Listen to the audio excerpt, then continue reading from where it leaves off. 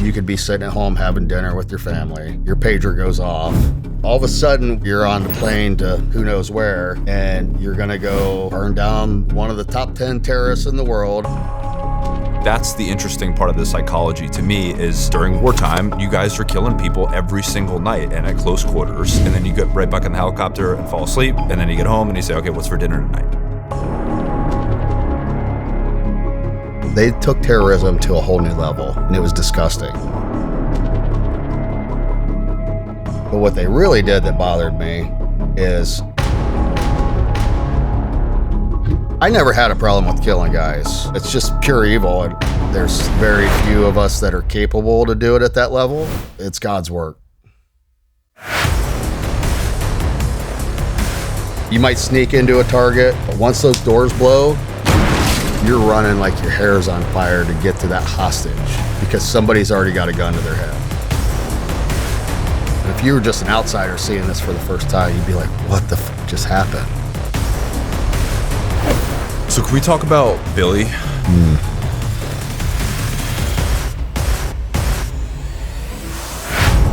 He told me he was running drugs for the cartel, and the first time he told me that, I laughed at him. And the second time I seen him, his brand new pickup truck was riddled with bullet holes. It does change your outlook after you see a lot of that stuff.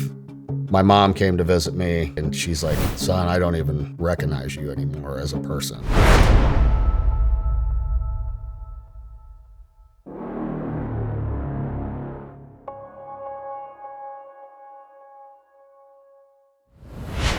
Well, I mean, back in the day, I used to do a lot of skydiving. Even on the weekends, I'd go skydiving with some buddies, but I can't jump anymore. So, yeah, I used to enjoy shooting too on the weekends, and that got kind of old after being at the unit. You know, some guys are going to scoff at me for saying that, but, you know, that was our job, and we shot almost every day. And it's just not something I wanted to do on the weekends anymore. My first few years in the unit, I would, a lot of us were into 3-gun competition, so we'd go do that on the weekends, and it was a lot of fun. But like everything, you just move on to new stuff because you get bored with certain things, I guess. But one of these days, I'm really looking forward to get back into going fishing a lot. I love to go up to Alaska and go salmon fishing in the summer. So when I actually retire, that's what I'm going to do. Whatever that is. Yeah. Nice.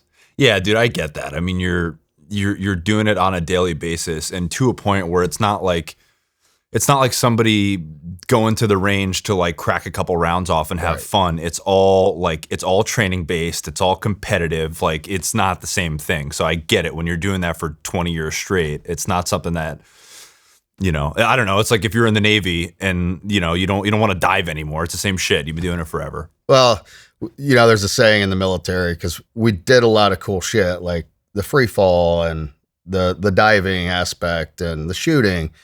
But the military has a way of taking the fun out of everything that's supposed to be fun. So, yeah. But no, you're right, man. Like, even if it was just, my team down at the range having a fun blast day, it still turns into a competition. You're down there pushing yourself all day long. So it's never just go plank a couple rounds. Yeah. So what was your favorite kind of shooting? Did you like the long range stuff? You like pistol, rifle? I enjoyed all of it, man. Cause I did all of it. It was all challenging in different ways, cause we shot, when I was in recce and snipers, we shot long distance, and that's a hell of a challenge. Dealing with the winds and just the angles and everything associated with it. Different calibers, so very challenging.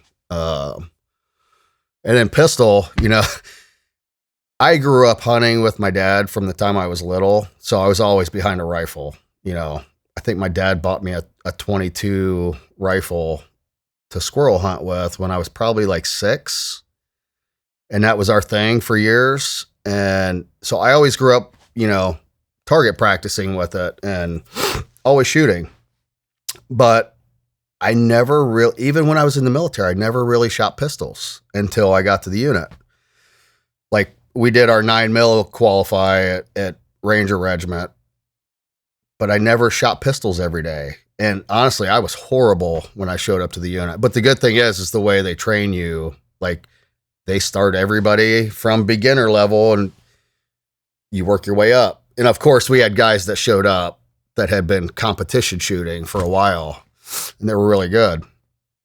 But that was probably the thing I had to work on the most, was pistol shooting. And eventually, I'd say probably by the time I was there for 10 years and I was a team leader, I was actually pretty good at it. Cause it's the 10,000 hour rule. You got to put the reps in and the hours, and eventually you get good at whatever it is, if you do it enough.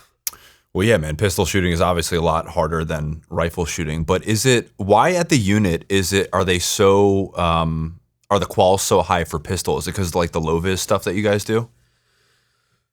No, it's more about, some of the other stuff we do, and especially hostage rescue. And then, we're also doing a ton of CQB, and your rifle does tend to go down once in a while. And it's automatic. You got to be able to skin that pistol and just continue. And on top of it, a pistol is a lot harder to shoot for most people. So in order to be proficient at it, takes a lot of work. Did that, not how many times, but did that happen like somewhat frequently in combat for you where you had to go to your pistol? No, not me personally. But I know quite a few guys that did. Yeah. Yeah, I guess if it's like the situation dictates, if you're like wrestling with a dude or something, you get into a room and it's too small, you can't. I've seen that before pinned. As well. Yeah. Yep. But I'd say majority of the time it's because your rifle went down. But there are situations where, if you had to crawl into a small tunnel or other things, like you're going to pull your pistol out because you're like this the whole time. So it definitely has its place, and pretty much everybody carried one all the time. When you went to the unit, did they still have the 1911s? No, they just transitioned over the 40. I think it was literally right my class probably. Yeah. So that probably helps learning on a heavier caliber. So when you carry a 9mm, it's like the 1911. I mean, I've shot them plenty, and we shot them up there still just as a fam, way easier to shoot than the Glock 40. Yeah, it's just steady like a rock, It's got that weight to it. Yeah. And then lastly, do you have a funny Brent story that you can share with us? My funniest Brent story was when we were in OTC together. Him and his team, like we were broken down into teams. Him and his team had this thing like once or twice a week where they would play Rock Band. You remember that old game? Yeah. So they were always talking this shit up the next day at work. And then probably about halfway through the course, Brent decides he's going to invite whoever wants to come over because these motherfuckers have been practicing. Yeah. Like my buddy Ryan was the drummer and he was really good. And like Brent had the whole setup, the mic stand, a couple of the guitars, the drum set. So he invites all of us over, and a couple of us decide to roll over there before we go out to the bars. And, Brent and his wife, and he only had a couple kids at the time. They all lived in this apartment building, and we show up, and it's like a packed house in there. Like the whole class was there pretty much. And Brent answers the door, and he looks like one of the dudes from Skid Row. Leather pants on, like a leather vest. He's got a big wig on, black long hair with the headband around it, and just tassels everywhere. And then his wife at the time, Ellie Mae, she's dressed just like him. And it was one of the funnest nights we had the entire year of the course. And not only where they dressed the part, but they were actually really good. And Brent can sing like nobody's business. Wow. And I was just sitting there in awe. And then they wrap up a couple songs and they're like, "You guys are up next." I'm like, I don't do karaoke. Yeah. I could not carry a tune. So it was fun, man. That's my funniest Brent story. But he's a funny guy all around. He really is. He is. He's a character. That's awesome. Yeah. So yeah, I typically do like a full life story, man. Start at childhood and we'll work through your career, but we'll start there. Where'd you grow up? Proudly grew up in Ohio. Great place to grow up, out in the farm area and pretty rural. But yeah, I never want to move back there. No, I mean, my family and mom are still there, so I get back once in a while. Huge Ohio State fan. Go Bucks. But no, it's like I said, it was a great place to grow up. We grew up pretty poor. We didn't have a lot of money, so I think it was, for me, it was really about establishing a good work ethic at a young age, because if I wanted anything in life, I had to work for it, right? Like you should. But yeah, just because we didn't have a lot of money, the church was bringing us food and clothes sometimes. And, it was pretty normal back in the late 70s and early 80s that as a big family of, 5, we were on welfare. And it's not a knock against my mom or my dad or anything. They did the best they could. They both worked in factories and night shift. But yeah, I just knew if I wanted anything extra, I had to work for it. So, you and I were talking about the snow because it's wintertime right now, and just brought up memories of me as a 8-year-old out there shoveling people's sidewalks and driveways for some extra cash. You're off school, so why not go make some money? And then it turned into, I worked at a local grocery store for a while, but probably one of my favorite jobs of this day growing up was working on the farm. I had a local guy down the road from me. He kind of took me in when I was about 12. From 12 to 16, I worked for him all summer long in winter, milking some cows, shoveling shit, and a lot of baling hay on the back of the wagon by myself all summer. It was great, man. I loved it. I got strong. I played sports, so that was kind of my summer workout. And it was just good, clean, hard work, and kept me out of trouble for the most part. Yeah, so that was me in a nutshell growing up in Ohio. But yeah, school was a little different story. I didn't really love school. I mainly went to school just for the sports side of it, especially after I got into high school. And I look back now, I got young kids and they're getting ready to go to school, and we've mainly decided to homeschool them at this point just because my kids are wild. They're just like I was. And, I don't exactly agree with the school systems these days for a number of reasons, but the main reason being is they try to put every kid in a box and teach them all the same way. And I don't believe that kids learn the same way, especially, when you look at the difference between boys and girls. And I was one of those boys, like I couldn't sit still. Mm. I'm not made to sit behind a desk all day and listen to somebody talk, right? And most boys aren't like that. They need to be outside playing and learning and getting their energy out. And I think that's why I really disliked school for a long time. And I didn't go to college because of that, because I was like, no way am I signing up for more school after high school. Even though, I could have went and wrestled and had a partial scholarship to do so. I was like, I knew better at the time. I didn't want anything to do with it.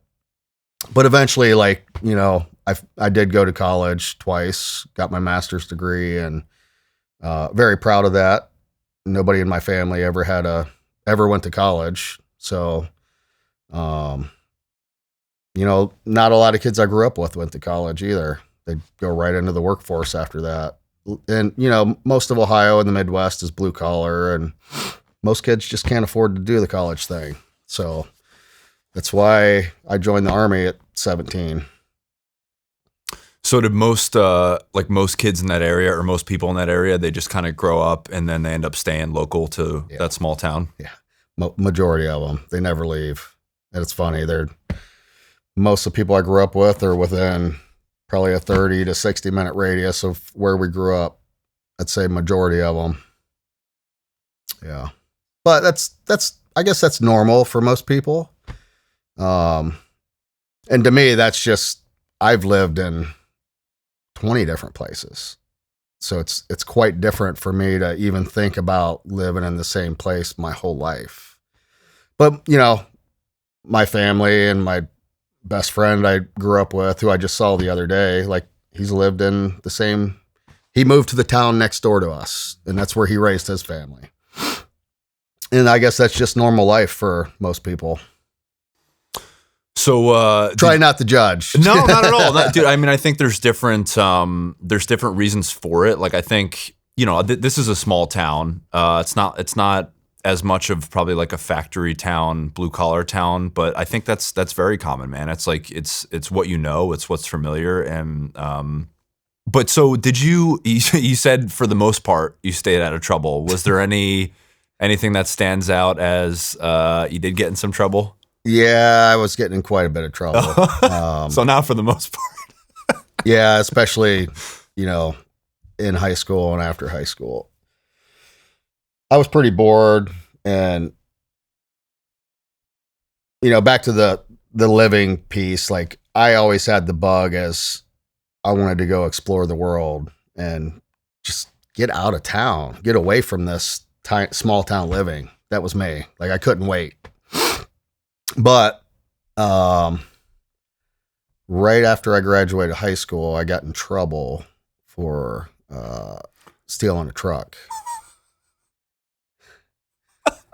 Yeah, and I was the funny thing was I was already signed up for the Army, had a Ranger contract going right in, and luckily, the detective that busted me was an ex-Marine, and he talked to the judge for me and basically told him, this kid's an idiot, but he already signed up for the military.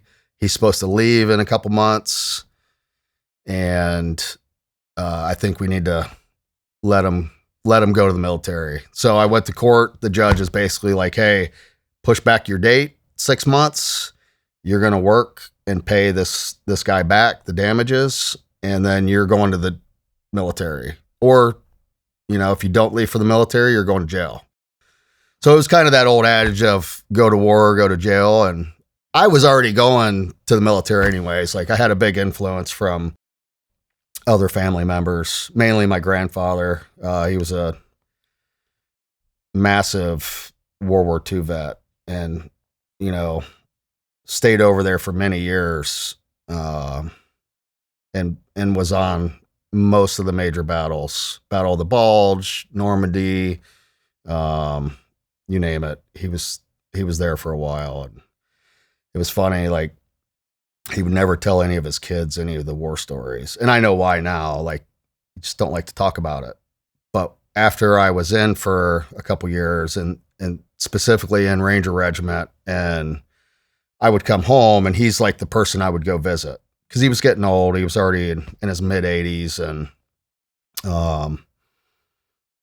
he's the one that pushed me to go into the Rangers, because he told me straight up, he's like, go into the hardest thing they'll let you sign up for, which that's exactly what I told the recruiter.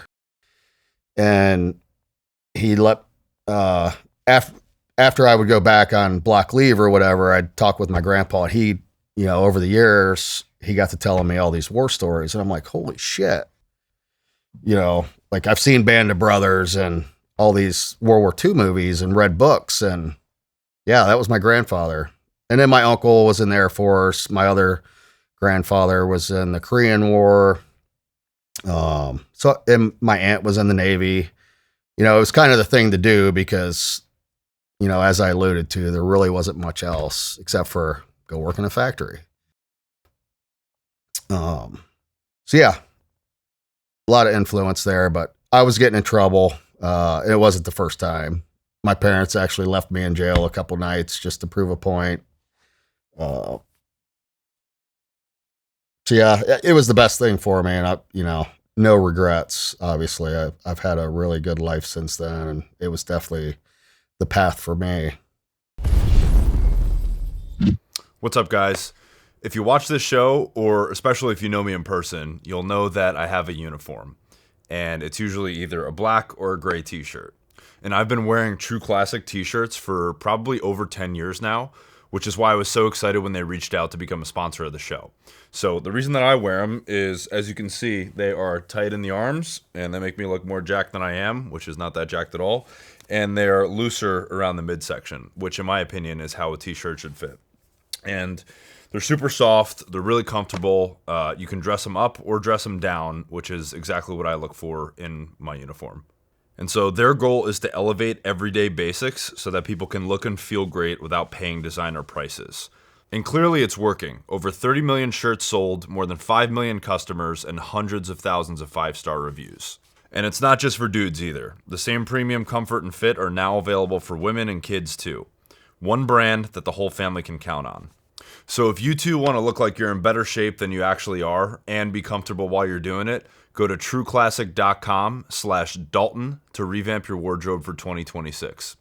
Again, that's trueclassic.com/DALTON. Listen up, fellas. If you're making any New Year's resolutions this year, there's a good chance that they start in the kitchen. Maybe it's eating healthier, cutting back on delivery, or finally getting rid of that old crusty pan that's been haunting your stove since college. Speaking of the kitchen, here's a video of Gordon Ramsay making magic in the kitchen. Brace yourselves. Ugh.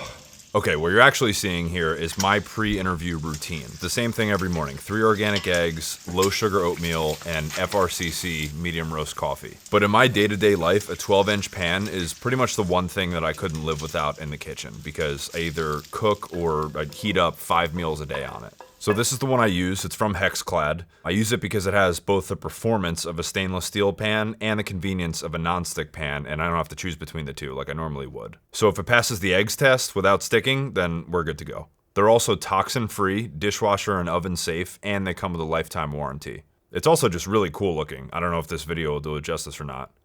So new year, new you, new cookware. You can now ditch your crusty old pan for a sexy new Hexclad pan at a discounted rate.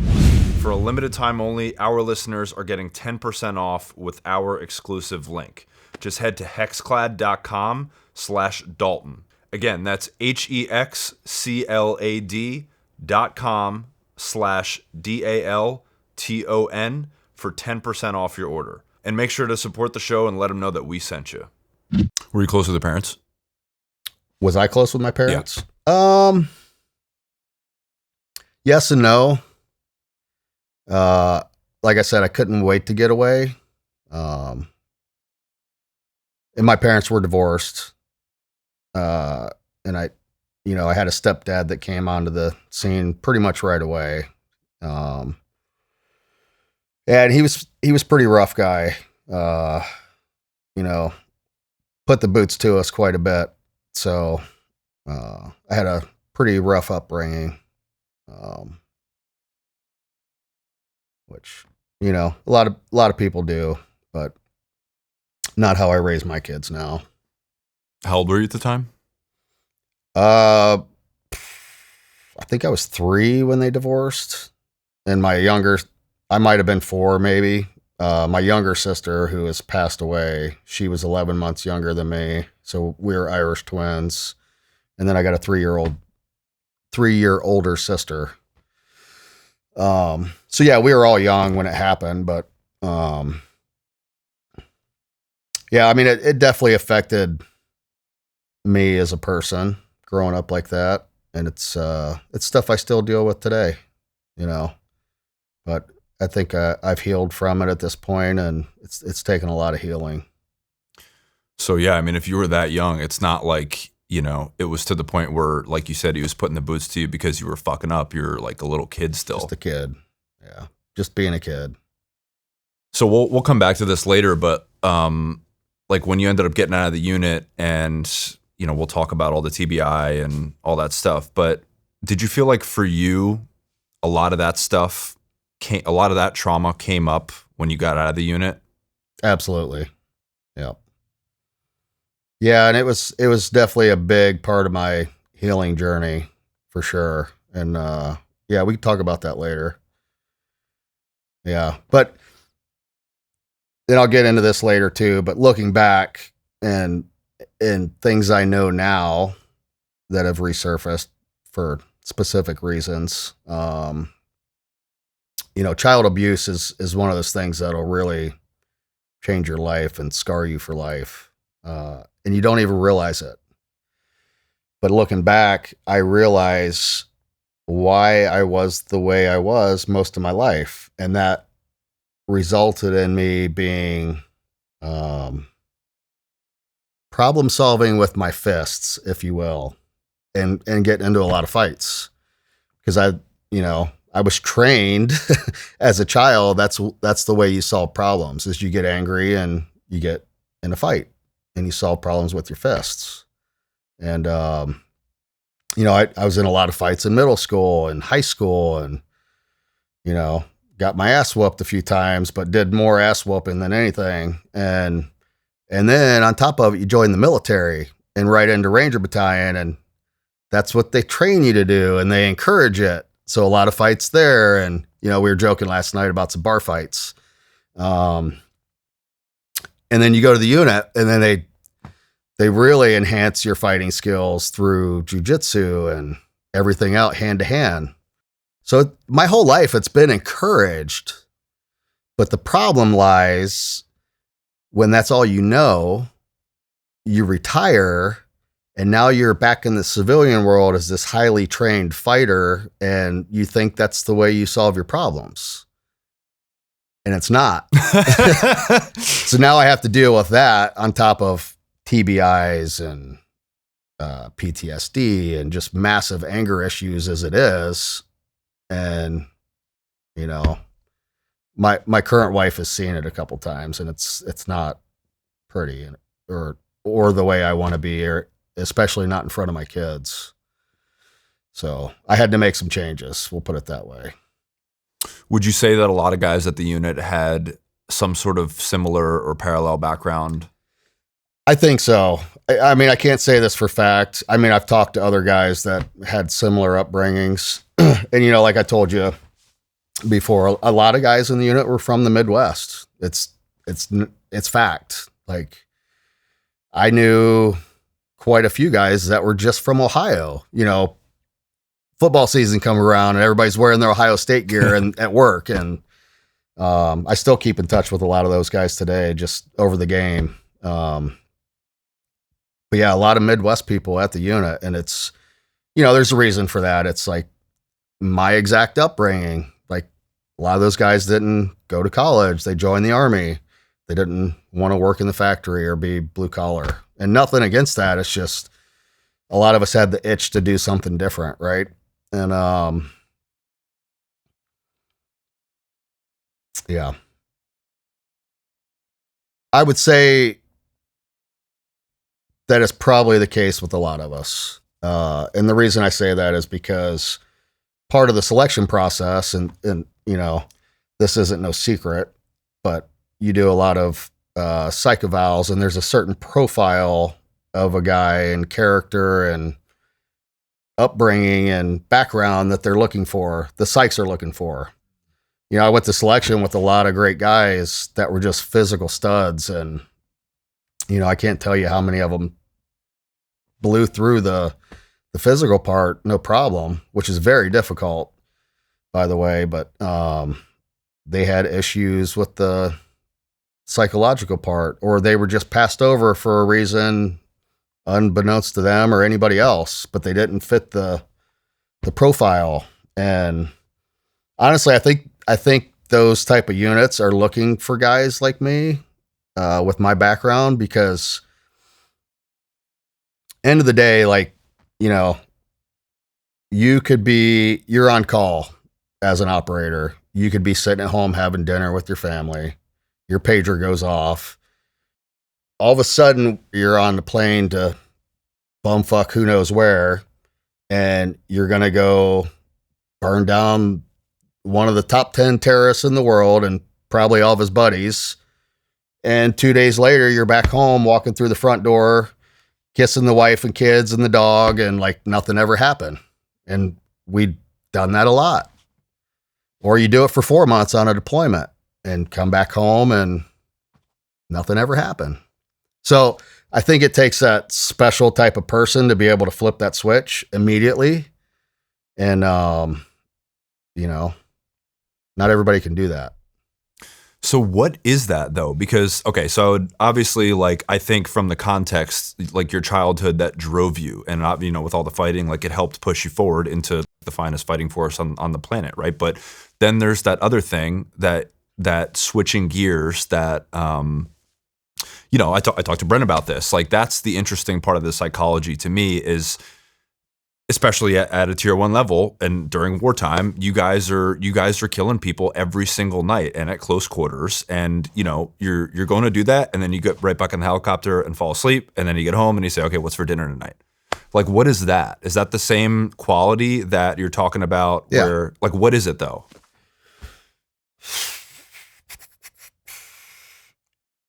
I don't even know if there's a term for it.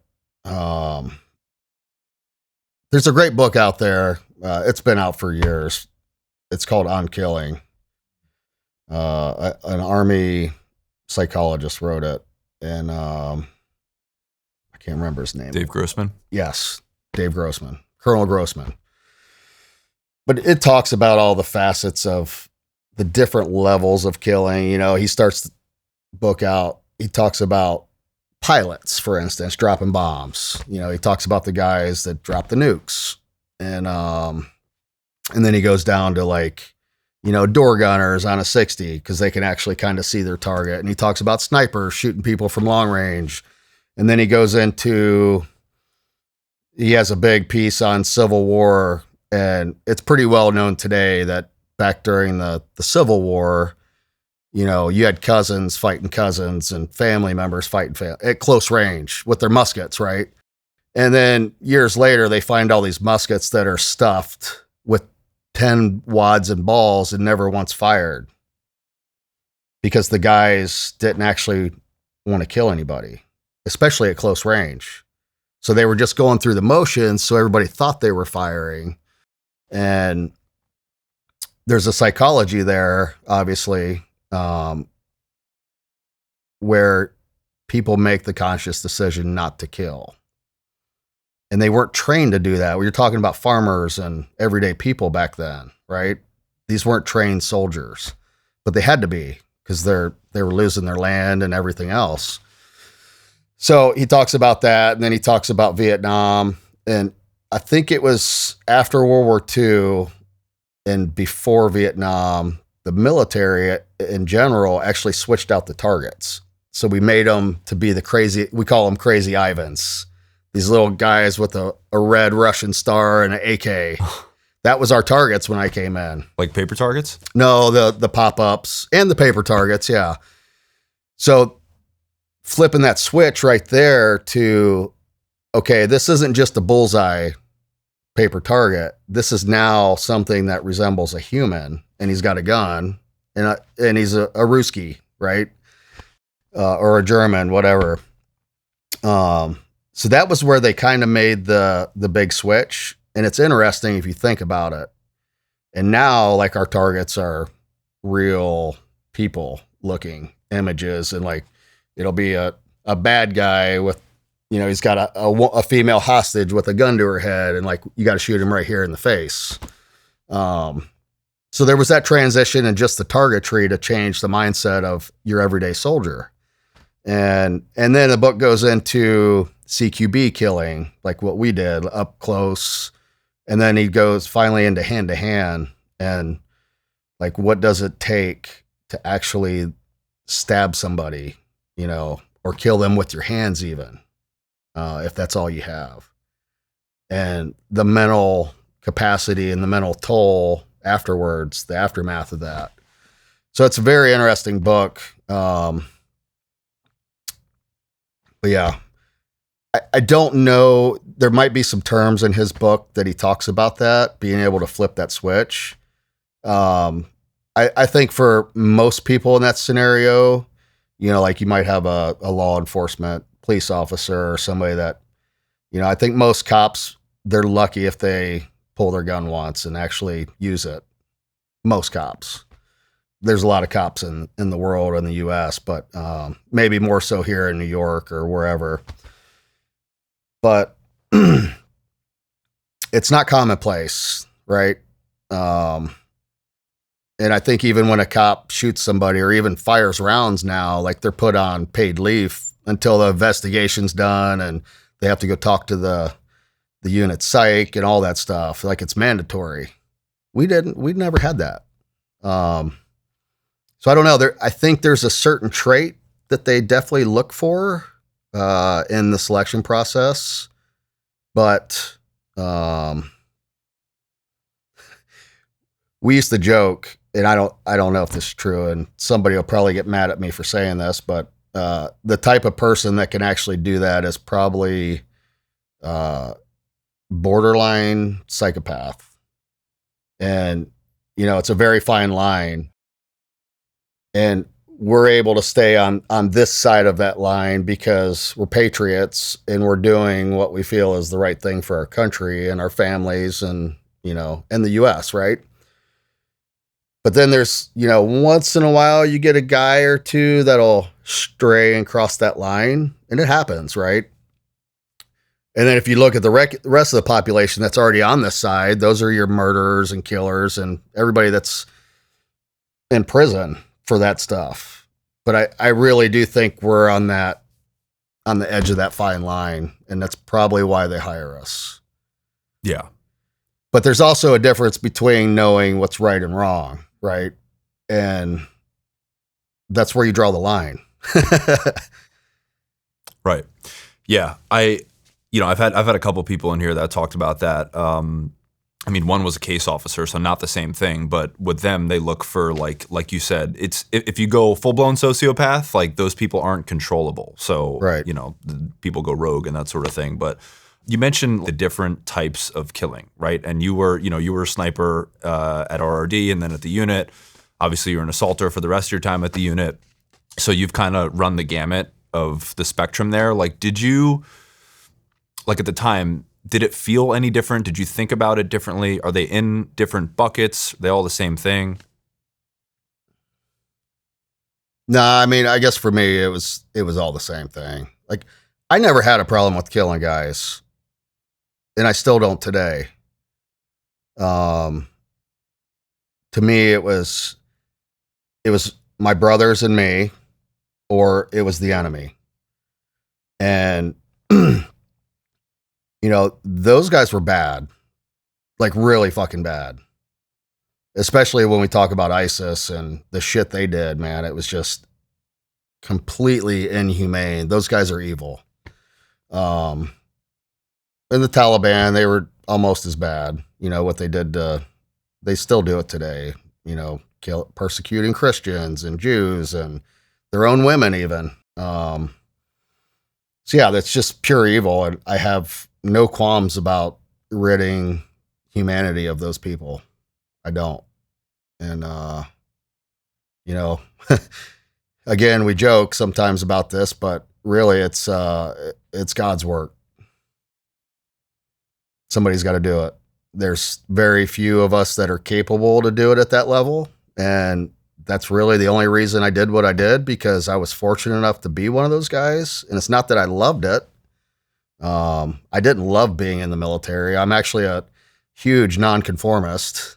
I always have been, which is why I got in trouble, and I still do today sometimes. But I always had a problem with authority, and but for me, that was like my calling and my duty. at that time in my life. And again, somebody had to do it, especially after 9/11, and it just never stops. There's always evil in the world. There always will be. And, thankful for guys in the units that do what they do to keep us all safe every night. And, it's not my job anymore. And I don't miss it. I did my time. But that tradition has to continue because, again, there's always going to be evil people in the world. And we still see it all the time today. 100%, man. And we'll talk about that with some of the ISIS stuff later because it's so cut and dry. Like I don't understand how you could think any other way about it. But so like the killing part of the job didn't bother you. But it's funny. We were talking a little bit about Warrior's Heart last night and Tom Spooner. Yeah. And I remember listening to his interview with Sean Ryan, and he said something like, I'm paraphrasing, but it was like, unless you are a psychopath or a sociopath, then taking another human life, it not necessarily like chips away at you, but it impacts or it shifts your view of humanity. So it's not necessarily that it bothers you, but like it shifts your perspective. Does that resonate with you? Yeah, absolutely. I would even say it does chip away at you, at most people. I was definitely a different person before the war. I can admit this because I can look back and I've done a lot of work on myself over the years. And, I try to place the timeline of, back before 9/11, I was in Ranger Battalion. It was a lot of fun. I was a fun guy, had jokes for days. And, after a couple deployments, I was not the same person. And definitely by the time I retired and, my mom came to visit me in LA and she's like, son, I don't even recognize you anymore as a person. She told me that to my face and it was pretty harsh, but I was in a really bad spot then. And, of course I didn't listen or take it to heart at the time, but I do remember her saying that and she's right. Absolutely. I was not in a good spot physically or mentally. And, took a lot of work to get out of that. So yeah, I agree with Tom though. Like, it does change your outlook on the world and humanity for sure after you see a lot of that stuff. But I also say that it does change you as a person, whether you admit it or not. And I think more than anything, your family and your wife and those close to you are going to see it the most. Whether you admit it or not, it does. And that's a lot of the work I'm trying to do now through nonprofits is help guys get through that. And we can get into all that stuff later. But yeah, I don't think a lot of guys even want to admit it as part of the problem. And, I'm sure there's a handful, or maybe even I'm wrong. Maybe it's more than I think that don't have any issues. But the couple podcasts I've done now and the people that are coming out of the woodwork afterwards and being like, man, I'm glad you were so vulnerable and talked about this stuff because, I feel the same way. And it was actually one of my teammates at the unit here recently said that to me. And I was like, dude, I thought you were doing good this whole time. Yeah, it just, that's the type of people we are. We don't talk about it. And it's a shame. I don't even want to say it's like even mentioned or brought up. It's just kind of expected that you don't talk about it or have issues with it. And honestly, I don't know how many people at the unit ever go see the psych. I never did. Probably out of fear that you're going to get pulled off of a team and doing what you love to do. I don't know. That was my fear. But I definitely needed help back then, not because of killing people, but because of other issues I was having. And, yeah. So there's definitely a stigma behind it, no doubt. And I think from what I've heard, and I think that stigma is getting less and less these days. But combat's also slowed down quite a bit. And the fact of the matter is, we still have guys committing suicide. We just had one recently, a few weeks ago. And a handful of my buddies have committed suicide. And it's fucking sad. So I'm just out here trying to do what I can to, one, get the word out. There's a lot of great programs out there that can help guys out. And, it's an education piece. It's, and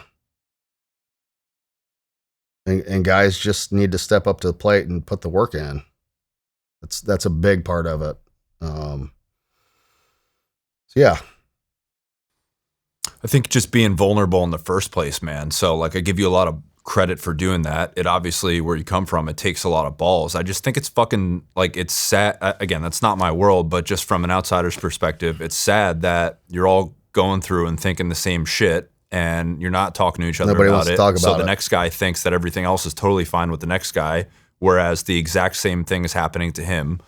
And I get it, man, because what happens if you're going through all your shit and then you go talk to the unit psych and then they pull you off a team and put you at a fucking desk job and then all your buddies are deploying and you watch the train speed by, that'll make things 10 times as bad as they were. So I get it. I mean, I hope that after 20 years of war that the unit's got a better answer, and not necessarily just the unit, but all these military units that, do things similar to what you guys did. I hope that there is, if there's not a full-blown answer, then they're closer to it. But I think that you opening up about issues that you had, again, it's not only helpful to your teammates that might watch this, but it's helpful to civilians to understand it is absolutely that you guys go through. And they're going through their own shit, man. Everybody, it's fucking life.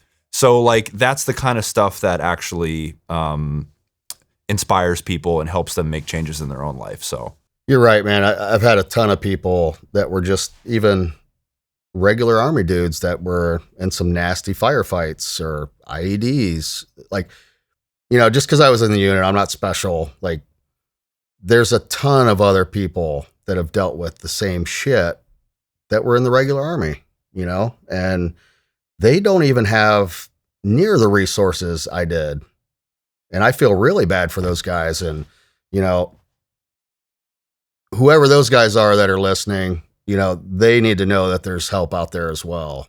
And same goes for law enforcement, like those guys and first responders, not just cops, but EMS people see a lot of shit. But you talk about vulnerability. Like I read a quote the other day or a statistic, I guess it would be, that talks about, it was a question and it said, what's the number one human trait or characteristic that will allow you to connect with somebody else? And I would have thought it was love or, maybe your energy or whatever, but it was vulnerability. Being vulnerable is a freaking superpower. And I never had that before. And, we talk about killing and like how I was different after years of combat. I would say the one thing that that many deployments did to me and really just being in special ops was it really teaches you to be emotionless. Like, I didn't know how to love. I didn't know how to be vulnerable for a long fucking time. I didn't even know how to feel. Like, you want to talk about what it's like to kill somebody or flip that switch and go back home? Just don't have any emotions. Then you don't have to think about it, right? You don't have to deal with it because you don't think about it. You don't even deal with it internally. Like, it's not a big deal because you've lost all emotion. And that's where I was at for many years. And my ex-wife will tell you that. Heartless, emotionless. But in all the work I've done the last, 6 years or so, And my wife will tell you this, like becoming vulnerable, learning how to love yourself again is very big, and giving yourself forgiveness. It's massive. It was a game changer for me to get to that point. And, having kids and a wife and just really knowing and feeling love again is huge. Like I didn't have that for a long time. And, it's such a great feeling now. Not trying to get all mushy on you here, but that's really what changed my life here the last few years is, just getting emotions back and being vulnerable. And, the reason I'm vulnerable now and I'm here talking to you is, because I know there's other guys out there in the same boat and they don't want to talk about it. And again, the last 2 podcasts I've done, I've had hundreds of messages from guys from all walks of life, different units, cops, whatever. Thank you. Thank you for being vulnerable. I'm in the same boat. And, even giving some of them advice on what steps to take next or how to get better and heal.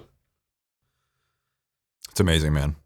And I'm not an expert in this. I just know what worked for me. And if I can save one dude's life in the process just by telling my story, it's worth it. Well, I think that you say that you're not an expert, but I'll give you another Brent example that he used in here. It was again, I want to come back to this later, but he was talking about, they say go see a therapist and talk to a therapist, and it's like the parallel would be if you wanted to get really good at swimming. There's somebody that went to school for swimming. They studied for however many years in they studied the theory. backstroke. Yeah, and they've never swam in the pool. So Brent said, spot on. Brent said, he's like, well, you could clip this and make this look bad, and out of context, but in some way, I'm more of a subject matter expert than a therapist would be. He's absolutely right. And I tell people this all the time, man. When I was retiring, about the time I was retiring, the unit got really good at sending people to a couple different programs that are through the VA.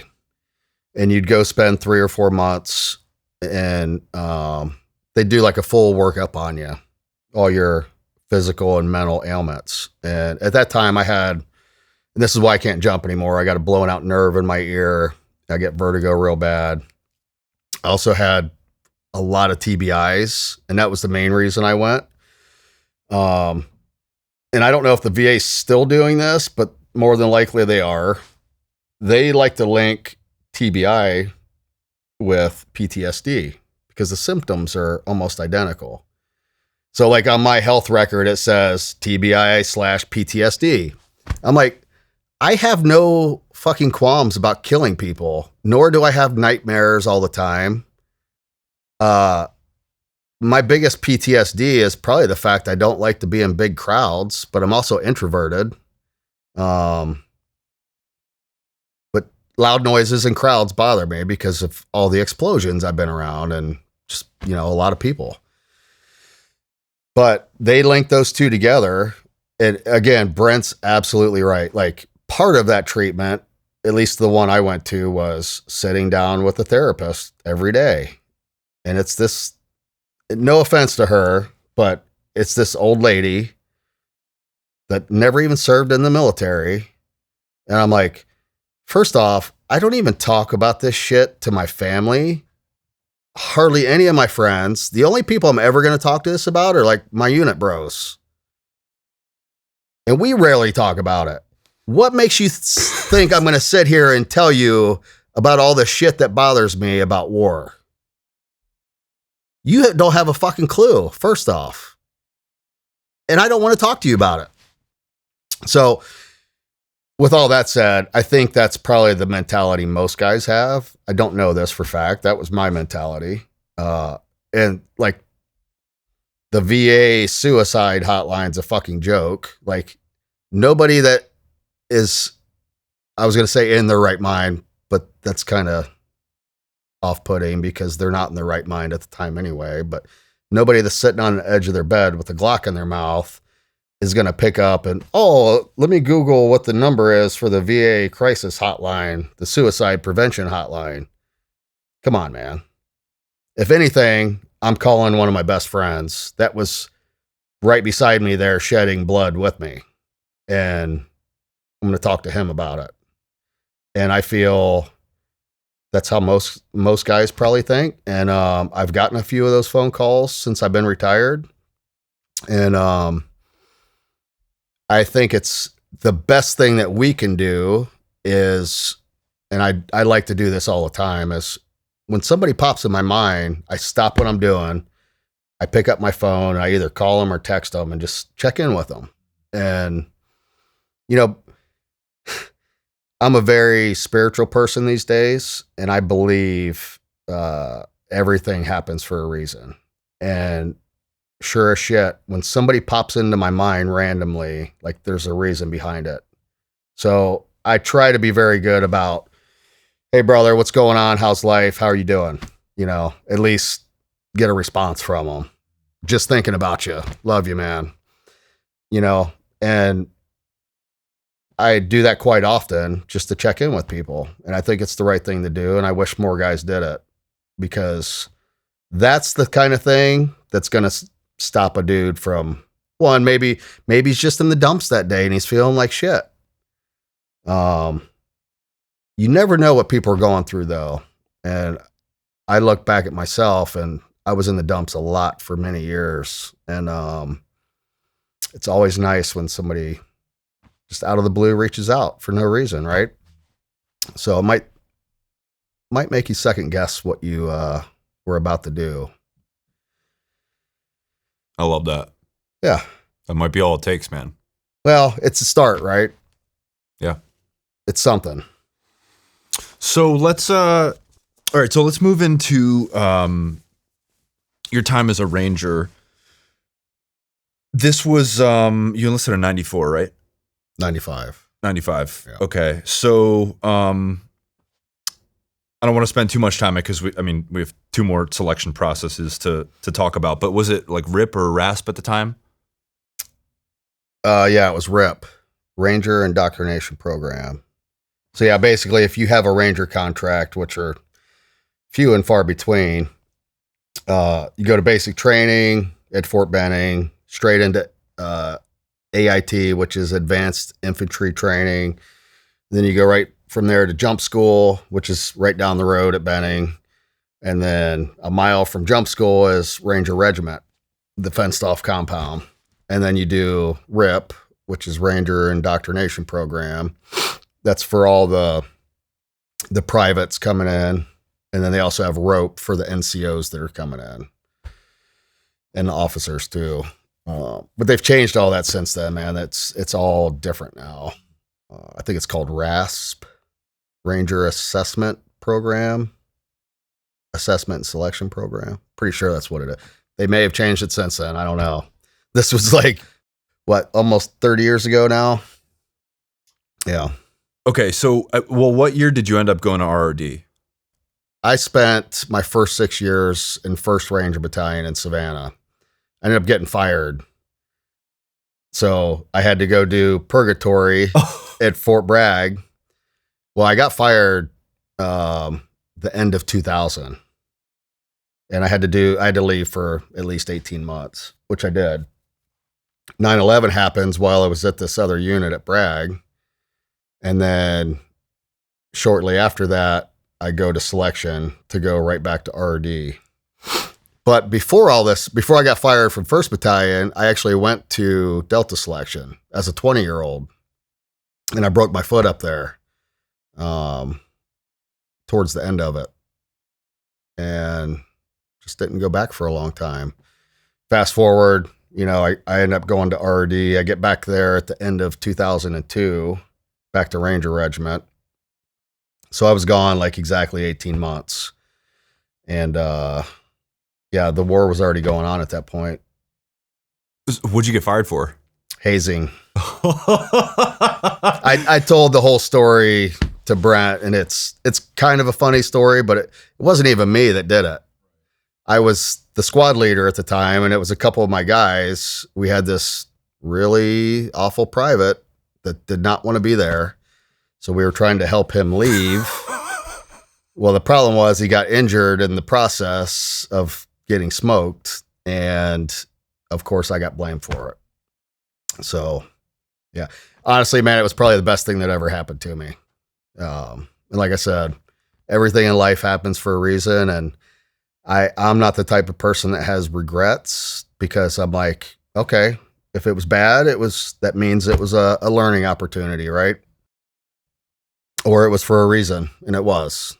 So why, after you broke your foot the first time at unit selection, why did you decide to then go to RRD instead of trying selection again?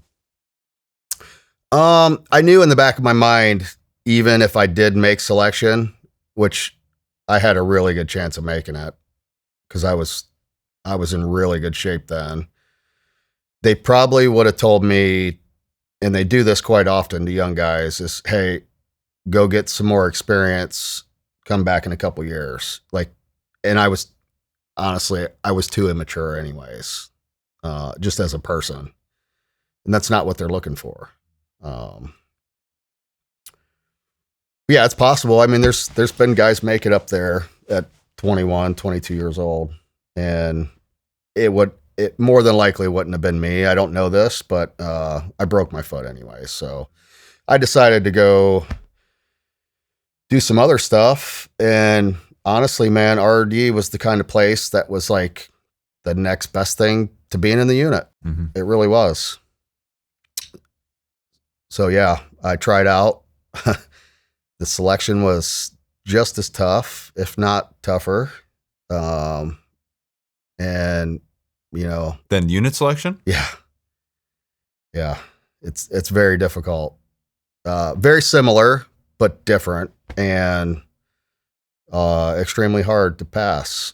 And obviously, you get into that type of unit, and all the guys that are there with you are, top notch and really solid. So yeah, I hung out there for a little while, and before I tried out for the unit again. So what was the hardest part of that selection for you? Honestly, man, I think it's the same with any selection. I never did the Q course like Brent, and never went the SF route. So I can't say. Obviously, they pump out a lot more guys out of there. But I think it's like anything that you do that's really hard in life, at least very physically demanding. There comes a point for most of us, I can't say this for everybody, because there's definitely some physical specimens that don't have any problems with selection. And I probably was that way my first time around. But when I went back at a much older age, I was not in the same shape. But there comes a point where your body wants to quit on you, and you just think you're fully exerted, and then your mind takes over. And your mind is very powerful, as we all know, but if your mind's in the game and your head's in it, you can really push yourself to unbelievable physical limitations and exceed anything you ever thought you could do. So I think that's the type of mindset you got to have going in, because if you don't, you're probably not going to make it.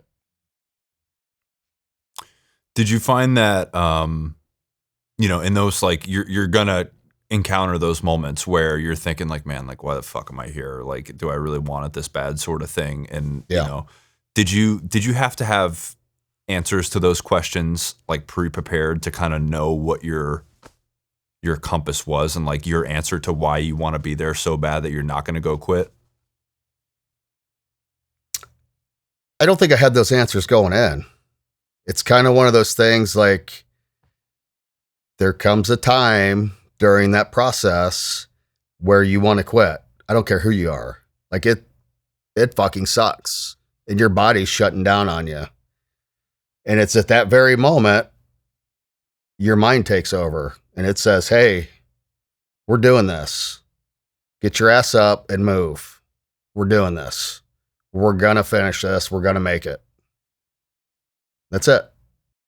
I mean, maybe, there's probably some guys that go in with the Kobe mindset, where they rehearse it. I'm a big believer in that now. Like, you can change outcomes by mental rehearsing and having visions of what you want those outcomes to be. That's a real thing. But back then, no. I just think it was the moment of truth, right? It really is. It's a moment of truth. It's like, are we going to do this or not? And it's 50-50.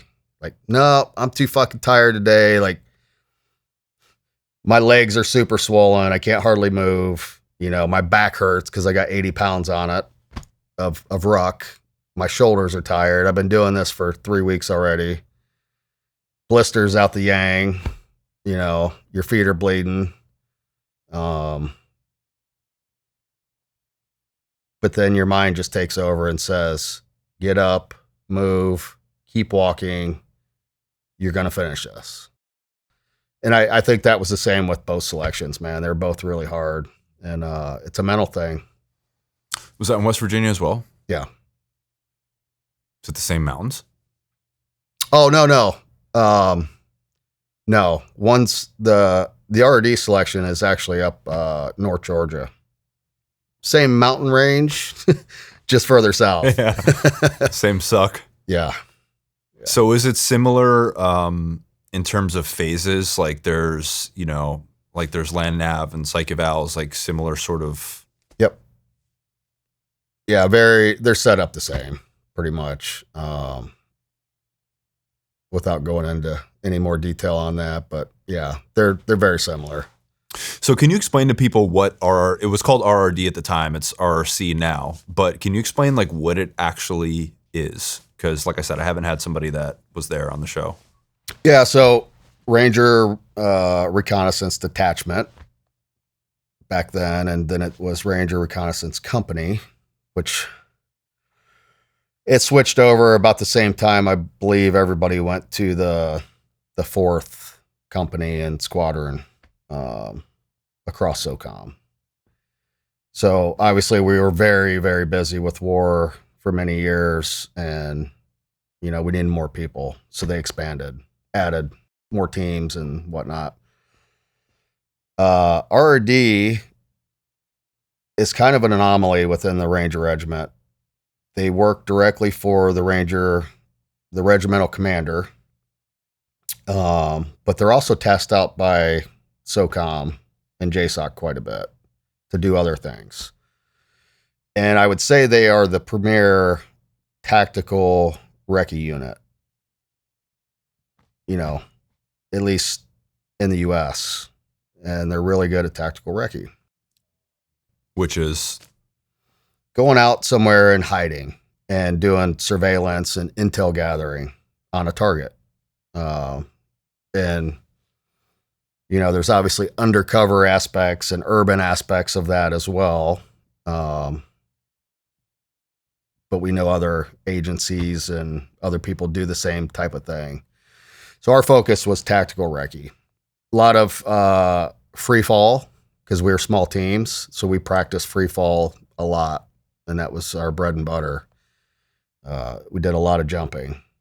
And, the detachment or company now has done, I think, 4 combat jumps throughout the years.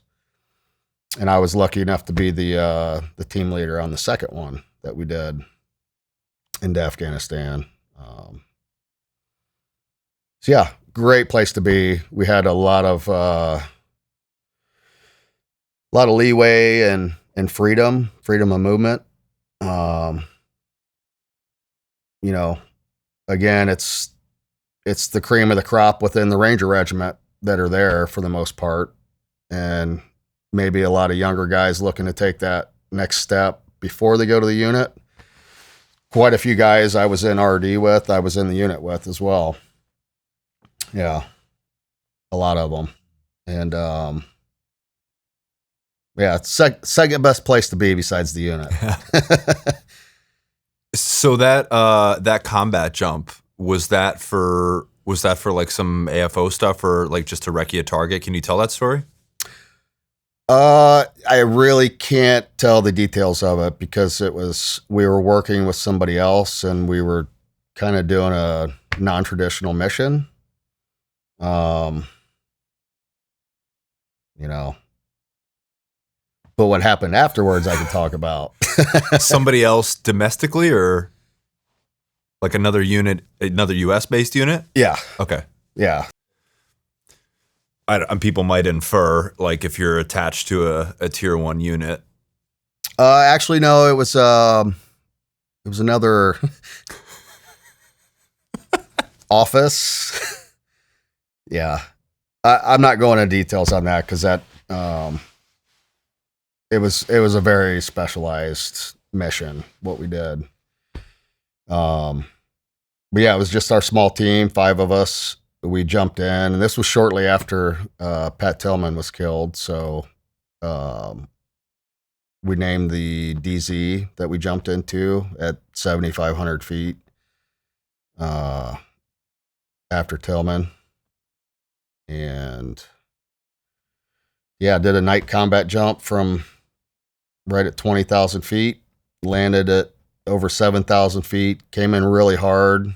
If you know anything about jumping, like jumping at that elevation, the air is a lot thinner. So smacked in the ground. I cracked my helmet open on the landing. We were jumping these big ass rocks.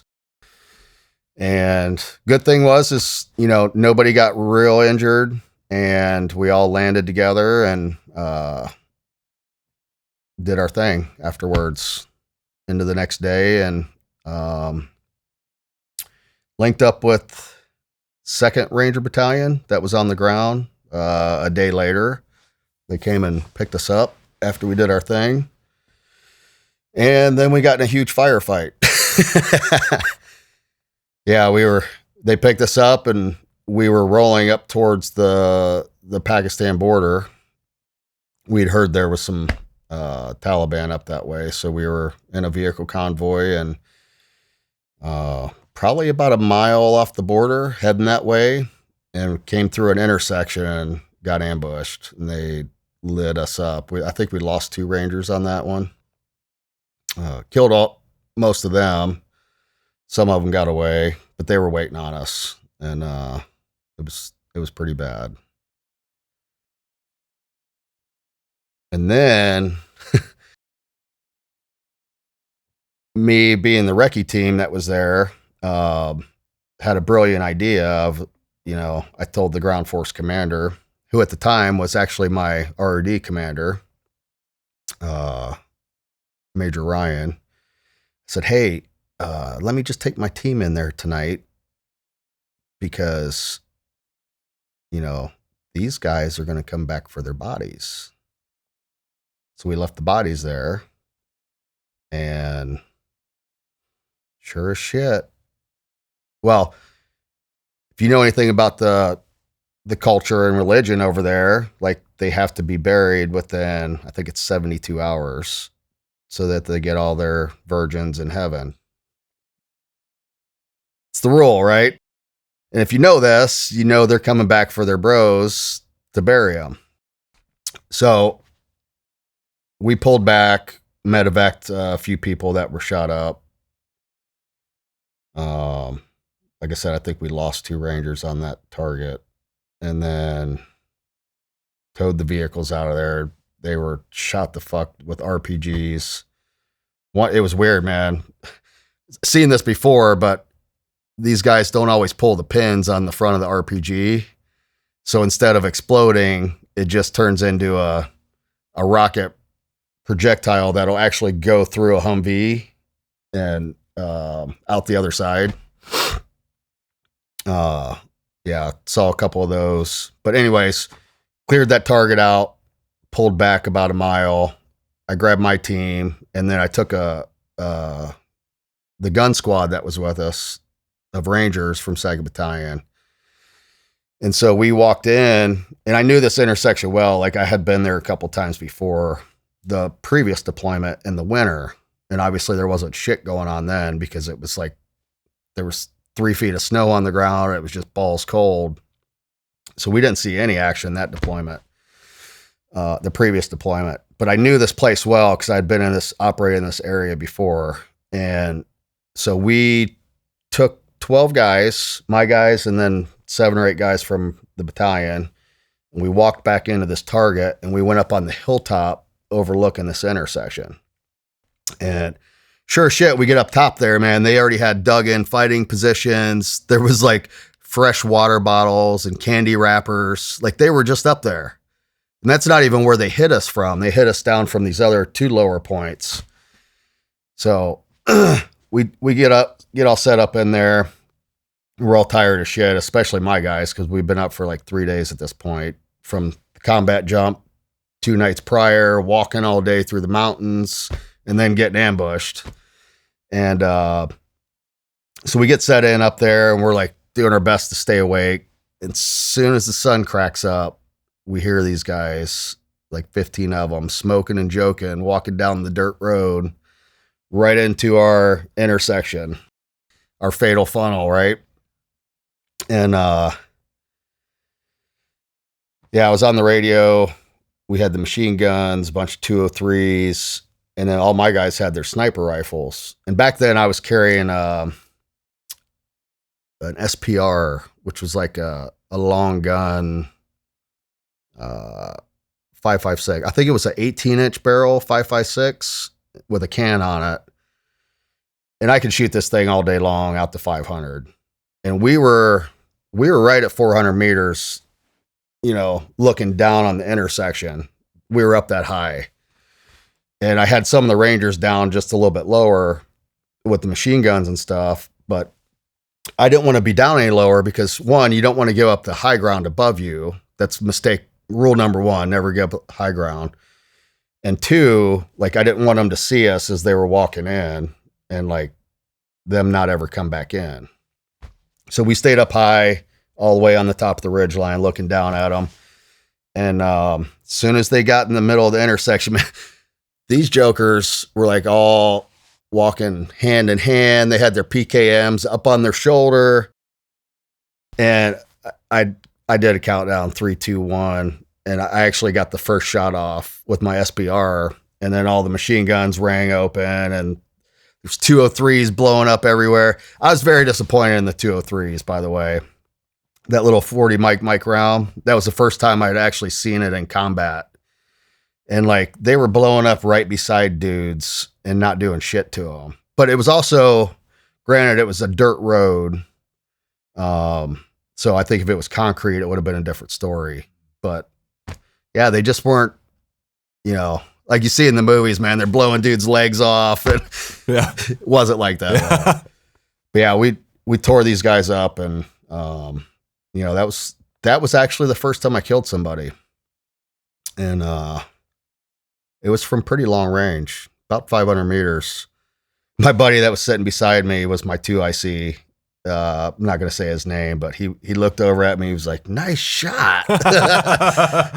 That's far, bro, with a 5.56 gun? Yeah. Well, and then I find out later, like, it was so far. I mean, I had a longer barrel and we were using different ammo, but it was so far that I probably kind of lobbed it in, and it didn't actually kill him right away. And I know this because after the dust settled and we knew there was at least one guy that got out of the kill zone, because we could hear him talking on the radio. And we had a terp with us. And he was like, "I don't know why. They just opened fire on us. I don't know why. Come get us." They were calling more reinforcements in from Pakistan, more Al-Qaeda to come over. And yeah, so we go down the hill, sweep through the target.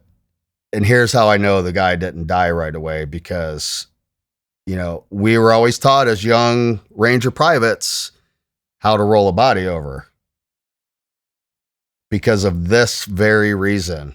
You hook a line onto them and you pull them from 10 feet away. You pull them over And this motherfucker had 3 pulled grenades. He pulled 3 grenades out of his vest, pulled the pins, and he had them in his hands. He was dead.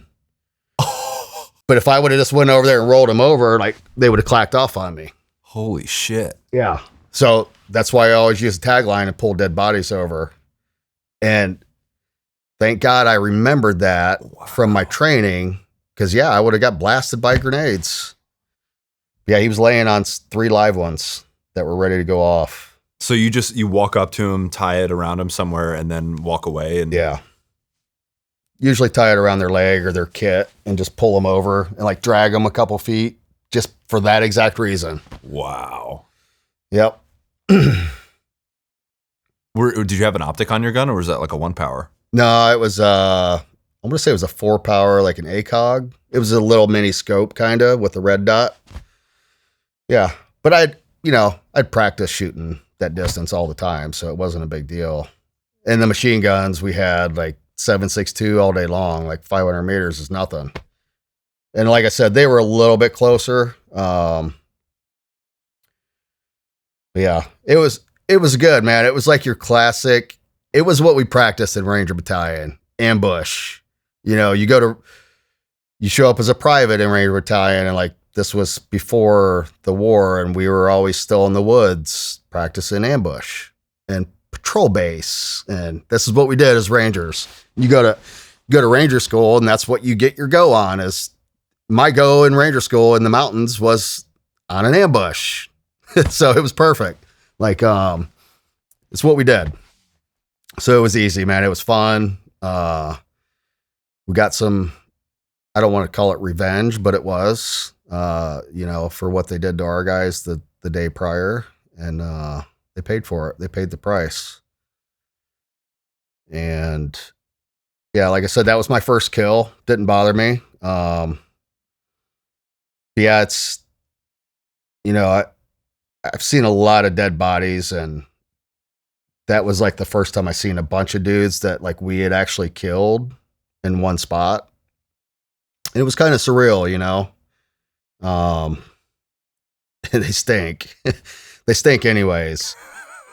But, just, that's what you train for. And at that point, like, I had already been in for 8 years or so. Been training for that whole time, and like to finally experience it. Yeah, it was pretty cool. But, again, these were like Osama bin Laden's guys.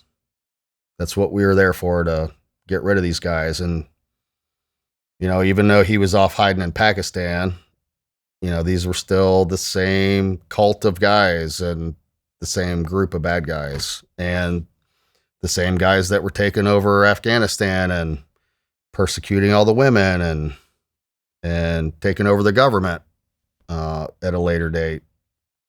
But yeah, it was a weird situation, man. They were just, the locals and the people were afraid of them because they were killing half of them. And they were really tied into the communities there at some point. And like, you'd go into a village and they would never tell you that there was a bunch of Taliban here amongst their ranks, because they knew as soon as we left, they were dead. So yeah, it was a weird situation, and just part of war, I guess. But yeah, that was my first ambush and first kill in Afghanistan, and then obviously plenty more after that. But again, that never bothered me. I was just doing my duty and my job. So when you say surreal, when you walk up and see all the bodies laying there, is that one of those things where it's like, man, like you train for the game so long, you're finally getting to play in the game, like here we are sort of thing? Yeah. Or was it a different sort of parallel feeling that struck you about like seeing dead bodies everywhere? No, I think you nailed it, man. It was like, this is what we've been kind of like, it's a Super Bowl, right? Made it finally. And, again, as an 18-year-old, this is what I was training for. A lot of guys didn't have that luxury. than I did, to be honest with you. I was a very experienced guy by the time I ever really saw my first combat. I was.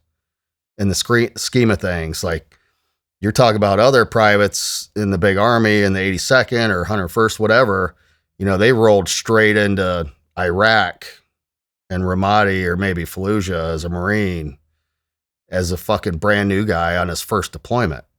And they're in the shit. Now, that's a whole different ball of wax. I'd been training for this for a while. So don't discount that at all. It makes a big difference. So yeah, I feel for those guys. They had no clue what they were stepping into. You know what nobody tells you about weeknight dinner? It's a recurring problem that never ends. Every day you got to figure it out, what to cook, what to buy, how long it's going to take you to make it, going to the grocery store after you're already fried from working all day. So I use HelloFresh, but not because I want to become a chef, but because I'm busy and I want to buy my time back. I don't want to go stand in the grocery store, shop around for an hour, then go home and figure out a recipe. They send pre-portioned ingredients, step-by-step recipe cards, and meals that are actually doable in around 30 minutes. No overthinking, no grocery store run, no wasted food. You get 100 plus recipe options every week, bigger portions so that you're not still hungry after, and legit quality. Sustainably sourced seafood, antibiotic-free chicken, and seasonal produce that actually tastes like something. They've also expanded steak and seafood options at no extra cost, added more high-protein meals, Mediterranean options, which are my current favorite, and even GLP-1 friendly recipes if that matters to you. So again, the real win for me isn't just dinner, it's getting my time back. So if you hate cooking, if you hate going to the grocery store, if you just value your time like I do, then I highly recommend it. So go to HelloFresh.com/Dalton10FM to get 10 free meals plus a freeze willing knife, a $144.99 value on your third box. Offer valid while supplies last. Free meals applied as a discount on your first box, new subscribers only, varies by plan. Again, that's HelloFresh.com/DALTON10FM, as in Frank and Mary, to get 10 free meals plus a free knife. With everything going on in the world these days, it's easy to focus on things that are completely outside of our control. It's something that I'm trying to work on myself and instead replace what I can't control with what I can control, which is my own health and self-improvement. So for me, my health is my baseline, right? You have one life. If you don't have your health, then literally nothing else matters. And for me, this starts with daily exercise and what I choose to put in my body every day. So that's why me and over 60,000 people this year decided to make one simple change: start taking creatine. So there's a lot of misconceptions out there about what creatine actually is. It's not some steroid or something like that. You already consume a little bit of it from foods like meat and fish, and it helps your body create more of its own natural energy. And it's the same energy that your muscles and brain run on every day. Taking 5 grams of creatine per day will make you feel stronger, more focused, you'll recover faster, you'll have more energy, and build more muscle overall. The only problem with creatine powder traditionally is it's gritty like sand, it doesn't really taste good, and it becomes a hassle to remember to take every day. So Tasty Gains has solved that problem with their creatine gummies. These are the pineapple mango, which are great. My 2 favorite flavors are the blue raspberry and the strawberry creamsicle. These taste like candy. They're also non-GMO, vegan-friendly, and made in an FDA-registered facility. So Tasty Gains holiday sale is now live, and this is the craziest sale that they've ever done. You can lock in a lifetime deal where any amount of creatine you buy, you'll get the same amount for free. There's no limit.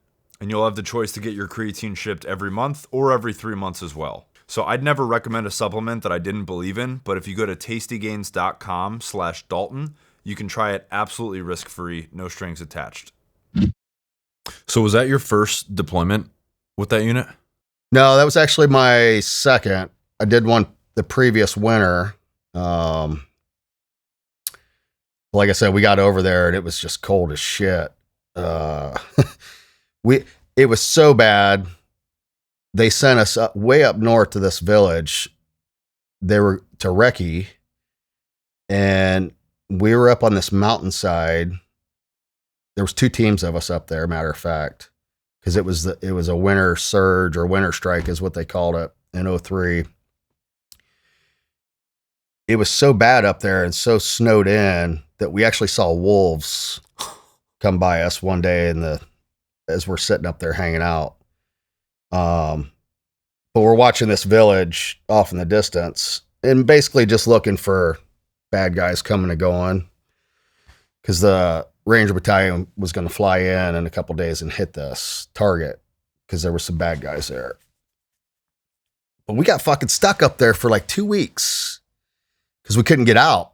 Like, if you've ever been to Afghanistan, you know, especially when you get up north through the mountains, it's like a one-way dirt road about as wide as this chair that your vehicle barely fits down. And these are Toyota Hiluxes. And we lost many a trucks over the cliffs. And like, when I say cliff, like, you're not surviving that shit. A few 100 feet straight down. And we lost some guys doing that. But, okay, you get up there and then all of a sudden it snows 4 feet. You're not getting back out. So we got stuck in this village up there with our vehicles. And we had to stay. We ended up renting one of the mud huts off of one of the local villagers just so we could get out of the snow. And the next thing you know, we're buying some chickens off of them and some goats because we ran out of food. That was my first experience, like, eating everything from a goat. And I mean everything. Because when they make goat stew, they chop the whole thing up and put it in there, minus the bones. But you're talking like all the gizzards and the balls and the eyeballs. Everything goes in there. And this happened to me a couple times, but my first experience was in this mud hut. And I take a bite of something and it was like really chewy and I spit it out. I don't know, it was either an eyeball or a testicle, but it was like a grape that just wouldn't pop. The second time I experienced that was at a lunch with some Pakistanis up on the border. Same thing. And I almost vomited in my mouth. Yeah. But there's other guys out there that can relate to this because it was just disgusting. So yeah, we got snowed in up there for roughly 2 weeks, and the snow finally melted enough so we could drive back out. And but that summer deployment, man, was a weird one. You know, we did the combat jump, we did the ambush, got ambushed, did the ambush. Later after that, we went and stood up Jalalabad, which was we called it JBAD, and it was a new base that ended up becoming a hub for us. And then up the road a couple hours was Asadabad, ABAD. So we would do runs between the two. But the first time we were leaving JBAD and driving up to ABAD is the first time I experienced an IED. And this is all like within weeks, right? A dude in front of us, or no, we were in the front of the convoy, so he was behind us. Sergeant Blessing, he was a mechanic in the Ranger Battalion. They fucking clacked off a IED and he must have flew 100 feet in the air straight out the Humvee.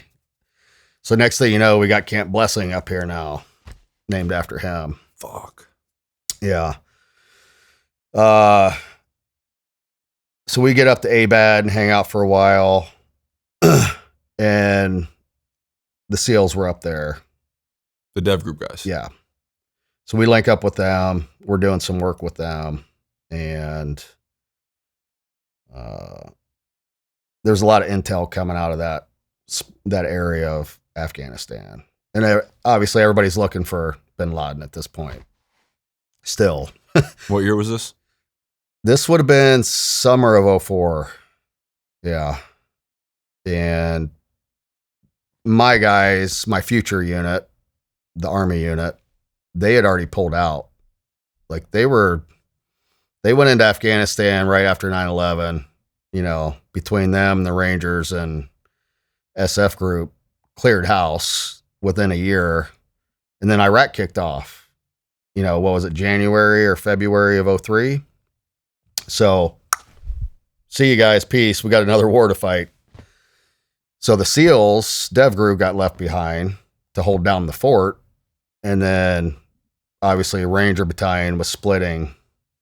They had a lot more guys. But the unit was mainly all Iraq. There they were.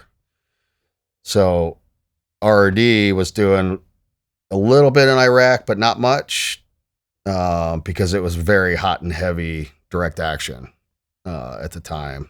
We call it the Baghdad SWAT. So yeah, RRD we were in Afghanistan mainly, still doing the tactical recce piece and doing a lot with the SEALs, who were the direct action piece. And again, ABAD was pretty hot, but we were living in tents in ABAD, and still the Marines were there holding down the base, like a company of Marines. The worst food I ever had in my life at any base. It was horrible. But we were living in these tents. My team had their own little tent, probably about the size of your room here. Just sleeping on cots for 4 months in there. And we would go out. We were getting rocketed every night. They'd send these big Katyusha rockets into the camp. And on the backside of the camp, we had a outpost up top just to watch for anybody attacking the base. And it was a weird spot for a base because we were like surrounded by hills and mountains on all four, the whole 360 of it, really. So it wasn't a great spot for a camp because on the north side, they were shooting rockets down from that hilltop into the camp. And the backside, we had our guys up there every night. There was a couple guys up there on post. So what we did after we got rocketed, that was my first experience getting rocketed, but they would sound the sirens off and everybody would run into the bunkers. And we were just so tired. And like, it got to the point after a couple of these drills, you're just like, fuck it. I'm not getting out of my bunk. And we didn't anymore. I'm like, hey guys, I'm good with it. Like, if it's my time, it's my time. Yeah. And we had a bad rocket attack one night. And I walk out of the tent in my underwear the next morning, as soon as the sun comes up to take a piss. And I look like, here's my cot inside the tent and the tent flap. And there's like a Katyusha rocket sticking in the ground that didn't explode right beside my head, just on the other side of the tent flap. I was like, wasn't my time. Told you guys. Yeah. Wow. Yeah, that was pretty wild. So right after that attack, us and the SEALs, we decided to go up on the border, up on the mountaintop where all the rockets were coming from. So we knew these motherfuckers were coming up every night and launching rockets. So we were watching them on ISR. And this was actually when ISR was kind of brand new and we had a feed. So we could see these guys, but the feed was so bad. It was all brand new stuff and it was in and out. But it was pretty cool to see that technology back then because we'd never had it before. So we're seeing what the bird's seeing. And so we called in the AC-130 and we just smoked all these dudes that were rocketing us all the time. But we were up there for like a week doing this and, talking about like the conventional forces and the Marines, especially. It was sad. We would watch them, we're way up here on the mountaintop, a good mile away, but you could see the whole base down there. And we'd watch this company of Marine infantry guys come out in their vehicle convoy every day. And then I can't remember the name of the route. I think it was like Route Manchester or something. They turn up the same road and they'd get ambushed in the same spot. And this went on for the entire week. And I'm like, guys, when are we going to learn our lesson here? Yeah, it's just, that why not send a guy in the the back door or a couple squads in the back door, and these guys are there waiting on you. That's just not their mentality. At least it wasn't back then. I hope they've gotten better, but yeah, they lost a lot of guys because of that. And in my mind, that's just piss poor leadership, if anything. But yeah, we sat up on the mountain and watched this go on every day. And, not our place to say anything, but it's just sad to witness stuff like that. So what was your impression of the SEAL Team 6 guys at that time? I personally was a little disgruntled with them back then, because they still treated us like Rangers, even though we were like a special unit within regiment. They were just tough to work with, and they didn't want us doing shit, honestly. And, they're the big boys in town. I mean, fact of the matter is, I have a lot of friends from there now today, and I've worked with them many times over the years. And, I'm not going to sit here and talk bad about them. They're good dudes. They're cut from the same cloth. They just grow up in a completely different culture than we do. And that's where the difference lies. It's a different mentality, different culture, and their training's quite a bit different. And I'm not going to go into who's better or who does shit right and who doesn't. Because at the end of the day, they're good dudes. They're great Americans. And, I still have quite a few good friends from there. And in particular, one op that we did.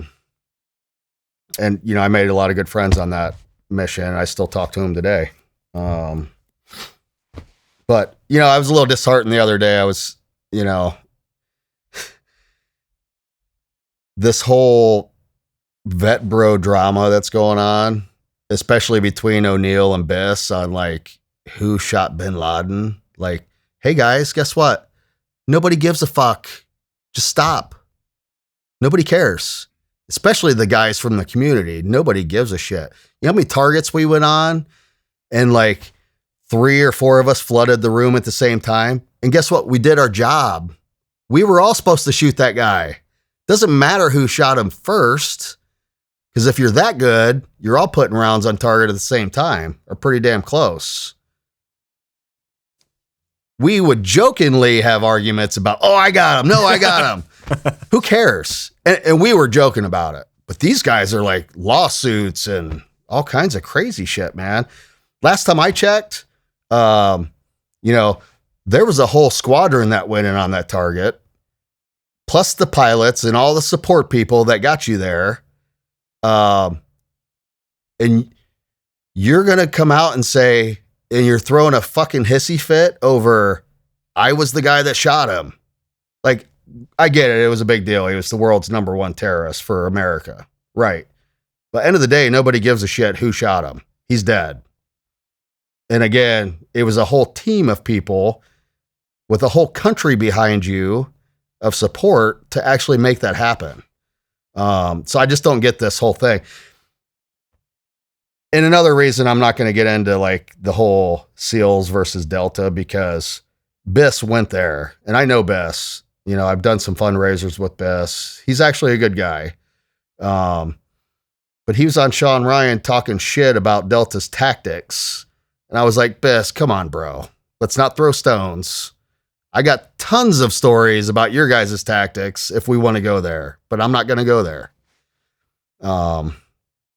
Let's be big boys and act like the brothers that we are.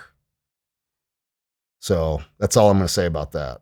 Well said. Well said. I don't typically, I've never talked about it on the podcast. I had Brent came on after he did his Rob O'Neill episode. I didn't talk about it. It wasn't an interest of mine. I didn't serve in the military, so I feel it's inappropriate for me to comment on it. And also, like, I'll leave that to you guys to kind of. And honestly, we shouldn't be talking about that. But the reality is like, right when it went down and it was in the news, I turned to my guys and I said, you watch.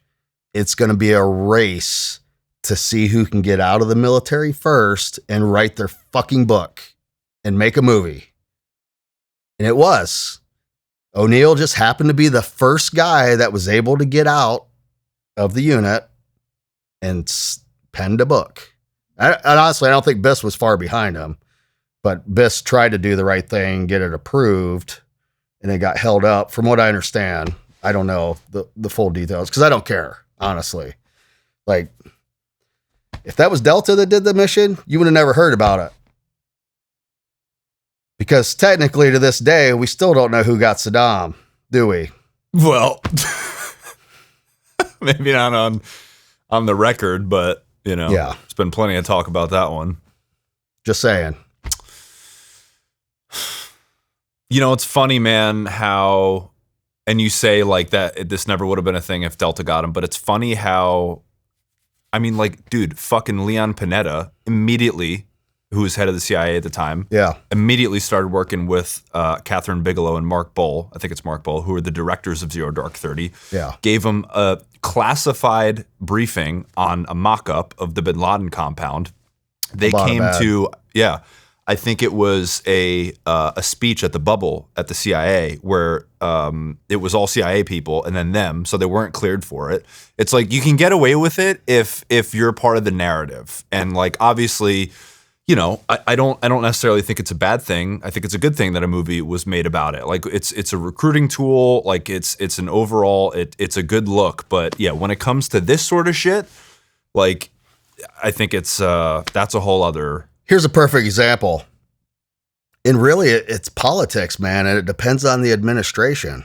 And I was in for a long time under Clinton, Obama, Bush, you name it. But one of the coolest missions I've ever done in my life that I'm not going to talk about, I'll just say this. It was badass. It was the Delta Force mission. It was awesome. It was what we lived and breathed and trained for. And it went down flawlessly. And like a lot of bad shit could have happened and almost did, but didn't.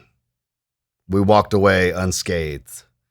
However, what pissed me off the most, as soon as I got back to the hangar, wherever in the world we were, it was on the fucking news.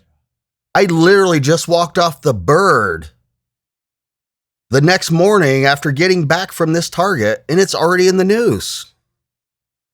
And not only was it in the news, it wasn't even close to what actually happened.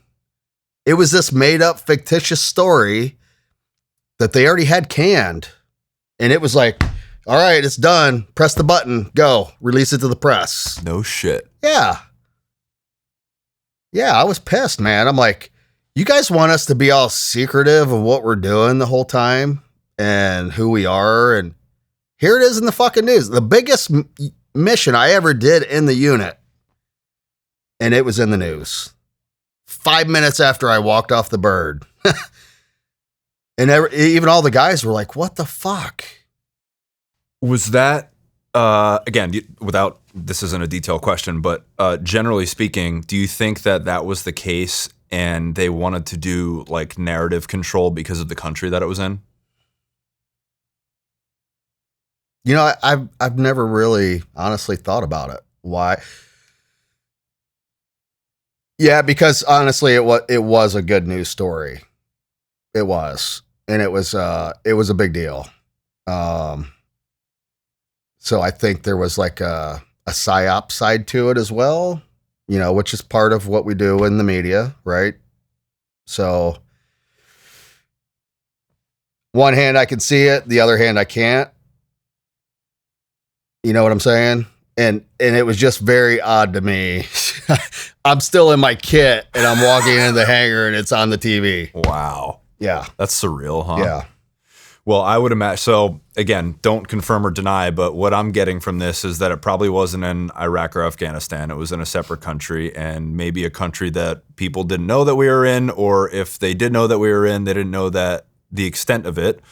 So maybe that was why. And then, yeah, I mean, when I think of a cool Delta Force mission, I think of landing on the X, blowing doors, killing everybody inside, and getting out of there. So hopefully it was something like that. Something like that. And you mentioned in some of those RRD ops that you lost some Rangers. Did you lose like any friends or close teammates at this time, or over those deployments before you went to the unit?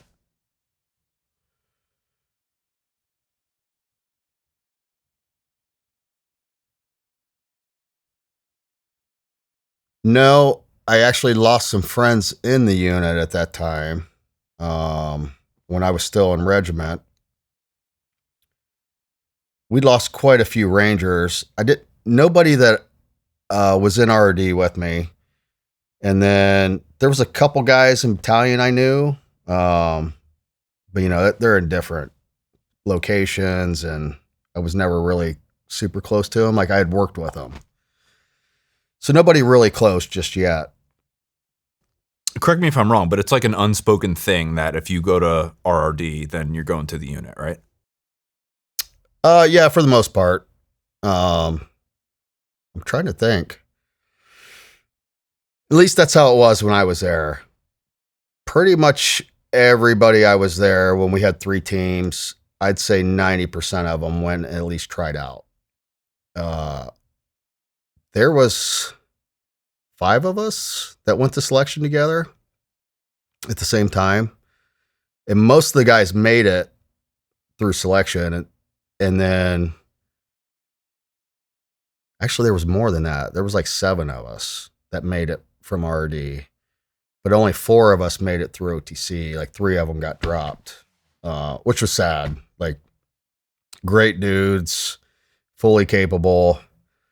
I'd been in combat with all of them in RD, and to see, actually one of them was on my team in OTC that got dropped, and it was sad. But, they have their reasons and their standards, and I don't even know what they are, honestly, other than, the big saying is, it's okay to make mistakes.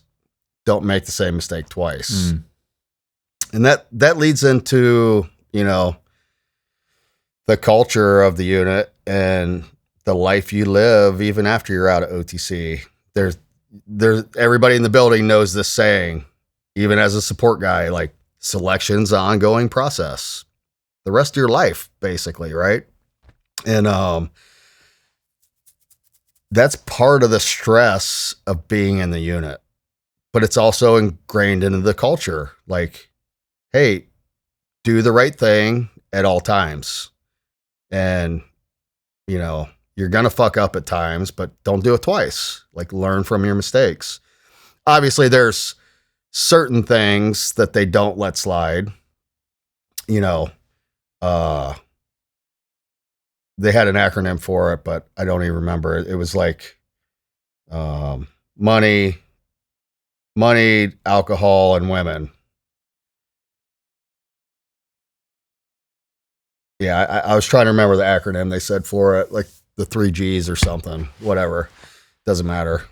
But basically, like, you got a DUI, you were booted from the unit, or you at least had to leave for a little bit. Don't fuck around with other people's wives or infidelity, and don't fuck around with the government's money. There's a very famous person all over the internet right now that was, our problem child from the unit. Talking about Billy? No. The self-proclaimed sheriff of Baghdad, and he violated all those rules, and that's why he got fired. So it's common knowledge. Don't sue me, John. Yeah. But even with that said, like, what's right and wrong there, and end of the day, you get through OTC without having an AD, you're still carrying a gun every day of your life after that. Like, don't have an AD or you're gone. And like, that alone is stressful. Accidental discharge. Yeah. Yeah. Cause you're at the range all day long. But, luckily I never had one. But it happens to a lot of guys. When you guys do house runs and stuff, are you taking your guns off safe, or are you keeping your guns on safe? Off and on. Okay. Every time. That's what you would think, but I don't know. I've heard some people talk about just keeping the gun off safe and like not the movie, not Black Hawk Down, like my finger is my safety, but I mean, it is to a point, but no, after you're done with your target, it goes back onto safe. Unless you're going right to another target immediately. But if that weapon's getting lowered a little bit, it's automatic, back on safe. That's the way we're trained and taught. Like, everybody knows that. So if somebody say different than that, they weren't in the unit. So was selection for you, I don't want to call it easy, but like you said before, RRD selection was like harder than unit selection for you. So was it like relatively straightforward? Like you already kind of went through it, that sort of thing? No, I mean, you can do it and it's still not easy because it sucks. It's just a gut check. And the reality is, like, you can pass the physical portion, and when your time comes and you go in front of that board, there's a chance you might be told, like, hey, you're not what we're looking for. And that's when it happens, is after you did all the hard shit. And again, I had quite a few buddies that happened to, and good friends of mine. And then they're just, disgusted with life and hating on the unit because it's all they ever wanted. And it's a huge letdown, and like, it can ruin people. Honestly, it can ruin their lives and their careers because that's all they ever wanted. But, again, everything happens for a reason in life. And, it's also one of those things, like, even in Ranger Regiment, you can separate yourself. You can be a stellar performer. And physically, I was definitely a stellar performer in regiment. I moved up through the ranks really quick.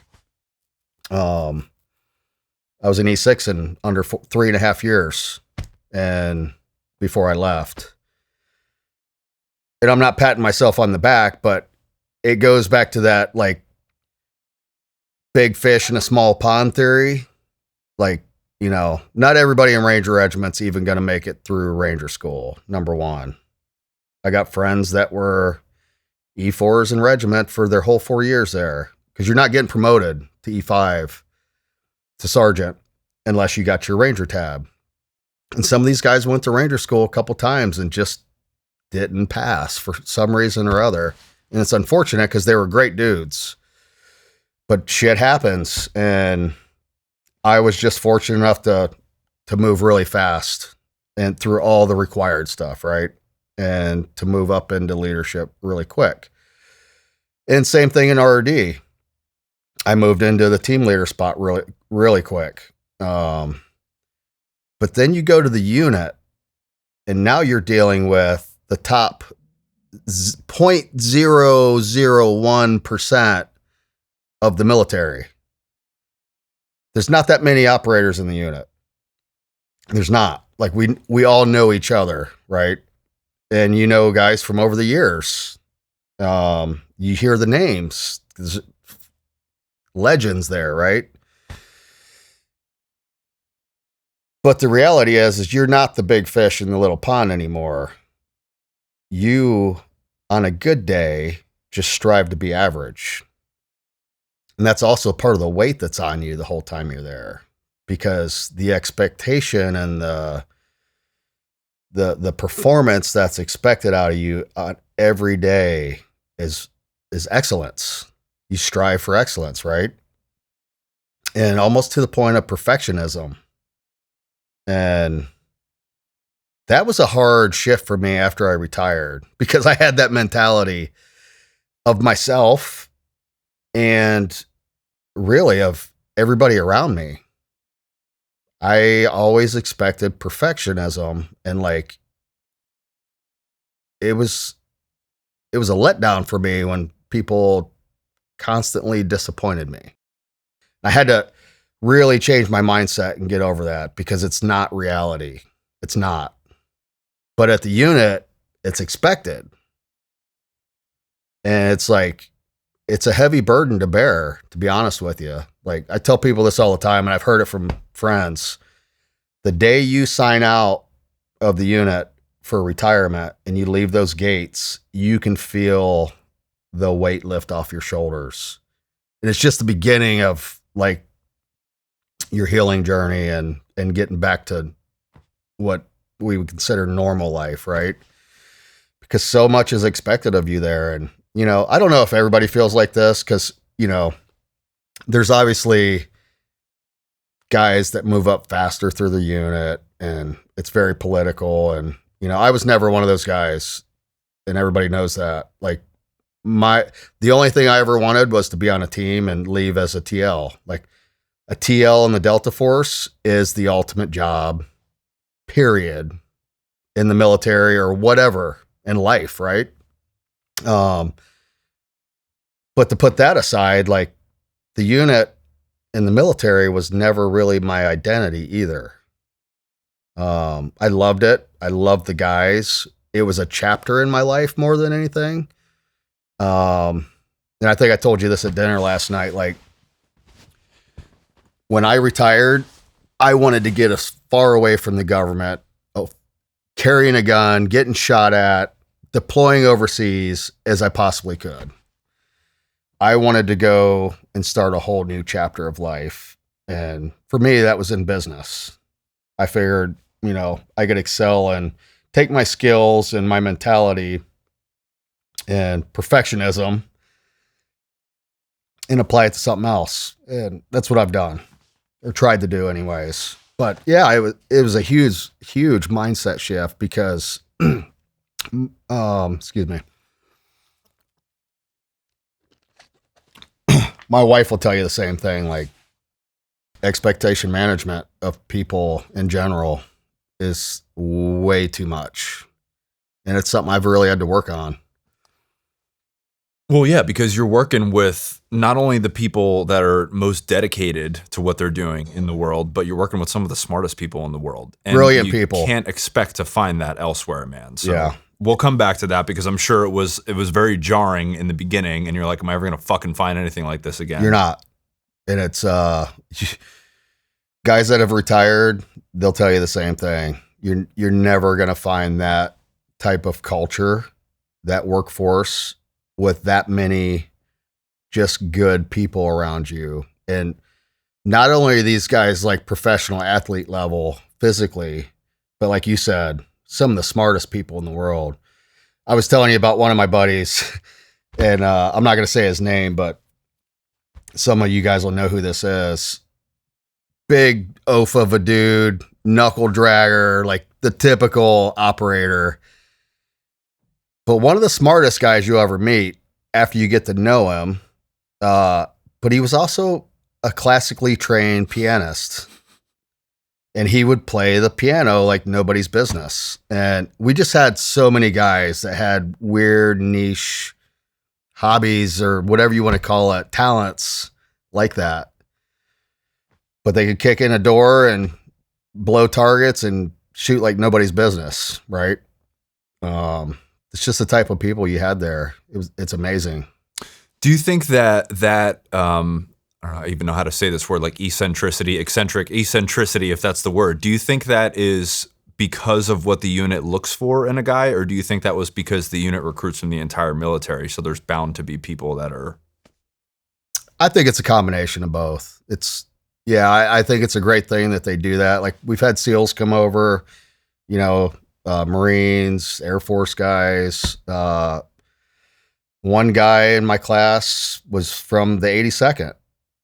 No Ranger or SF background, and he did very well in the unit. I'd say those are kind of, I don't want to say anomalies, but like, hey, they take a chance on you. And if you can pass everything, good on you. Like, you're the fit. The old adage was everybody came out of Ranger Battalion initially, and then, you know, it was a mix of Rangers and SF, and then, you know, other people started coming in. But yeah, they do a great job, you know, whatever their process is, and nobody knows really, but the process works. And it's amazing to see it in action after spending almost 11 years in the building. And, you know, in hindsight, looking back, like, it's pretty amazing what they've done. And the fact that Beckwith put that together himself, you know, obviously he spent some time with 22 SAS, did an exchange with them, and then brought back what they were doing. So really we have to credit the Brits for a lot of that,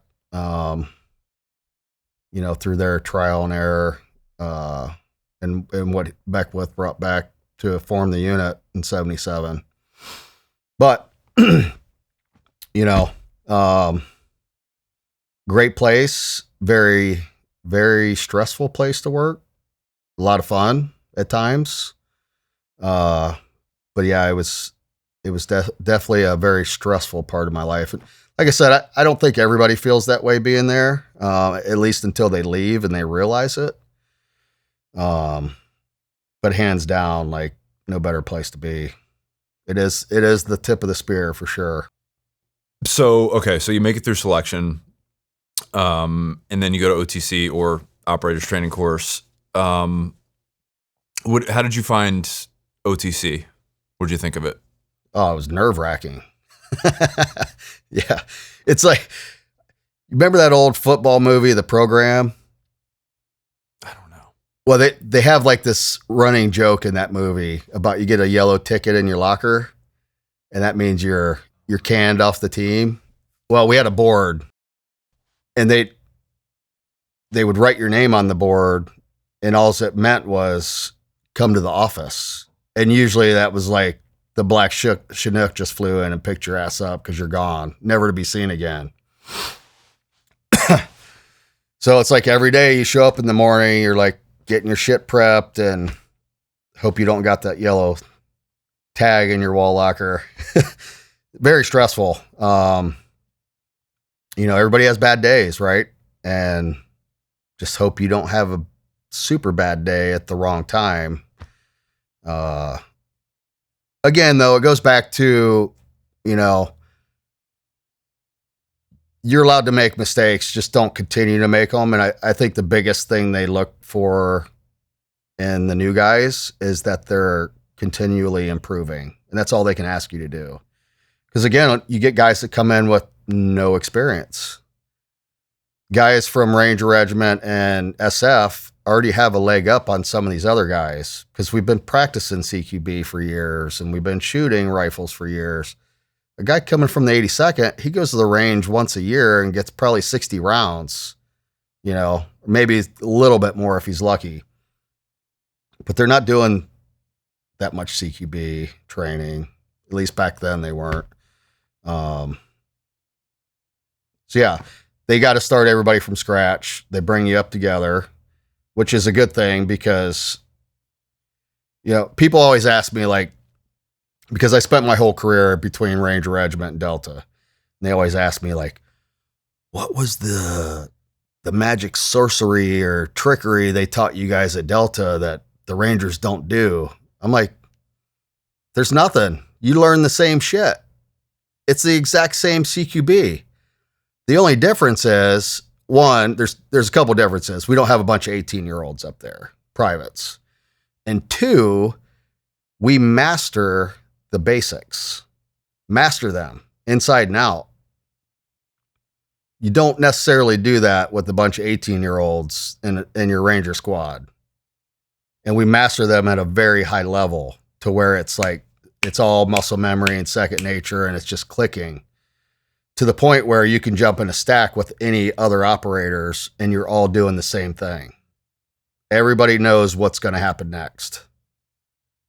You get that good.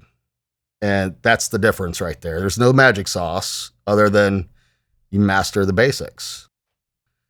So that's it. So the stress, is that, and again, like you said, it's a lot of CQB, and CQB is obviously dynamic. There's a lot of things that are happening inside the room, information that you have to process really fast. Oh, yeah. So is that kind of the stress, like they're throwing all this shit at you and you have to make sure you process quick and don't make any mistakes, or at least don't make the same mistake twice. And that's kind of just like always in the back of your head when you're doing house runs. Yeah. There's always different techniques. Like even between the squadrons, there would be slightly different techniques, but overall the CQB is all the same. It's all flow. And hostage rescue is really our bread and butter, not just kill capture, but hostage rescue, because you have to move so fast. Because once, you might sneak into a target, but once those doors blow and those initial charges go off, you're running like your hair's on fire to get to that hostage because somebody's already got a gun to their head. Or they're moving to the room where they're at. So you got to get there. And a lot of times the doors are barricaded and you got to get through those doors one way or another, manually or with charges. And, there's certain things you do between kill capture and hostage rescue that are different. Don't want to kill the hostage.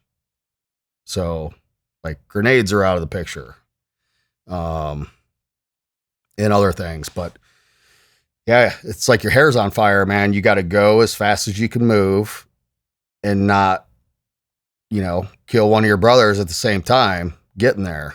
So it's very high level of stress, but once you do it a lot and a lot and a lot, you get, the stress level comes down, but it's still like, we like to call it organized chaos because that's what it is. It really is. And if you were just an outsider seeing this for the first time, you'd be like, what the fuck just happened?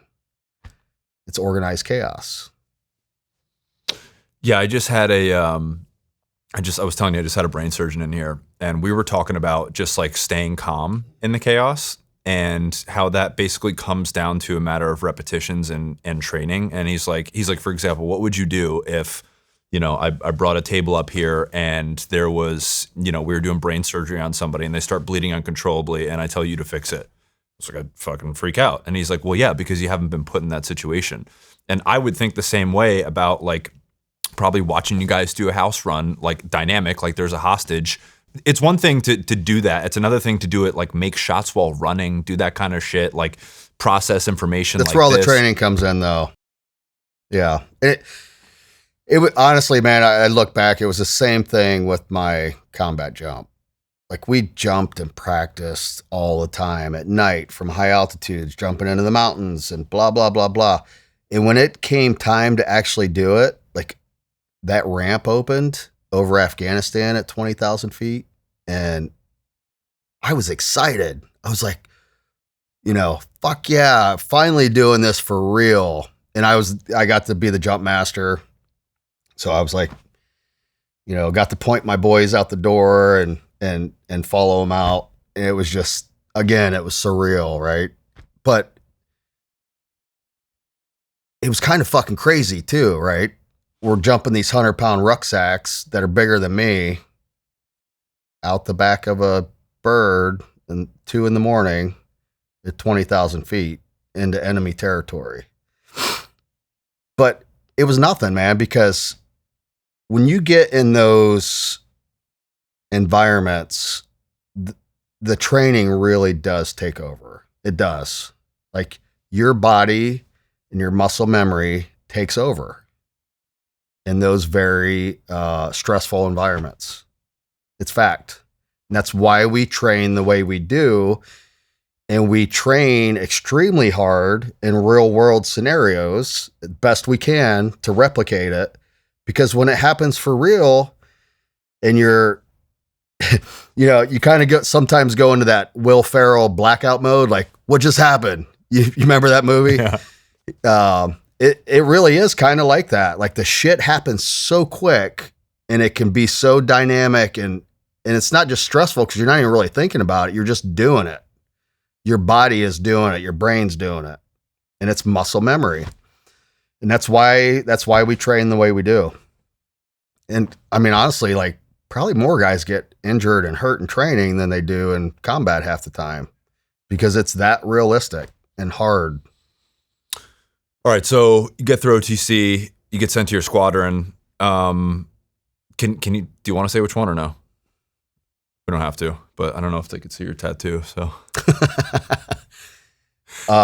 doesn't really matter, to be honest. It doesn't matter. Yeah. Okay. You get sent to your squadron, and without getting into details, do you remember your first hit with the unit? Yeah, I do. And it was not that exciting, to be honest with you. My first 2 deployments in the unit were not exciting. It was the wind down of Iraq, 08 and 09, and it was very slow times. But luckily, or I don't want to say luckily, but as fate would have it, things got exciting again very quick right after that, with other areas of the world and other enemies. ISIS, we pulled out of Iraq. ISIS went in there. It's this new terrorist regime that was just ruthless. And, they took over Iraq and Syria, and we were back in business real quick. So I guess my question was okay, so things get exciting. You do your first direct action. You're killing people close up at the unit. Was it all that you hoped it would be or thought it would be? Absolutely. Yeah. Yeah. Again, though, it goes back to it's everything we trained for and all the house runs, thousands of house runs we did. It was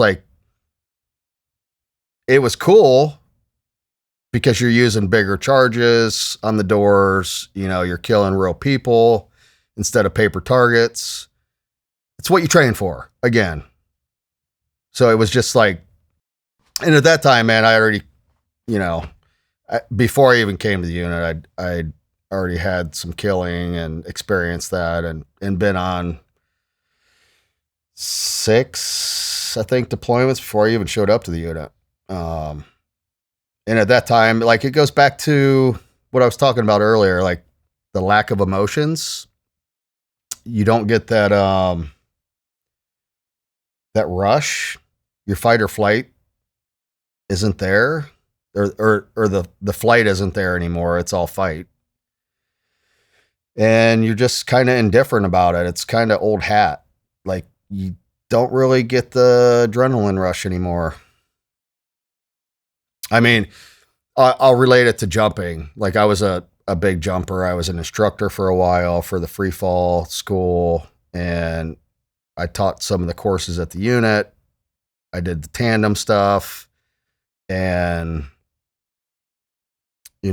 over 3,000 jumps later, the only thing that got me my adrenaline going was not jumping by myself or training students, or it was really doing the tandem stuff and the stuff that was a lot more hairy and complicated. That's really the only thing that raised the hair on the back of my neck. It wasn't even doing runs or hostage rescue or killing people. Whatever, just another one. So can we talk about some of the stuff last night, the weird stuff on target, the brain thing? Can you explain that to people? Yeah, it was. I don't even know how this came up last night. I don't either. It's kind of like a movie, man. I don't know how to explain it. The first time I saw a dude shot in the head, and if you've ever seen a dude that was shot right in the T-zone, it's not like what you see in the movies. His brains don't splatter everywhere. I've seen it a handful of times where his brain actually comes out the back of his head, almost whole, and it's just sitting there on the ground. And it's the weirdest thing because when you look at their face, it looks like a Hollywood mask because all the pressure in their head comes out, and it's like their skull deflates, and their face will be all wrinkled up like a mask. If somebody took a mask off and threw it on the ground. It's the weirdest shit. You have to see it though to believe it. Yeah. But it was always amazing to me, how the brain will just come out of the head and be there by itself. I've seen it a few times. Intact. Yeah.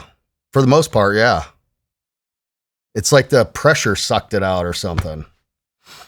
But so didn't you say last night that it comes out of a small exit Well, no, hole too? like when you shoot somebody in the head, there'll be a small hole in the front, but in the back, there's a chunk missing where it blew their skull apart. And that's where the brain will get sucked out of. I really do think it's just the pressure, and you hit them in the right spot and, comes right out.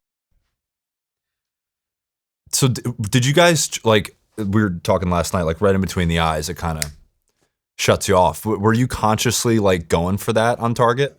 Yeah, I mean, that's how we're trained to shoot.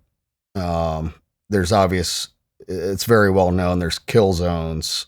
And, that's where the term lights out comes from, because right here, the T zone is the number one spot where I think it has to do with the electrical system in your body and your nerves, your nervous system. You hit somebody right there and it goes straight to the brain and it shuts everything else down. So like, you shoot somebody in the chest, it might hit their heart or their lungs, but they're going to live for a couple seconds after that. And they still may or may not have some control over their finger on the trigger, or maybe spraying a burst off as they're going down. But when you hit somebody in that T zone on their head, lights out. They're just, body just slumps. They're dropping. So that's where we typically try to shoot dudes. And then, we've also found guys on target with body armor or S-vests. They got clackers in their hands. Like, you want to shoot them in that spot to where they can't do this and blow up on you. And we have a mutual friend that obviously ate an S-vest and still dealing with the effects today of, having somebody else's fluids inside of his body and making him sick. Unfortunate, because he's a great guy. Yeah. So yeah, we do try to shoot him in the face or in the head, primarily, but here's also like second best. Did that ever happen on one of your targets? Like somebody wearing a suicide vest, like clack themselves off or anything like that? It did happen on targets. I was never in the room. There's one instance where there was some hand to hand on a target. And the guy had a vest on, and luckily, two of my really close friends, one of them was wrestling with the guy, and the other guy, the number 2 guy, came around and the guy went after his gun. He had a vest on. They're wrestling, and my other buddy was finally able to take the shot in the head and put him down. And I came in right when all that happened. Cause it was weird, man. We were in the same doorway together. I'll never forget this. Cause, they threw a little girl, like a 2-year-old girl, at us. And at the time I just had a little girl, my first daughter. So they were like putting her in the doorway, using her as a shield. And finally we grabbed her and pulled her out. And then those two went into that room. I peeled off and went into the room behind us that was kind of connected, cleared it real quick. And right as I was running back into the other room, the shots went off. And that guy also got a blast off, zipped a AK. He had a little cut off AK, which was weird. I'd never seen that one before either. But yeah, my buddy took him down after some hand to hand, and thank God he never got to fire off that vest. That was the closest I came to it. But I've been on targets where vests have gone off, and 99% of the time it's dudes that are barricaded, and they know we're going to get them, and they're going to blow themselves up just because that's the righteous thing to do, I guess. I don't know. 72 virgins, baby. Yeah. So why was it, why were they hand to hand? Was it the proximity of the room, or were you trying to grab somebody specifically? Yeah, again, I didn't go into this room immediately, but obviously there was a AR afterwards. The guy was kind of hiding in a clothes closet, and when they came in, he grabbed him and grabbed his weapon, and then some rounds went off, and then they just started wrestling. Um, yeah, yeah, it went on for a good minute. Um, yeah, I mean, shit like that happens. We practice for it. We train for it. Even back at our own shoot houses, like we'll go in sometimes and do runs, and we'll have guys in there. Our combatives instructors will come in and whip our ass while we're doing a CQB run, and that's exactly why, because you got to be prepared for that, because it happens real world, and it has happened. Um, so yeah. What about like houseborne IEDs and stuff like that? Did that become a thing? Yeah, we saw that quite a bit, especially Iraq and Syria. Again, wasn't my squadron, but I know I had friends in the other squadron. They had just pulled out of a target that they went into, and had a weird feeling because it was a dry hole. The guy was supposed to be there, but it happens sometimes. Like we go in and, just so happened they ran to the grocery store or whatever, dry hole. Or, maybe somebody reported they saw some troops coming that way. Whatever happened. But the guys got on target, and it was really weird scenario. It just something didn't feel right. So they pulled off a target real quick, and right after the guys got out of the building, it fucking blew the whole building. I don't think Brent was on that one, but it was definitely his guys. Yeah, I think it was before Brent got there. But yeah, it happens, man. And it was before my time in the unit too, but there's other times where there's just so many guys in the building that we're not going to go in, like the Uday and Kusei mission. They're bad dudes, and everybody knows that Uday was legit psychopath.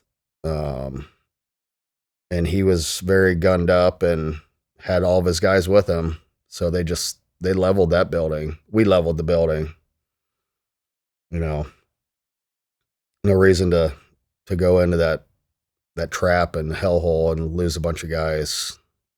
So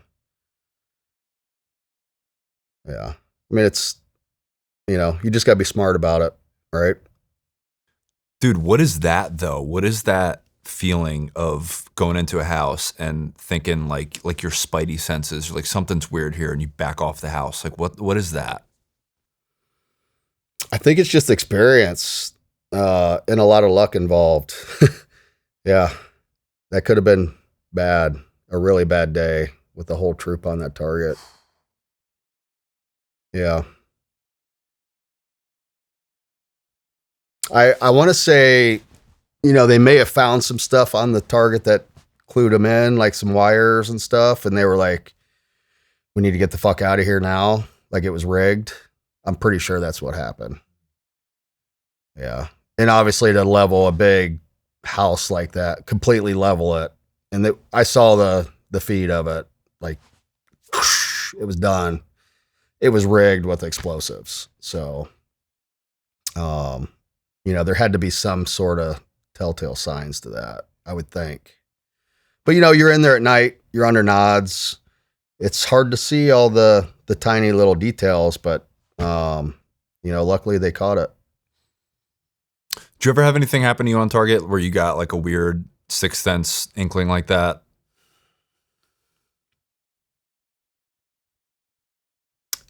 Yeah, I mean, it was more related to, they were really good about hiding people and stuff. In stuff? And stuff. Weapons, explosives. And that was a part of our job, was to do the TQ, the tactical questioning. Like you enter the house, you clear it, you separate the males and females, and next phase is TQ. Once the house is cleared and you got everybody locked down, you go into the questioning, like, where's this guy? Do you know this guy? Where's the weapons? Where's the explosives? Blah, blah, blah. And a lot of times, they'd be hiding the bad guy if he was in the building. And they were really good at having like hidey holes, secret compartments in the house. But there was this one time I was working with the Terp, because I was the TQ team for a while. And, this chick, they don't ever like you messing with the females. They're all burked up, but two of the females had explosives and AKs underneath their shit. And so, we don't have to learn this lesson again, because we've learned it many times that they use the females for that kind of stuff. And a lot of females will wear S-vests. So, we would use female terps on target, to be respectful to their culture and religion. A female is allowed to search them, but the males aren't. So that was the whole reason behind it. No reason to lose guys just because you're going to be culturally and politically correct on a target like that. Well, speaking of which, no reason to lose guys. We were talking a little bit about some dog stuff last night. I don't know how much of that you feel like sharing. We got the dogs for a reason. Everybody's got dogs these days, but I'll just say that they are, they're a necessary evil, and they are evil. Seen a lot of bad shit with dogs, and, dogs are there because they save operators' lives. They do. And 99% of the time, they're very good at it. But yeah, they are called the Hounds of War for a reason. And they're ferocious. I would not want to be on the receiving end of one of our dogs coming through the door, because I've seen what they can do, and it's not pretty. So I'll just leave it at that. Dude, it's like you could hardly even call them a dog. Like, you think of the word dog, and that's not a fucking dog. That's something else. Like those Malinois, or they're a war machine. And don't want to deal with them. And we've lost quite a few dogs over the years too, but that's better than a operator, than a human. Some people would probably say otherwise, but yeah, they're there for a reason. And don't they get some sort of ceremony, right? When you guys lose a dog? Yeah. How does that work? They're considered almost like operators in the fact that, they got a special wall for them, and they get a plaque and their name and all that stuff. And it's funny, I was in Tel Aviv recently with the soft units over there. I do some work with them. Man, I want to say they're probably the guys, at least one of the initial guys that started using dogs way back in the day. But they took me to their memorial, because I was doing some work with a K9 unit. And their memorial was a whole fucking field, like a cemetery. They'd lost that many dogs because they use them that much. And you could see like the front quarter of the cemetery was like, 30 years ago, the past 20, 30 years. And then the rest, the other couple hundred, were from October 7th and beyond. So just the last 2 years. Wow. Because, we all know this, but Hamas was mainly using tunnels under Gaza and the West Bank. And they used the dogs a lot to go down those tunnels. They were all rigged, big booby traps. So a lot of dogs got lost in that, especially in the initial few weeks of the war, before they got that mess cleaned up. But that was a nightmare. Yeah, same thing. I mean, it's pretty common knowledge what the dogs are used for now. And, even police units are using them quite a bit for terrorists or people that are holed up inside of a house, bunkered in. As they should. It's, better than a human, like you say. But so was this the IDF? Like, what were you doing with the Israelis? So I've known those guys for many years, like, even between Ranger Regiment and whatnot. We did some training with them, but this was actually recent. So I was actually just over there. It wasn't contracting or anything. I was selling them some gear. That was it. Okay. Yeah, we got to clarify. It was nothing cool, but I still have some friends over there, and I keep in touch with, and yeah, they're good people, and obviously they appreciate our help and our support, because they don't have much of it elsewhere. It's the reality of it. So can we talk about Billy now? I don't know. I don't remember how this came up last night at dinner either, but can you tell people this story? How you know him, what went down, kind of how you told it to me. Yeah, Billy and I were on the same team together for years, and then we both became team leaders on different teams. Billy Lavigne, by the way. Yeah. One of the best operators I've ever known, hands down. Just a solid guy, good at everything, and will outwork anybody. He was always like that. And him and I became really tight. Matter of fact, after I got divorced, I lived with him for, it was at least 18 months, maybe 2 years. He felt bad for me. Maybe it was pity, sorrow, or just being a brother. He let me move in, and I stayed in one of his spare bedrooms, and I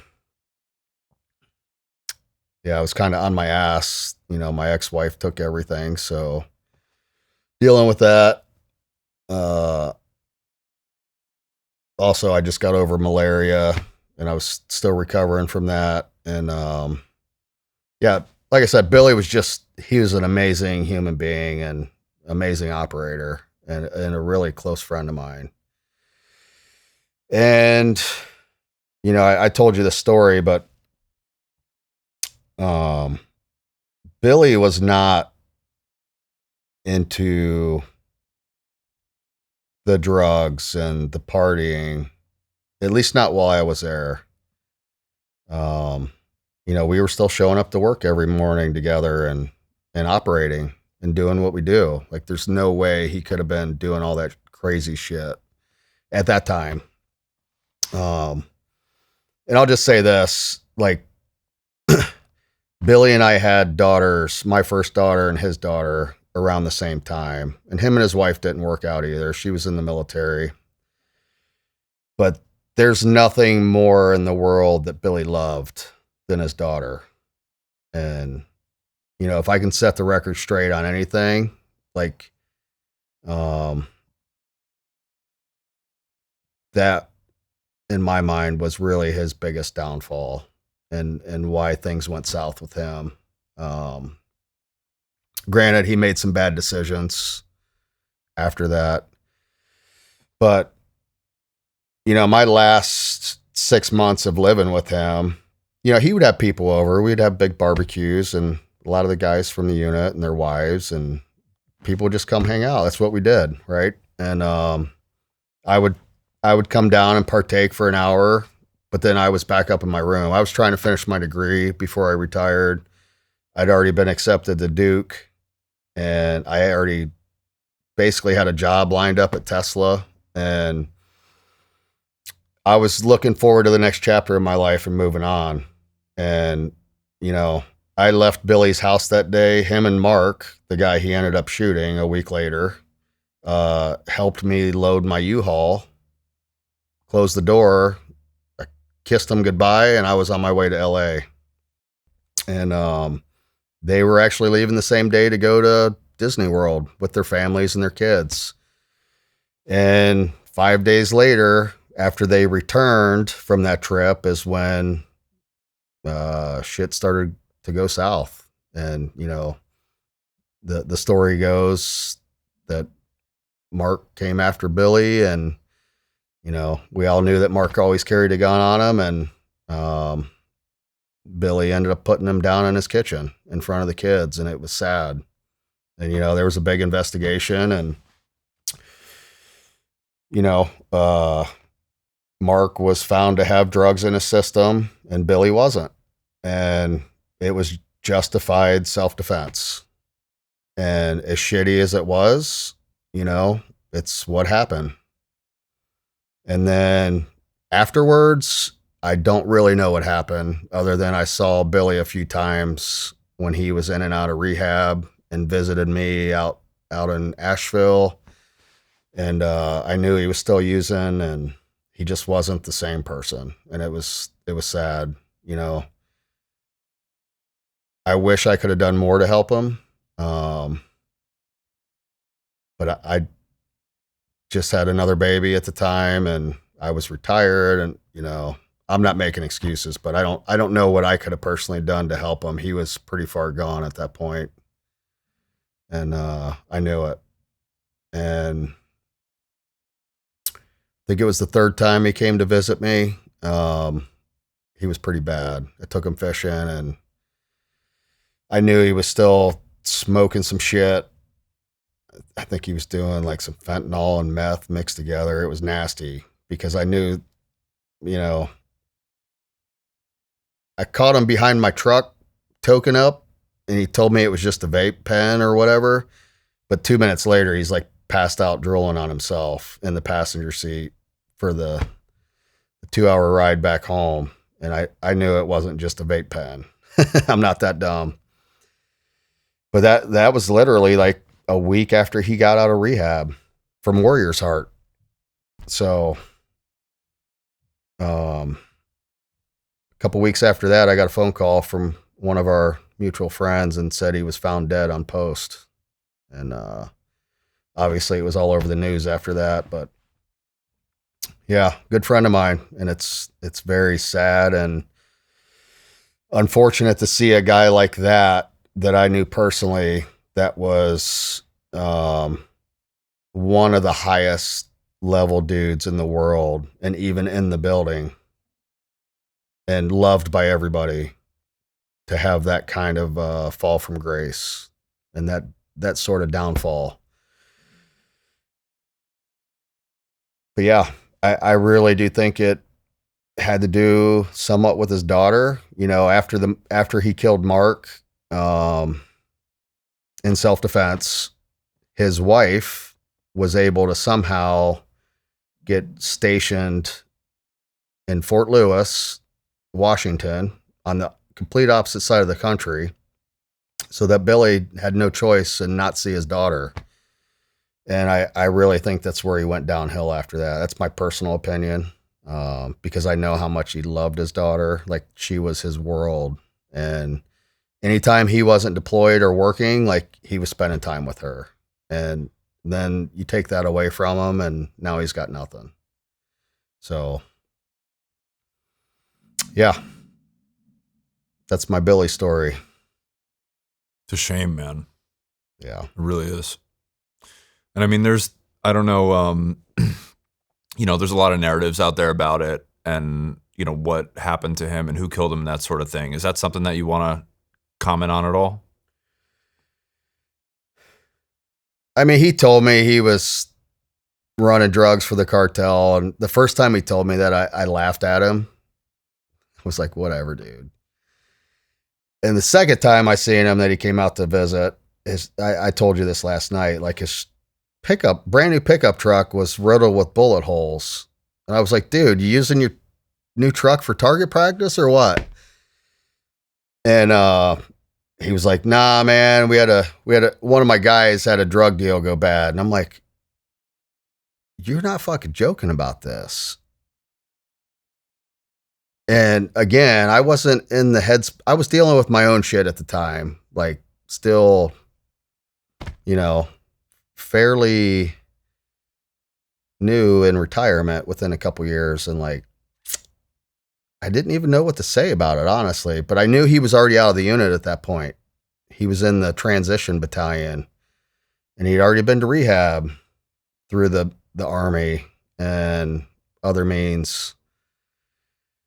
But that was when I realized he wasn't joking, and I knew it was serious. And, but what do you do?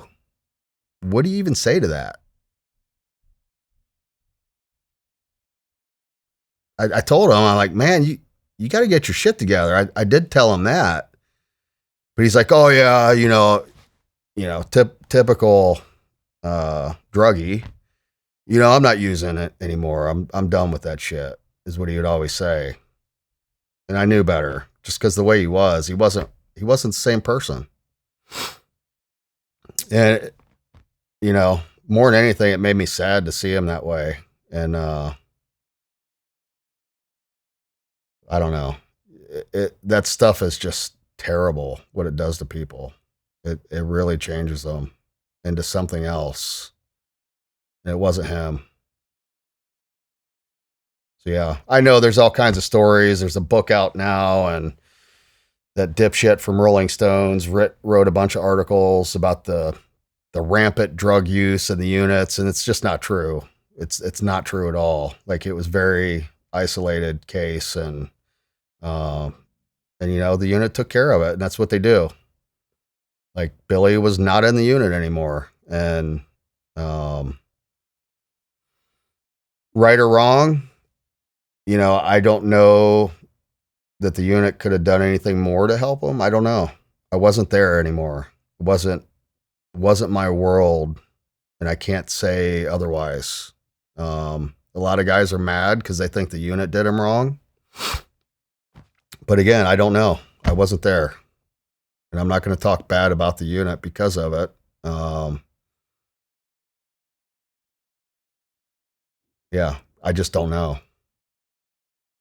But it's very sad. It still hurts me today, man. I think about him all the time, and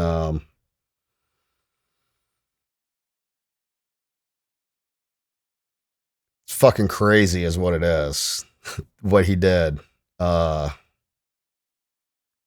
Again, we talk about that fine line, right? That fine line, and he crossed it. He went to the other side of it. That's what happened. And right or wrong, that's what happened. And, whether his ex-wife and the kid thing drove him there, or he just lost his shit because of too many combat deployments, or the drugs made him do it, who knows what the answer is. I think it was, end of the day, it was a combination of all the above. But that's part of the reason why I do what I do. I don't want to see that ever happen again. And I know firsthand there's more that we can do to help guys. And it doesn't have to do with your traditional counseling methods. And that's it's becoming very popular now and more widely known. Guys that have been out of the military have been doing it for 10 plus years now with great results. I sure to God hope the VA gets on board soon. And, I thought with RFK coming in and taking over the food and the health programs and Trump, and I thought they'd put a little more effort into this side of things, but the alternative medicines and therapies that are out there that can really save lives is amazing. And to this day, I think if Billy would have had that opportunity, he'd still be alive, maybe. I can't say for sure, but it saved my life. I've seen it save a lot of people's lives. Um, and it's the only thing that I know that absolutely works. And it's, the plant medicine realm. First of all, I appreciate you sharing that stuff. And Honestly, man, I haven't talked about that at all to anybody. I talked to my wife about it. She's met Billy a bunch of times. But yeah, honestly, it's good for me to get it off my chest and actually say his name again and talk about him. But, again, with all the bullshit that's floating around in the media about him, like, if anything, I'm going to set the record straight. He was an awesome guy. And again, what I said earlier about him stands. Whether it was the drugs, his ex-wife, whatever, he made some bad decisions, and he just went off the edge. It's sad, really sad. It tears me up, actually. So yeah, that's the first time I've actually talked about him since any of that. I've talked to a couple of our close friends that are either still in the unit or just retiring now. We've had some discussions, but it's never been really too in depth because honestly, I'm also like, I don't want to know.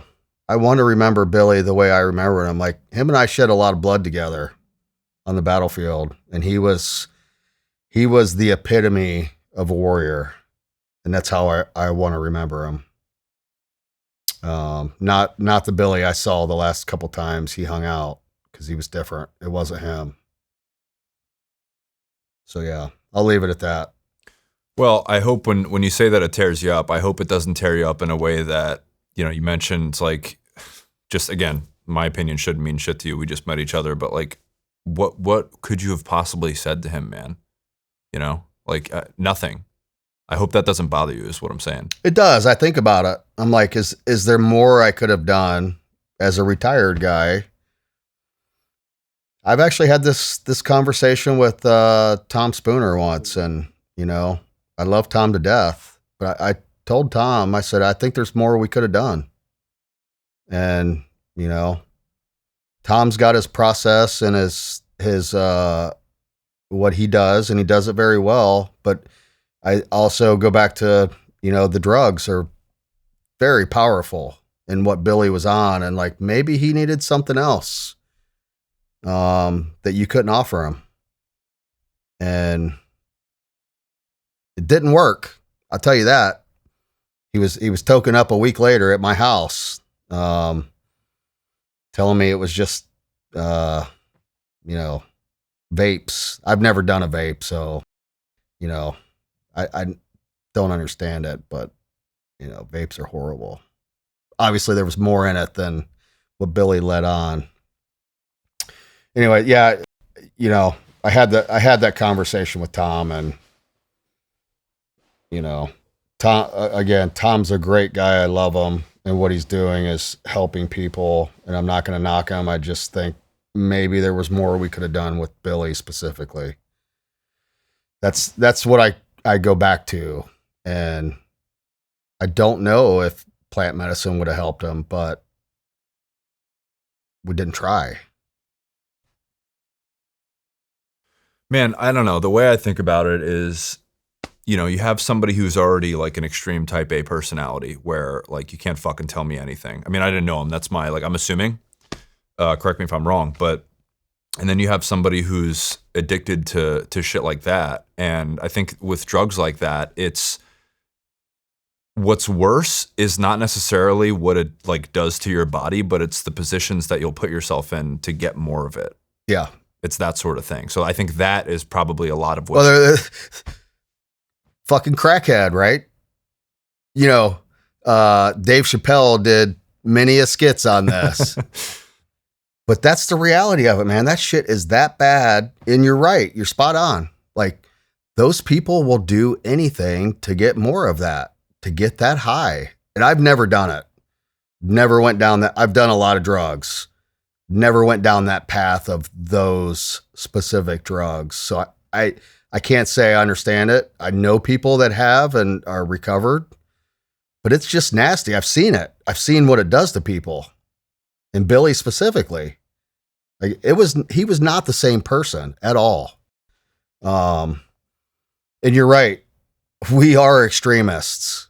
Our personality, the dudes in the units and SOCOM and whatever, any high performing person or individual is more than likely going to be an extremist in whatever they do, whatever they choose to do. Right. For me, it was women and alcohol and working out. And our buddy Scott will tell you, he had a many years of, he worked out. He's a big dude. I don't know if you ever met Scott. But his thing was working out. He would work out too much and almost kill himself in the gym. And, that's our personalities. We're extremists in whatever we put our mind to. And I see it in my kids too, man. It's crazy. It's like a genetic trait. I didn't teach them to be competitive, but my son and daughter, they're 13 months apart. They compete in everything they do. They compete in their words with each other. Everything they do, they're super competitive.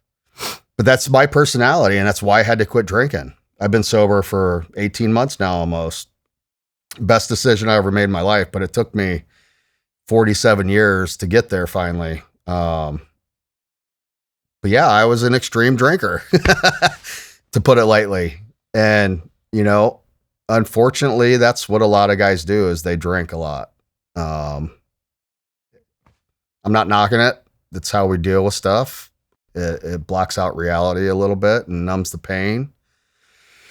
But it's the one really legal substance you're allowed to do, I guess. And it's unfortunate, But I got nothing against drinking. I partook in it for many years to the extreme level. And yeah, you're right, man. Pick your poison. Women, drugs, alcohol, whatever it is. We're going to do it to the full extent of it. That's allowed by law or not. So it's just our personalities. So you talk about kind of loving yourself and forgiving yourself. And again, we're still teetering on the line from like moving on from the military to your next life. But it just made me think like, is that something you had to forgive yourself for? Is that one of the things?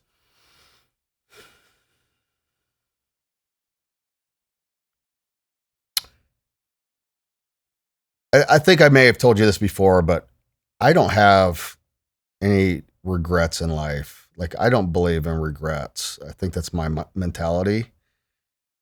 I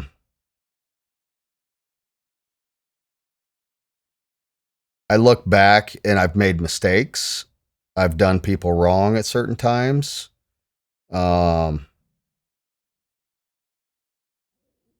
And I think for me, it's more about learning the lesson and moving on, because everything that happens to you in life, good or bad, it's always a learning point, right? And I always look at it from that perspective. And it also helps me with getting away from that perfectionism and expecting too much, because shit doesn't always go right. It never does. You have good moments and bad moments, and this is just everybody in life, right? It's called life. But when bad shit happens, it makes me a lot less reactionary now, because I'm like, okay, what can I pull out of that? Either learn a lesson, or what can I pull out of that was good? Or how can I turn that into good? That's the way I look at it now. Like, I don't get so upset when shit doesn't go my way. And it's a much better outlook to have, because honestly, saves my cortisol, my blood pressure from getting spiked, and I don't get as angry. And I mean, my kids have taught me a lot, and I think any parent will say this. Kids will teach you a lot about yourself, and just going through that experience of parenting. But I've really dug into that again, to try to be the best parent I can be. And why do I get reactionary when my kid like throws his fucking dinner across the room at,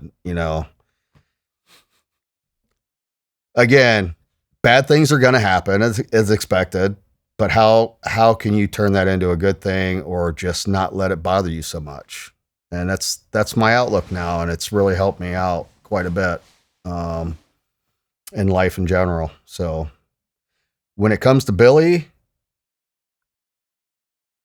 I wish I would have pushed him more as a friend and brother to get more help. I was fairly new into the plant medicine space back then. Like I had just really started helping myself, and I wish I had known more to get him involved into that. But yeah, honestly, man, I don't know that there's anything more I could have done. I was always there for him. Like he would call me and always answer the phone, and always more than happy to have him come hang out and visit for a weekend. We lived in the mountains. It was good for him and his soul to get away. But he was coming out there to do drugs and like escape. So yeah. But to answer your question, I don't have any regrets. Had I still been in the unit and still in the military, I think I would have been more aware of what was actually going on. But that's hindsight, right? I don't know. And even then, like, what could I have done? Probably no more than I actually did as a civilian retired guy. I don't know. So yeah, it's all hindsight, man. Again, I just go back to it was bad decisions, and it was very sad and unfortunate what happened to one of our great warriors of the nation. Well, as I said, I'm totally with you, and I'm glad you used that kind of not parallel. I'm glad you used that example. I think it's a really healthy outlook to have on everything across life. And if something's outside of your control, what's the point of sitting there and even a fucking like delayed flight? Like, what are you gonna do? You're gonna let it get you pissed off? I have a lot of those these days. Yeah, I bet you do. So just to wrap up, is it known who killed Billy? I saw some more recent articles, and I don't watch the news much, man. It's another thing that's pretty.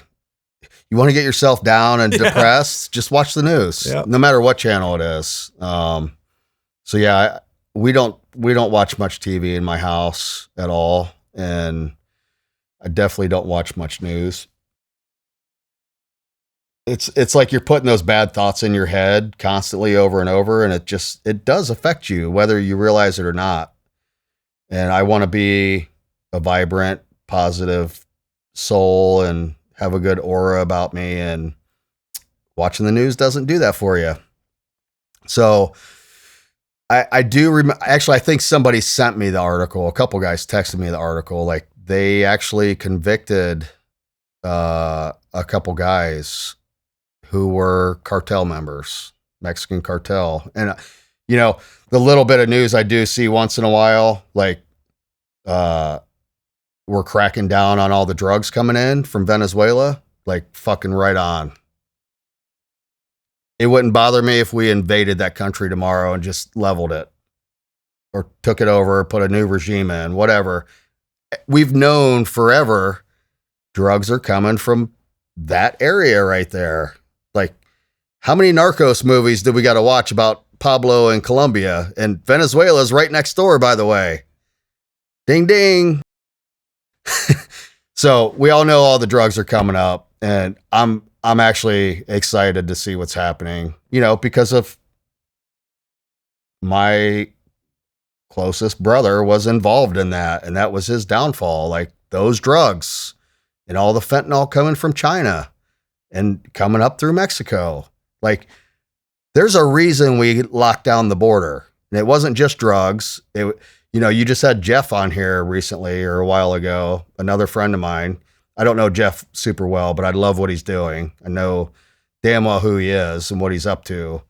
Like, I have kids, man, and child trafficking is on my mind. Like, it's a big deal here, even in the U.S.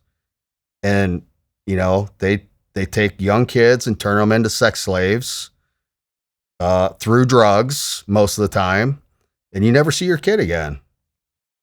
They're off on Epstein Island, probably. It's crazy. And so I love what Jeff's doing.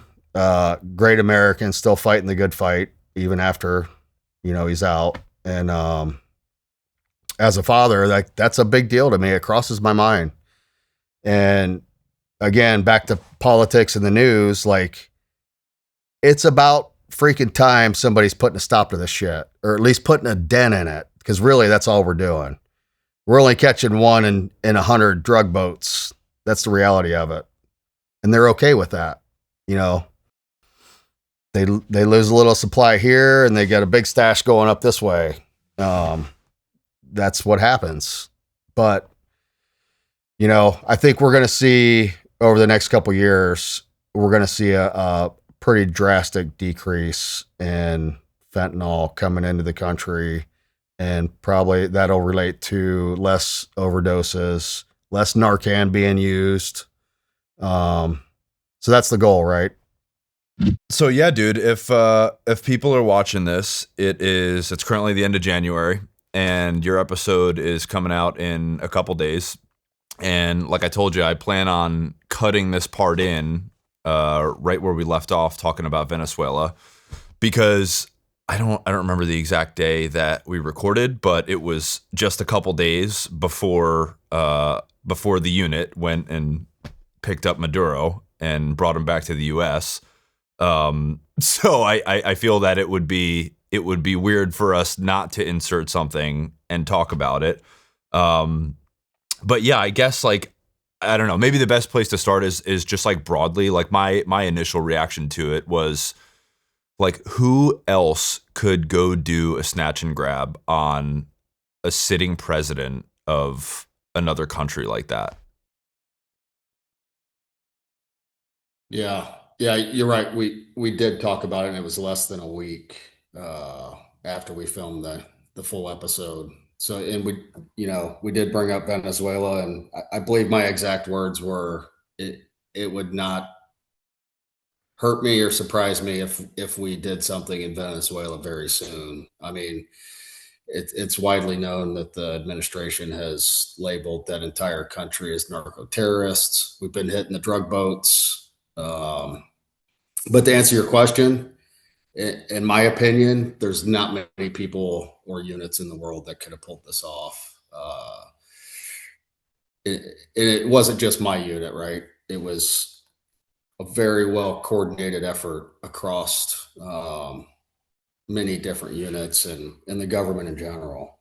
The level of effort and planning that was put into this was very, very high and skilled. So not many countries out there besides us and besides my old unit could have made this happen, to be honest with you. Very few. So when you talk about planning like that, it's one of the things that came out was that the guys were practicing on a mock-up of the, I guess it was Fort Una. It was like it was a military base where one of his safe houses was, and I guess they did a bunch of dry runs on that. And so how long would it take to do to work up to something like that, to plan it? Yeah, I mean, I can't say for sure if that's what happened. I mean, that's what was in the news. As I told you before, we do train very realistically and as realistic as possible. Train like you fight, right? Um, I don't have any clue what their timeline was. They could have been planning this for 2 days or 2 months.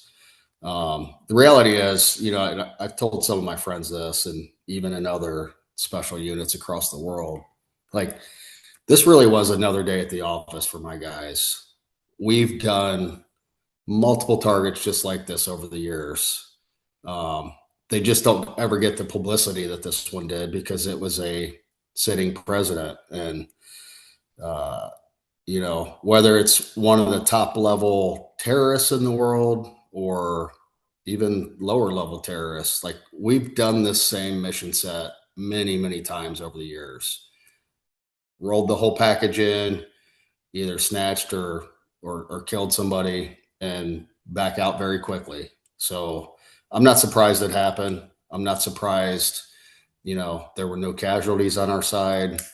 Um, like we talked about, sometimes there's a little luck involved, but the reality is the guys are that good and this is what they do.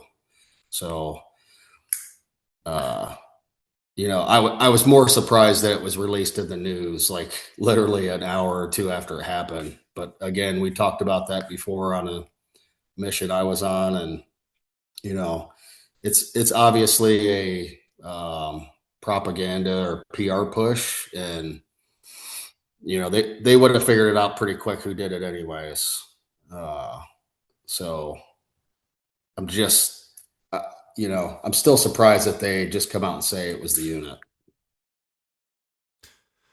Yeah, so was I, dude. And I'm not entirely sure how I feel about that. And especially, like you said, with that timeline, because I don't know, is it really necessary to name the unit and name all the assets? Like it's or is it better to just leave it as you can kind of connect the dots, man. There's not that many units that the average American knows of that would have been able to do that. So it's you kind of put two and two together. But like you said, we did talk about this, but it's a little strange and it felt like a little unnecessary, and it kind of led to some other things um, that were pretty fucked up. Yeah, exactly. And you know, why does it why does it even have to be said in the media? Um, because end of the day, everybody would have thought it was the SEALs, and I'm fine with that. And so is the rest of the unit. Let the world think the SEALs did it. it it's not common knowledge who's in the unit, and that's the way we like to keep it. I don't care if people know I've been retired for a long time. There's plenty of other retired guys, um, on social media and using the fact that they were in the unit to do good things with it, for mental health purposes and helping veterans out. Um, you know, not to beat their chest that they were in the unit. It's more about validity and letting other people know that we've had issues too, and there's help out there.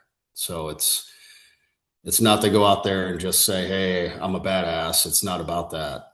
Um, but you know, everybody in the world knowing that the unit did that hit is not good, and there's still guys there that could and maybe should be worried about it. Yeah, I agree with you. And, you're one of those people that is talking for the right reasons and saying things the right way. And I think that's, going to be pretty obvious to people if they've gotten this far in the interview. But I will agree with you on that one, man. Like, not especially when you are an active duty member of that unit, that is a clandestine unit. And you're an American living in the States, and you have a family, you have a wife, you have children, and your identity needs to be protected. So on the front end, how much of a contributor is saying that the unit was responsible for what happened? Does that lead to other things happening? I don't know, but it certainly doesn't help it. And I guess we can leave it at that. But so do you think that in terms of difficulty and precision, like what would be more difficult? Would it be a capture or would it be a kill mission in this case?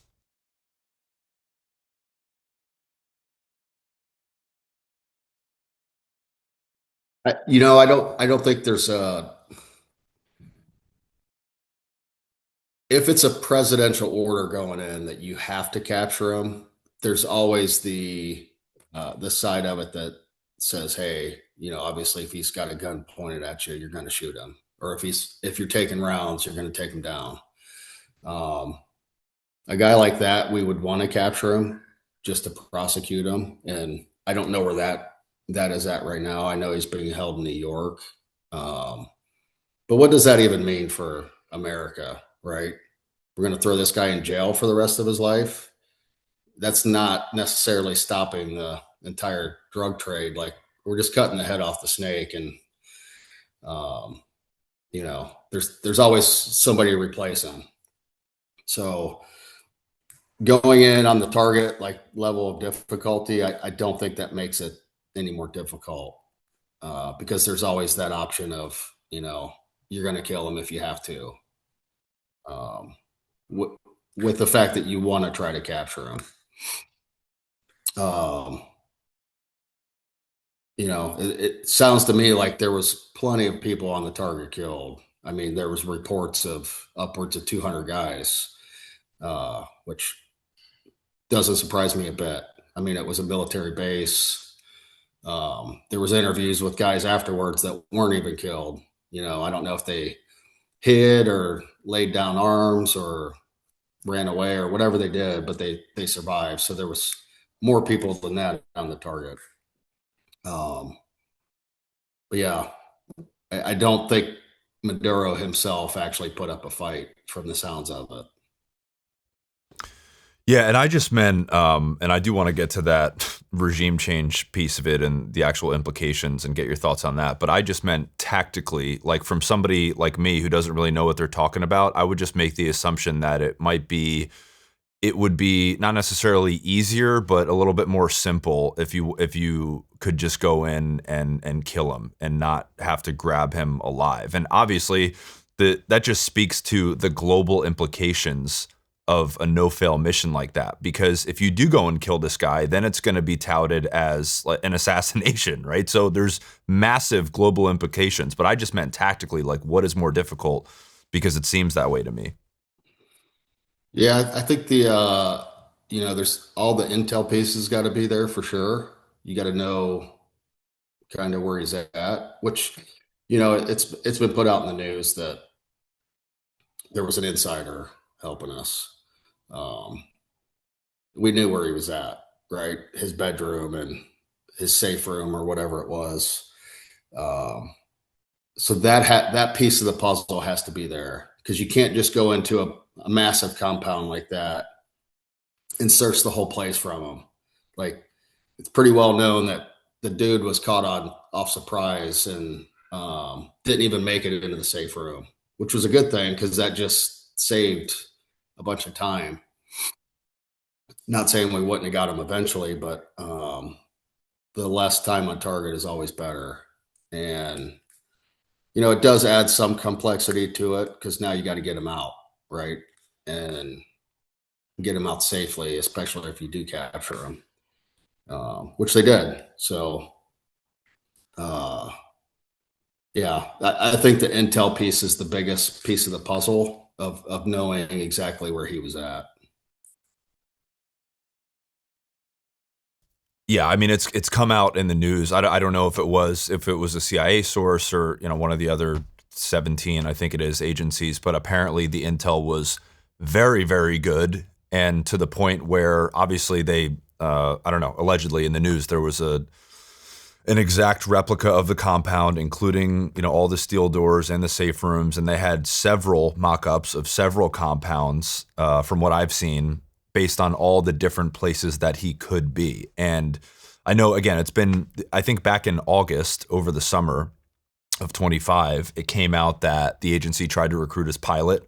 I don't know if you saw this, but I think it was his like personal airline pilot that basically they tried to pitch him and get him to fly Maduro to like tell him that he was going somewhere and fly him to Key West, I think it was, and we would be waiting to pick him up on the runway, and the guy rejected the pitch and it came out. So obviously the agency's been working on this for a very long time.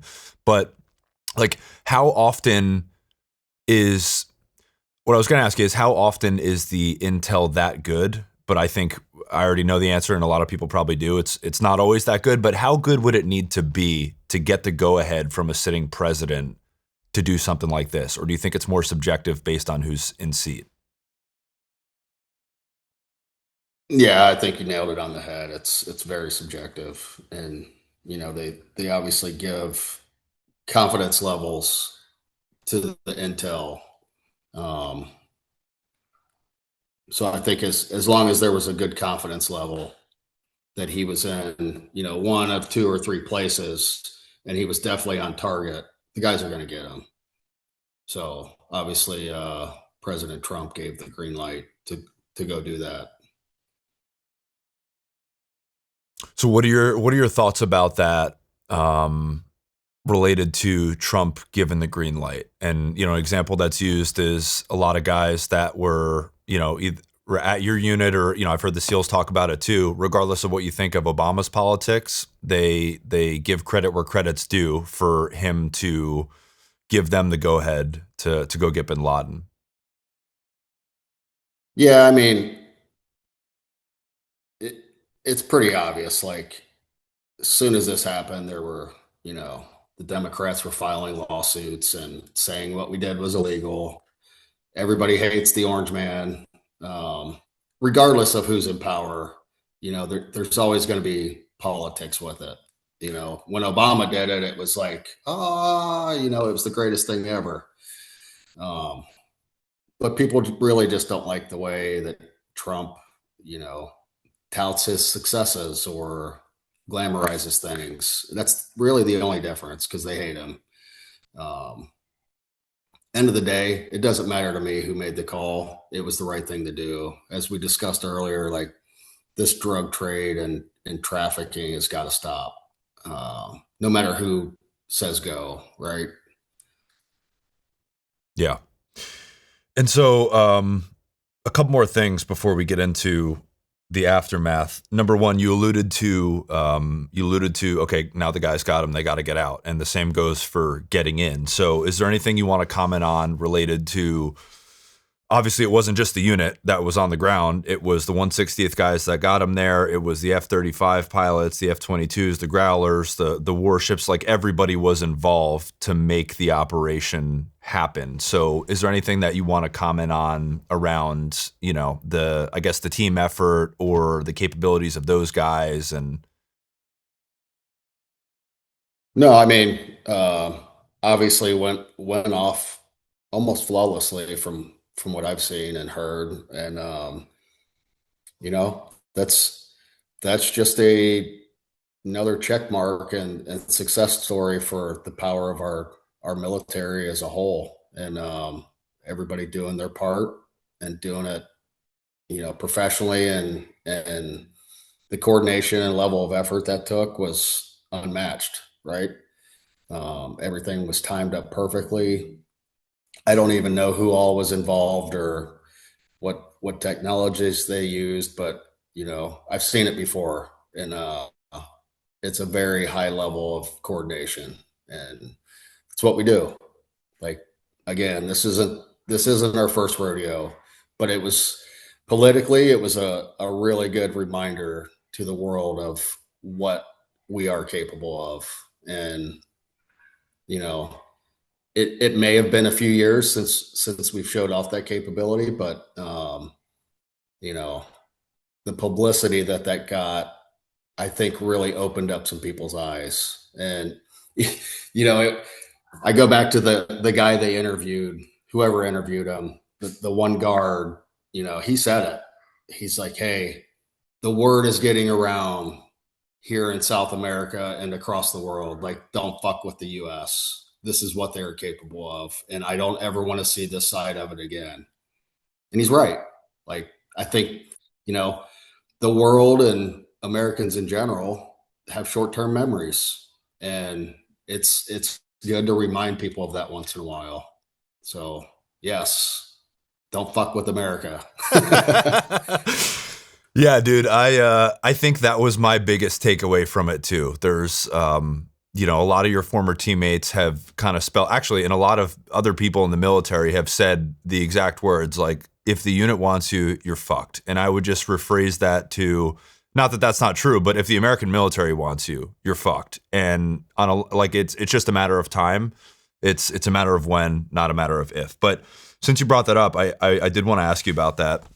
And there's two things in that article that that I would ask you about. So for people that haven't seen this article, there was an article that came out. I believe it was originally a New York Post article, and I think it was reposted at some point on X by the White House press secretary. But here are some quotes from it. I'm going to read the whole thing to you. Not the whole thing, but the quotes that I have here.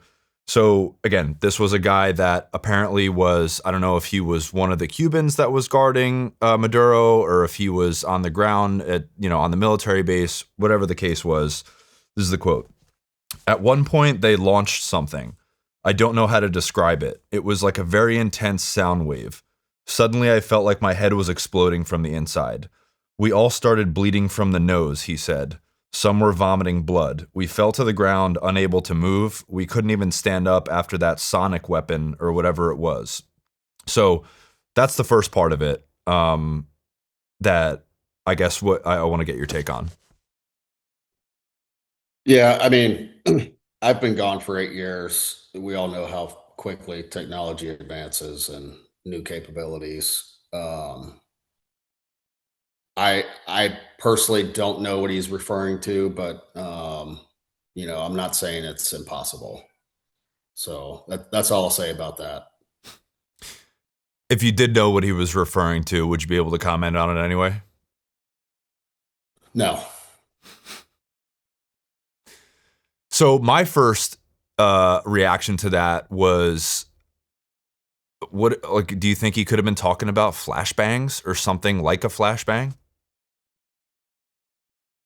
It's possible. Yeah. I mean, flashbangs aren't fun. They hurt. They will definitely make your ears ring and can cause bleeding. That's what they're for. They're to stun you. Um, so yeah, it's possible that's what he was referring to, and he just didn't know any different. I mean, listen, it's also possible that he was actually referring to a directed energy weapon, because I think it's I don't know if it's common knowledge or whatever you want to call it, an open secret that we've been working on that stuff, and other countries have too. You see shit come out about Havana syndrome. That was like years and years ago, man. So I don't think it's anything new. The second part of that I wanted to bring up is what you said about like a warning to America. So this is the quote in the article. I'm sending a warning to I'm sending a warning to anyone who thinks they can fight the United States, he said. They have no idea what they're capable of. After what I saw, I never want to be on the other side of that again. They're not to be messed with. Everyone is already talking about this, he said. No one wants to go through what we went through. What happened here is going to change a lot of things, not just in Venezuela, but throughout the region. So I'll just tell you my initial impression to that. That seemed very propaganda-y to me. Like a guy that was on the ground, that was, presumably one of Maduro's guards or associated with him in some way. For him to add that in as if he's, commenting on what's happening in the region and making sure to make a point of, telling other people not to fuck with America, that just seemed like bullshit to me. But I don't know. What are your thoughts? I see your point on that, but I don't think so. I think this guy just witnessed something not many people live through. I've been on the other side of it, actually doing it, and it's fucking amazing. Like, again, organized chaos, like we talked about earlier. This guy just shit his pants and he lived through it. And he saw the full capability of America. And for him to say that, I'm not surprised. Like, he was scared shitless. And again, he's one of the few guys that lived through it. So for him to say those words, I don't think it's propaganda at all. Well, when you say it like that, that does make sense to me. But I guess I just look at everything through the lens of everything is bullshit, because most things Yeah, are. I agree. I agree. But I don't think what he said and how he felt afterwards is out of the realm of possible at all. That I will agree with. Yeah, I don't know. I guess I don't know the answer. Neither of us really do. But I do agree that it is inside the realm of possible given the context that you just gave. So I guess both could be true. And it just depends on what the reality is, which I guess we'll never know. Yep. You alluded a couple times to the global implications of doing something like this, and you alluded to legality and stuff like that. That aside, what are your thoughts on the move?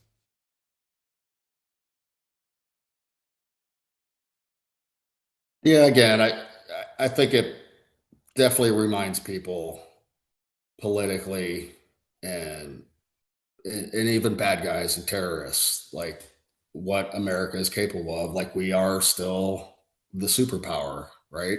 So, you know, oddly enough, the whole Greenland thing came up right after this again, and um, again, everybody's mad at Trump for Greenland and talking about it. But the reality is like quick history lesson here. Uh, you can go back in time the last 100 years, like, and most Americans don't even know this. Greenland was actually part of the original deal when we bought Alaska. Like it got lopped off right at the end. Um, President Johnson tried to buy Greenland. Uh, and there was 3 or 4 other presidents after that that tried to buy Greenland. And then Obama, Clinton, Bush, we've all used Greenland over the last 30 years as staging bases and to put equipment and radars and all kinds of military equipment there. I don't think people realize how strategic Greenland is to the safety of the United States. So, I think some people would argue that maybe Venezuela and the Maduro raid was a distraction from Greenland, or you could also argue that, hey, we did the raid to further our standing as a superpower, and this gives us more right to act on Greenland. Um, it was just odd to me that Greenland came up like less than a week after the raid. Again, like we've been talking about it, but now it's really getting pushed. There was a big meeting in the European Union last week. Um, Obviously, NATO and most other countries are against it. Uh, Denmark, especially. So I don't know. Maybe it was a distractor. Maybe it wasn't. But end of the day, like we reestablished ourselves as a superpower. I don't know how that holds against Russia or China. I'm sure they were shitting their pants as well. Um, but who knows? We'll see. We'll see what the future holds and what plays out. Right? Everything's everything's speculation at this point. Right. And, obviously to that point, I'm sure Russia and China were not happy about it because they buy a lot of crude oil from Venezuela and they have the largest reserves in the world. So I think from a strategic standpoint, that went into the calculus maybe more than a lot of other things. But, dude, I think. Well, and let me add to that real quick. Sorry to Yeah. interrupt you. No, not at It's all. very well known that, Russia and China also supported Venezuela militarily. So there was probably a bunch of ground radar systems and other protective devices on the coast of Venezuela that were Chinese or Russian and didn't work. So ding ding, that's not a surprise, but yeah, I'm pretty sure that was also put out in the news. So again, they're probably a little more worried now than they were before. Yeah, as they should be. And yes, that was in the news, and it's obvious anyway because they want to safeguard their investment. So of course they gave them all their air defense shit. But We all know this. It wasn't just about the drugs. The drugs were a big part of it. Um, the war on drugs, and we know they're coming from Colombia and Venezuela. We knew that for years. Uh, we've also known about the ghost ships and the oil trade between Venezuela and Russia and China. Like There were sanctions in place for many years, and they were still doing it. That's how they were getting supplied all their oil. They'd take a tanker from Venezuela out in the middle of the ocean, transfer all the oil to another unmarked boat. I mean, this has all been in the news, and it's not bullshit. That's how Russia has been surviving. You know, they're getting their ass kicked by Ukrainians right now. I'm sure their money pot is running out. You know, at least they're getting very, very cheap oil from Venezuela. Now we stop that. That's a huge political implication right there because now you just shut down their oil supply. And now everything tightens in on the Kremlin and possibly onto China too, right? Yeah, and to me, man, like obviously on the front end of this, obviously they've been working this for a while, and the drugs they're certainly a part of it. What percentage of it, I don't know. There's an argument to be made that if we're talking about drugs here, then why are we not actioning the same things in Mexico? But I mean, after everything happened, the part to me that was interesting was, if you're a realist, then you know that we've been doing regime change since the 50s. Doesn't always work out well, but the only difference now is Trump is just saying the quiet part out loud. Well, you got the other side that's saying we're stealing the oil because America needs it. The reality is there's a lot more strategy behind what happened than Yeah. most people realize. You know, again, it goes to the drug trade, it goes to the oil, tightening those purse strings down on Russia and China, right? This is also going to have an effect on the Ukrainian war and ending it because now they're running out of money, they're running out of oil. Uh, it's winter time right now, right? I would not be surprised if Russia is cutting back on their heat, pissing all the people off and the population. It's what communist countries do, right? They've done it before when they ran out of money. Um, so there's a lot more strategy behind this. And to your point about Mexico, like we are doing stuff against Mexico. We've shut down the border. It's not just about immigration, it's about drugs too and terrorists coming through the border. And Trump has said it out loud. Hey, keep fucking around and we're going to take out the drug dealers in Mexico. He has said that. So that's not off the table. He's been going back and forth with the female president down there. I don't remember her name, Claudia Scheinbaum. but yeah, he's told Claudia like we will invade Mexico to take these drug dealers out. Like we haven't done it yet, but it's not off the table. Well, yeah, to be clear, I'm not saying that it's well, let me start with that. I think that doing something like this is great for his credibility when he says shit like that to Claudia Scheinbaum, because you have to understand, like, this is not a guy who's just going to say things that he doesn't mean. It's a matter of time. If you don't comply and you are killing people with drugs in our country, like it's a matter of time, and it's been proven, and that's going to be front of mind for people. But my point was this: I'm not saying that it's a bad thing that we went in there. I'm just saying that it's crazy to me that like the quiet part is being said out loud now, and you have to, like, for me, you have to respect the honesty behind it. I think other people are worried about the implications of that because I don't know, but it's like, would you rather be lied to about it with the same outcome, or would you rather understand the cards that are actually in front of you? Yeah, you're absolutely right. And again, I think it's necessary to do stuff like this once in a while to remind the world that we're serious. We're not just talk. And I can guarantee you now, Claudia has gone back and she's like, oh shit, he's really serious. And she's probably doing what she can to clean up Mexico and some of the cartels. You know, you could say otherwise, but I guarantee she's taking the US serious now, as well as the rest of the world is. I would hope so. Yeah. Anything else that we didn't cover on this? I mean, that you think people might want to hear your perspective on? No, I think we covered everything. Again, you know, I laugh and kind of joke about it, but it really was just another day at the office for the guys. And obviously a big win for America. But this is what our guys do. And, I'm just glad everybody got out unscathed. That's not always the case. Um, but yeah, big deal.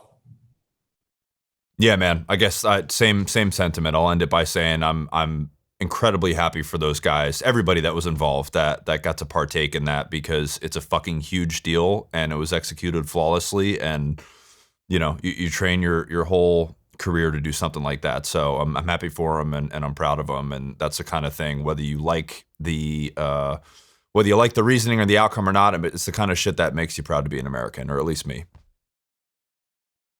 Yep, absolutely. And again, it goes back to, you know, uh,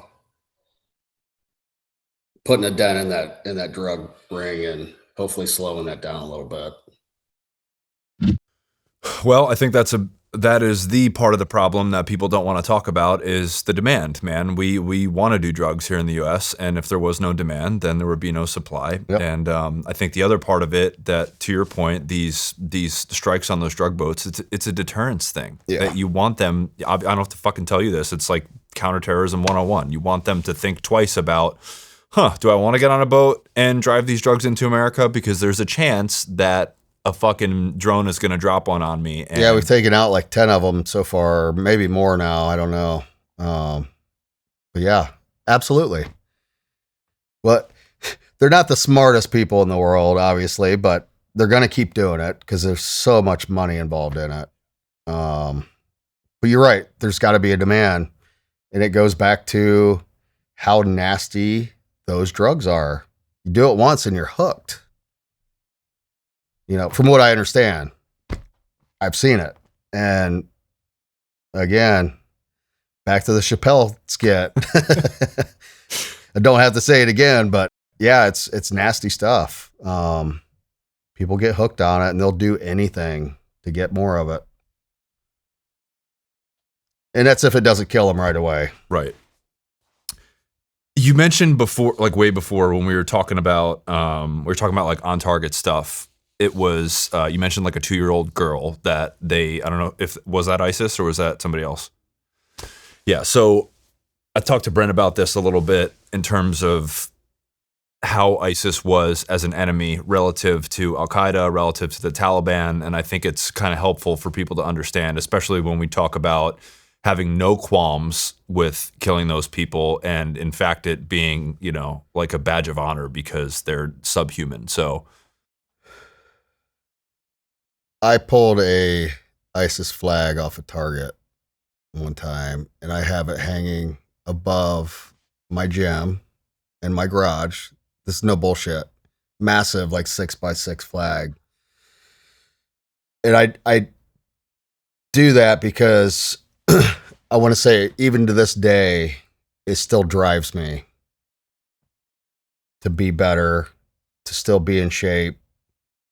I still have that mentality, obviously. I don't go shoot all the time. Like, I don't carry a gun for work. I don't train people. But just having that level of bad guys, they took terrorism to a whole new level, and it was disgusting. So I keep that flag as a reminder of the evil that exists in the world. And I need to stay on top of my game at least a little bit as a civilian. It bothers me that much. So it's in my gym, and it pushes me harder every day. That's how evil those people are. And, anybody that was there and dealt with them will tell you the same thing. They would roll into a village, whether it was in Iraq or Syria, and they would round up all the men and women, and they would tell the men, you're either joining us or you're going to die. And we saw it all over the place. They would kill half the men off, hang them in the street, or they would sit there and rape their wives in front of them and kill the whole family. But what they really did that bothered me is they would take all the little kids and turn them into terrorists. So they had kids camps, and we've seen this on video, where they would have kids doing beheadings, sawing people's heads off. They would put kids through terrorist training camps and train them just like, left, right, left, dress, right, dress, and train them like you would a soldier. And we're talking like 4-year-olds, 4 or 5, 6-year-olds. They were brainwashing them into their ideology and making them do the bad shit. There's tons of videos of hostages getting their heads cut off by kids. That's just the level those guys were on. And, they took the whole IED threat to another level. My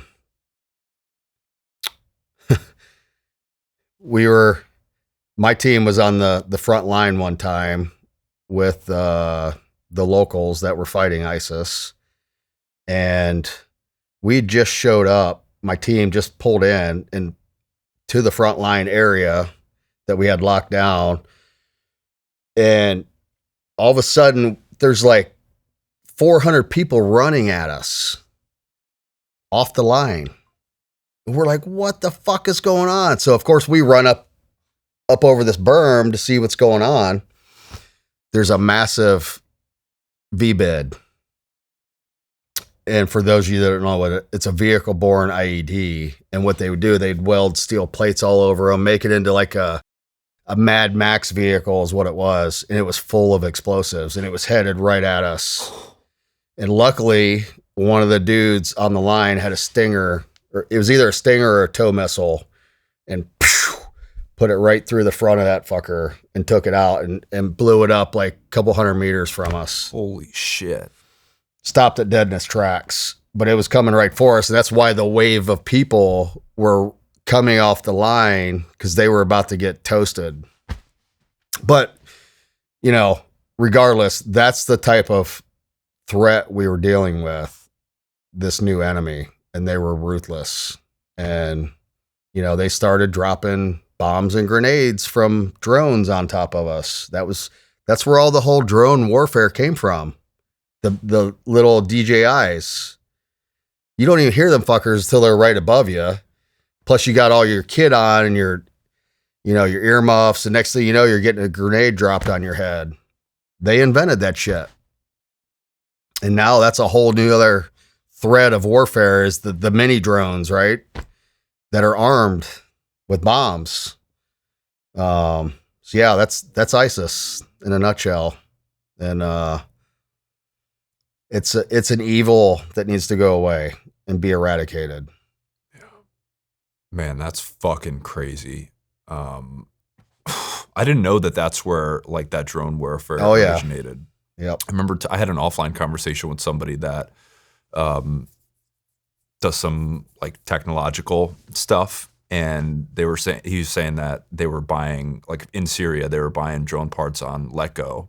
And like there was a whole supply chain that he ended up finding. And that's Brent talked about, was that called the Young Lions Battalion? Yeah.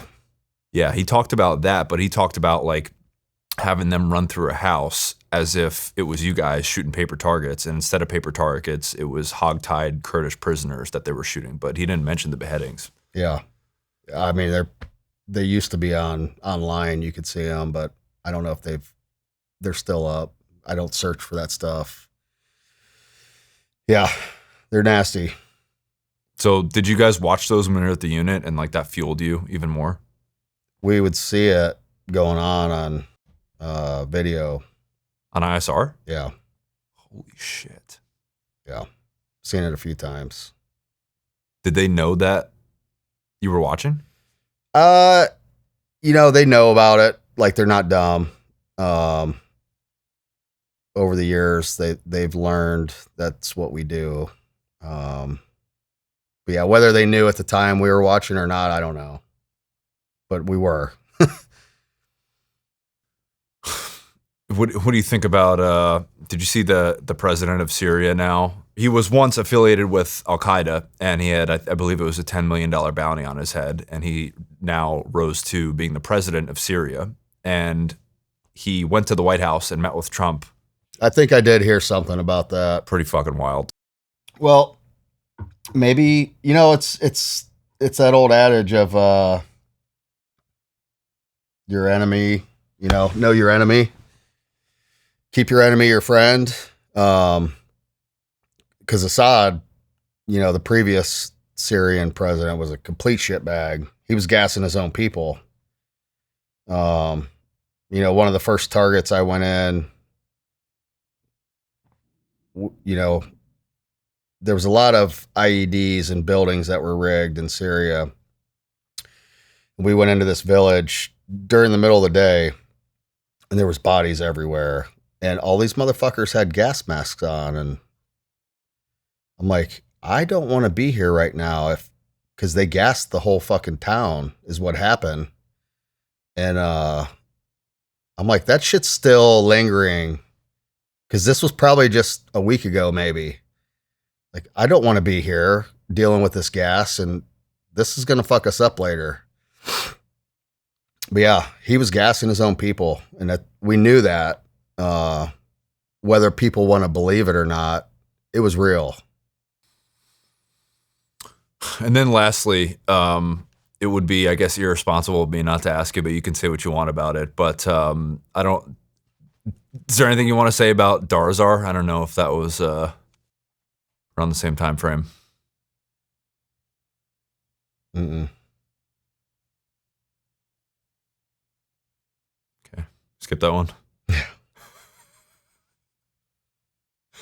Yeah, that's Brent. He said, well, there's a news article out about it, and they do a pretty good job of covering it. Yeah, that's the reality of it. So, yeah, how'd you know when you were done?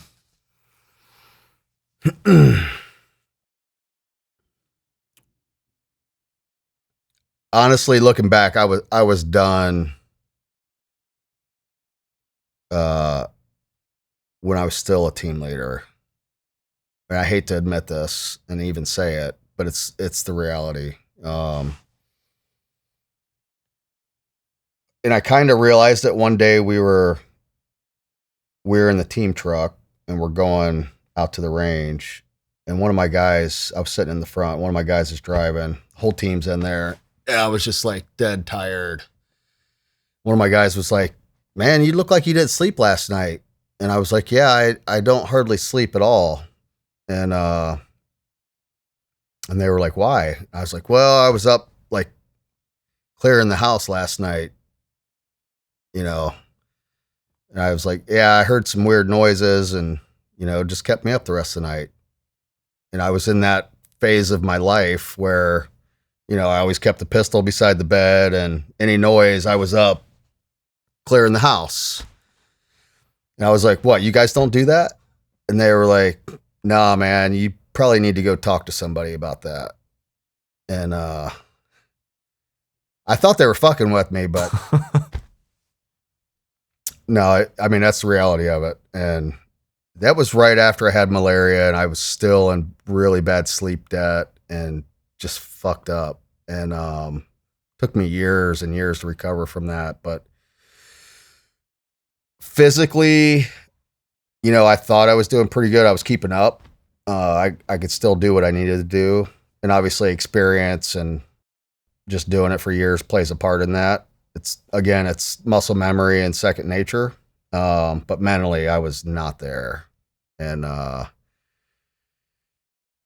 again, the unit and the military, I tell people this all the time, like, if I was not in the unit for my last 11 years, I wouldn't have never stayed in the military and retired. I'm that big of a nonconformist. Like, I would have never made it.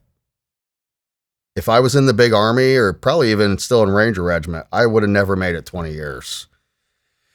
The unit encourages that freedom and that type of mentality really does. And, to a point, like you still have to do what you're told. But there's a lot of common sense there, and there's a reason behind it. But with that said, like I was ready to move on. And I think I told you this already. I wanted nothing to do with the government, contracting, training dudes, carrying a gun, being shot at, whatever. I was done with that. I was ready to take my skills elsewhere. And that's why, I enrolled in the MBA program and really just tried to build a new network. When you're in the government and the military specifically, and like that small of a unit, your entire network is there. And maybe some people and other agencies around the government. But that's your network. I mean, I was there since I was 18. And now here I am, a 41-year-old, getting ready to go be a civilian with a fucked up head and trying to make a new network through business school. And looking back, it was not the right time for me to do a program like that either, just because my headspace. But, again, just being a high performer, that's what we do. And, I also went out and worked at Tesla, and that was like a big culture shock for me to go and work in the design studio in LA, where they're in the middle of the kitchen is a 25 by 50 foot LGBTQ rainbow flag, because 90% of the people working there fall into that category. Nothing against them. It was just, I came off of a team and went right into that. Yeah. Just came out of combat and did a few months of transition work, and into that scene was culture shock. And even just going to grad school for my MBA was culture shock. Dealing with a bunch of civilians. There was like maybe 5 military people in my program. And, but yeah, I dealt with it, man. And I knew this was part of my new life and my new normal. And I had to deal with it and figure it out, right? That's what we do. It's, you figure it out, problem solve, and just move on. But I knew I was done. And honestly, I really just needed to get out and work on myself more than anything. And my wife's been a huge part of that. She's an amazing woman, and she's really helped me work on myself and given me the space and freedom to do that. So super grateful for her coming into my life. That's been huge for me. And unfortunately, not everybody has that, or they don't have a woman like that in their life to really push them to be better. And I do. I'm grateful for that. So it's been big for me.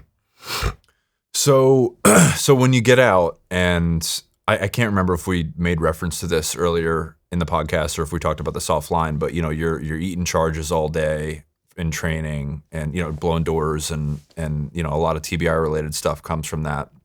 And then you have your childhood traumas coming up. You have other shit from the unit. Like, what was that stew like? How did that materialize after you got out? Well, I'll start off with, being in LA for 2 years by myself, drinking very heavily and other drugs. And, this is pre my wife. The reality of it is, though, is I didn't know all these problems were why the way I was. And I didn't know that until I went to Mexico and did an Ibogaine journey. And, Conor McGregor just did it. So now it's like getting all the publicity that it deserves. I think Brent Favre did it a while back, a couple years ago, but it really is a game changer. Like, that's the thing, that's the plant medicine that brought all those issues out and served it on a platter to me.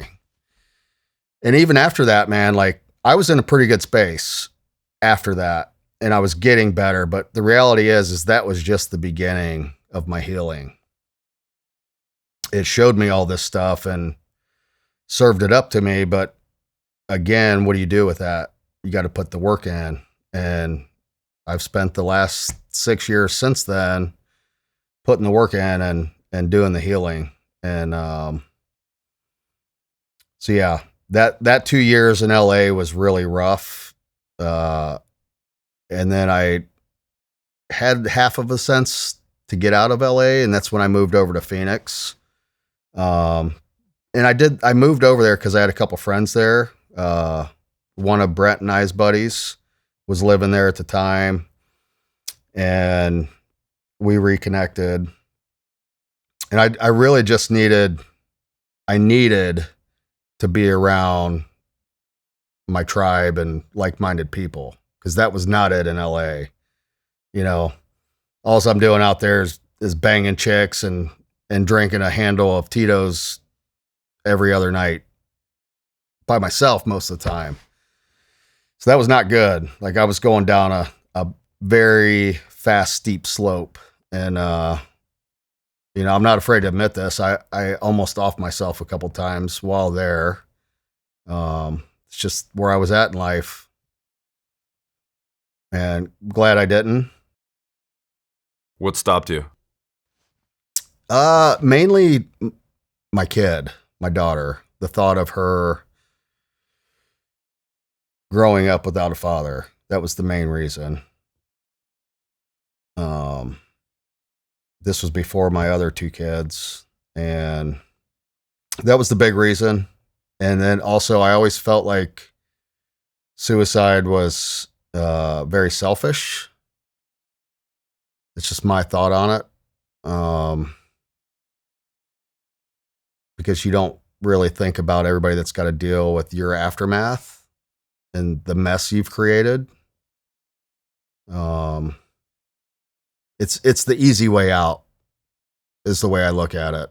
It really is. Like, let's just put an end to this and it'll all go away.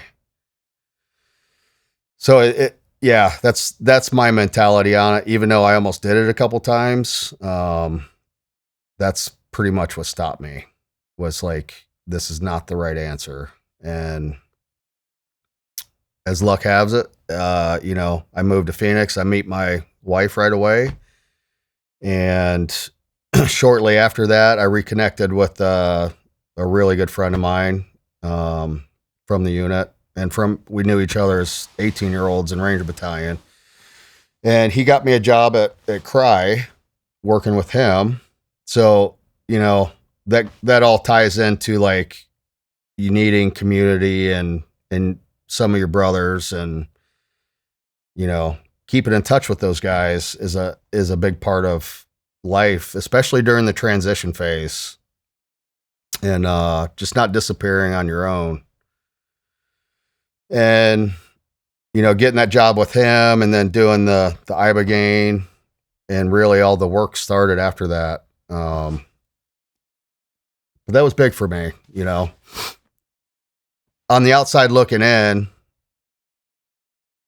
everybody's like, oh, this guy's doing great. He's going to Duke at business school, and he's living in LA, working at Tesla, and doing all these great things, still living at the high life, at the top of his game. And the reality was I was at the bottom of my life at that point.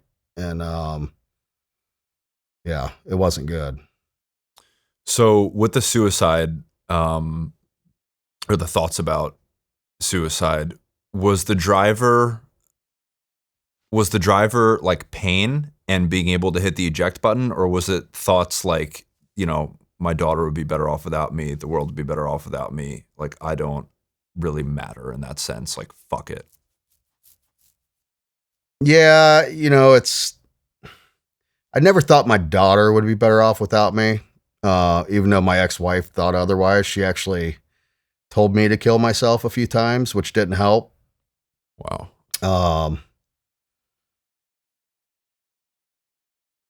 But you're just in a lot of pain. I still wasn't sleeping. Sleep depth in itself is can be very detrimental to your overall mental health. You're not working out. You're not around your brothers. You know, you're out on an island basically. And physically, I was still in a lot of pain. But a lot of that, you know, a lot of that physical pain is manifested from your mental outlook on life. It really is. But, you know, still dealing with the TBIs, there's a lot of brain fog, and I was drinking like a fish. That was not helping at all. You compound all those things together between the sleep and the alcohol and, you know, some drugs and just like, what the fuck am I doing? What's this life for, right? Yeah, it definitely makes it much easier to stick that Glock in your mouth. And I think that's just the point a lot of guys hit. Like, what's this life for? And why am I driving on? I've done everything I wanted to do. That was also part of my mentality. Like, I've done a lot of cool shit in my life. I've seen the world. I've seen a lot of bad shit. And what's left, really? Kind of like you reach the pinnacle of something, and then what's left after that? For me, what was left was something brand new and different, which is kind of what I was focused on. But it wasn't quite working out the way I thought it would. But I was also adding fuel to the fire at the same time with the drinking and being alone. And, you know, it was a recipe for disaster from the get-go. And like I said, luckily, you know, as life would have it, I moved to Phoenix. I meet my wife. I go on the Ibogaine journey, and everything since then has just slowly started to get better. It wasn't a magic bullet. Nothing ever is. But yeah, it's a journey, right? Life's a journey. Well, dude, I'm glad you're here. Seriously. Yeah, me too. Not to get, you know, mushy about it, as you would say, but, you know, not even, it's like, I can't think of any other way to say it. Like, I think the world is a better place with you in it, objectively, not just because of your daughter, not just because you're or not your daughter, you're all your kids, but because of this now, man. Like, you're around to be vulnerable and tell people about this shit, and this is going to help other people. So, like, and it is, you know, I've told you this before, like, that's the only reason I do this, man. It's because every podcast I've done, so many people reach out and, like, just know that you're not alone. And people hide it well. I hid it well for years. Like, oh, he's doing so great, doing great things after the unit. And the reality was I wasn't. And so yeah, just getting the word out, like you said, and being vulnerable. And, you know, with Elevated Operator, we're helping people quite a bit. But the message is, you know, you got to want to help yourself. And you got to want to be a better person and optimize yourself and get back on track in life. And the reality is, man, you could do anything you put your mind to. That old adage, right? It's so true. It really is. And with a little bit of discipline and effort and routine, like, you can get yourself back on track. You can heal yourself. The mind is so powerful, and you can heal yourself. And whatever issues you got going on and whatever you're dealing with, you're not the only one. Like, just because I was in the unit and combat and whatever, like, hey, everybody's got issues in life, you know, whether it's with their family or their job or whatever. It's not the end of the world, right? You can survive it and you can move on. Like I said, when I was retiring, I did almost 6 months of couch therapy and didn't get a fucking thing out of it. And I know a handful of therapists that were, you know, traditional couch therapists before that have since switched over to the plant medicine therapy side of things because they've seen the magic. And I'll be honest with you, man, what I got in one night under the medicine was probably 10 years worth of couch therapy. And, you know, that's that's been said a lot by a lot of my friends. And the reality is the stuff that the magic that happens in your mind and your brain on the plant medicine opens up trauma that has been blocked off for many years. And that's what your brain does. It blocks it out. So for something to be able to have the key and unlock all that in one night and show it to you, is miraculous, to say the least. And, you know, there's a saying that goes, the plant medicine will give you the work or show you the work, but it's up to you to do the homework. So that's the other side of it too, is like, my eyes were just opened. I saw what all my trauma was. And now you're in this really bad spot of like mental overload and agony and pain. And you're like, what do I do with all this? That's when the real work begins. The healing begins. But it's also like, you got to deal with your childhood trauma, your wartime trauma, your family trauma. And, you know, all this shit is just like served on a platter to you right here. And it's like, fix me. So like I said, that's when the work begins. And it's taken me years to really heal from a lot of that stuff. And, you know, it's constant work, man, but you got to put the work in. And I feel so much better today. And I've been out for 7 years now. But I feel so much better today because I feel like I've really put the work in and done the healing. And end of the day, I did it for my kids and my wife, because, you know, I'm one of the rare guys out there that really loves my wife now. my third wife, third time's a charm, right? There you go. But end of the day, man, like, I'm in the headspace now. Like, I'm just trying to be the best person I can be and optimize myself. I want to be the person that people want to be around instead of that grumpy old fuck that I've been for a long time and angry at the world. I'm done with that. Like, it's in my rearview mirror. Like, I'm not angry anymore. And it's a really good feeling. And like I said earlier, like, you have to be able to love yourself. And that was something I couldn't do for a long time. Like, most of my adult life, I didn't love myself. I didn't even know what that meant. And my first couple years with my kids, I had a hard time, like, just being a parent. Like, I was at a dinner the other day at one of my Ranger buddies, and he had his whole family there, and his nephew's getting ready to join the Army. And he, you know, he wanted to hear some war stories. And, you know, my buddy told him, you know, he was in the unit and Rangers with me and blah, blah, blah. And, he's like, you want to ask him some questions? And I gave him a response he was not expecting. He was like, well, what's the hardest thing you've ever done in your life? You know, typical 18-year-old question. And, you know, he was expecting me to probably, you know, the first time I killed a guy or whatever. And I'm like, God's honest answer was, hardest thing I've ever done in my life? Being a parent. It is, man. It's the hardest job in the world. And at least to do it right and to try to be the best parent you can be.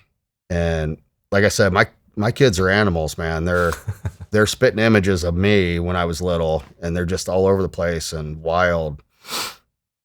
And I love them to death, but it's hard. It really is the hardest job I've ever had. And there's days, man, I'd be like, send me back to Iraq. I can't deal with these kids. But, you know, I made the mental switch, and I'm like, all right, I got to put the work in.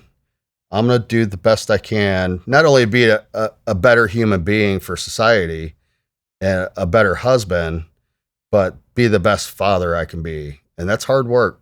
And the state of mind I was in before was not conducive to doing any of that.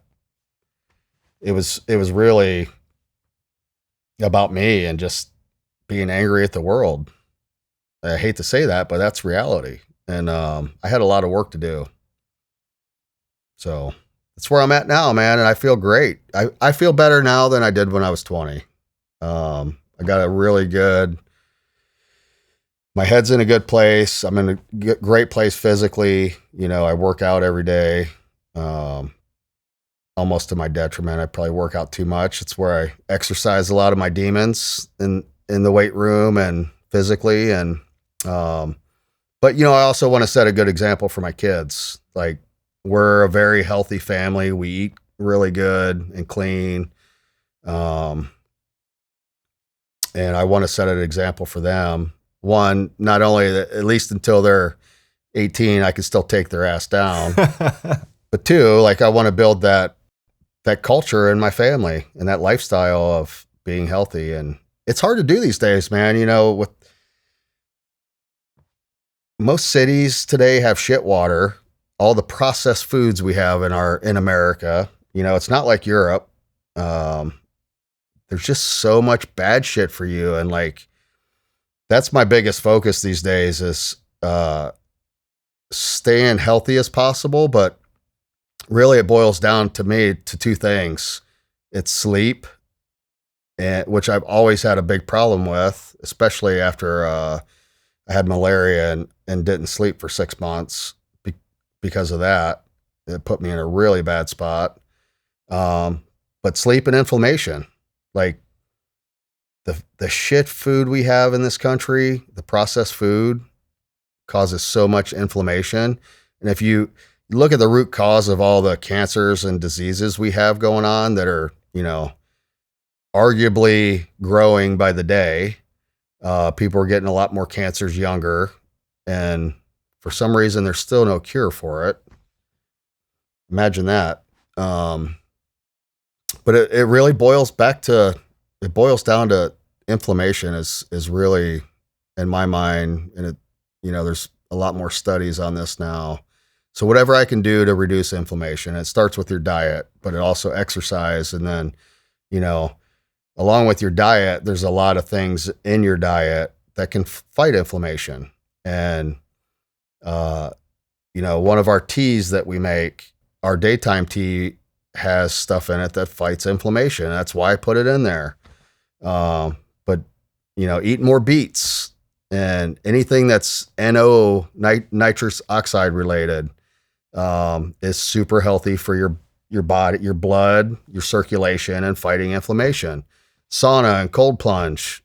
And if you don't have a cold plunge, you know, just take a cold shower for 3 minutes at the end of your shower. You know, we established the sleep guide that's on our Elevated Operator website. And there's a number of steps in there, not only to get your sleep dialed in, because it really is habit and routine. And not everybody can follow that. I know that because, you know, a lot of people work night shifts or they're in law enforcement where they got odd hours or whatever, military, for instance. But yeah, you got to do the best you can to get those two things nailed down.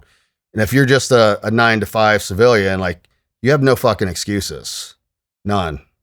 Other than you're lazy or you just, oh, I got kids. You know what? I got kids too. Like, stop with the excuses and start making this part of your ritual and your routine daily and get yourself dialed in. If you really want to do some self-help and optimize yourself, it's not that difficult. It really isn't. So, yeah, we got to close out, but tell people about Elevated Operator, what you guys are working on now. Yeah. So, you know, I alluded to the whole sleep and inflammation thing. That's been huge for me. Me and my wife like to nerd out. You know, like I said, we don't watch much TV, but we'll listen to podcasts, and we're big fans of Dave Asprey and Huberman and all the wellness people out there, and, like, you know, biohacking and what you could do just longevity wise and make yourself feel better. And I don't care about living to 100. Like, I probably won't live past 60. I don't care, but as long as I can see my kids, get out of high school or whatever, I'll be happy. But the reality is like, Elevated Operator is all products that helped me out personally on my journey to get better sleep and to fight inflammation and to get rid of all the aches and pains in my body.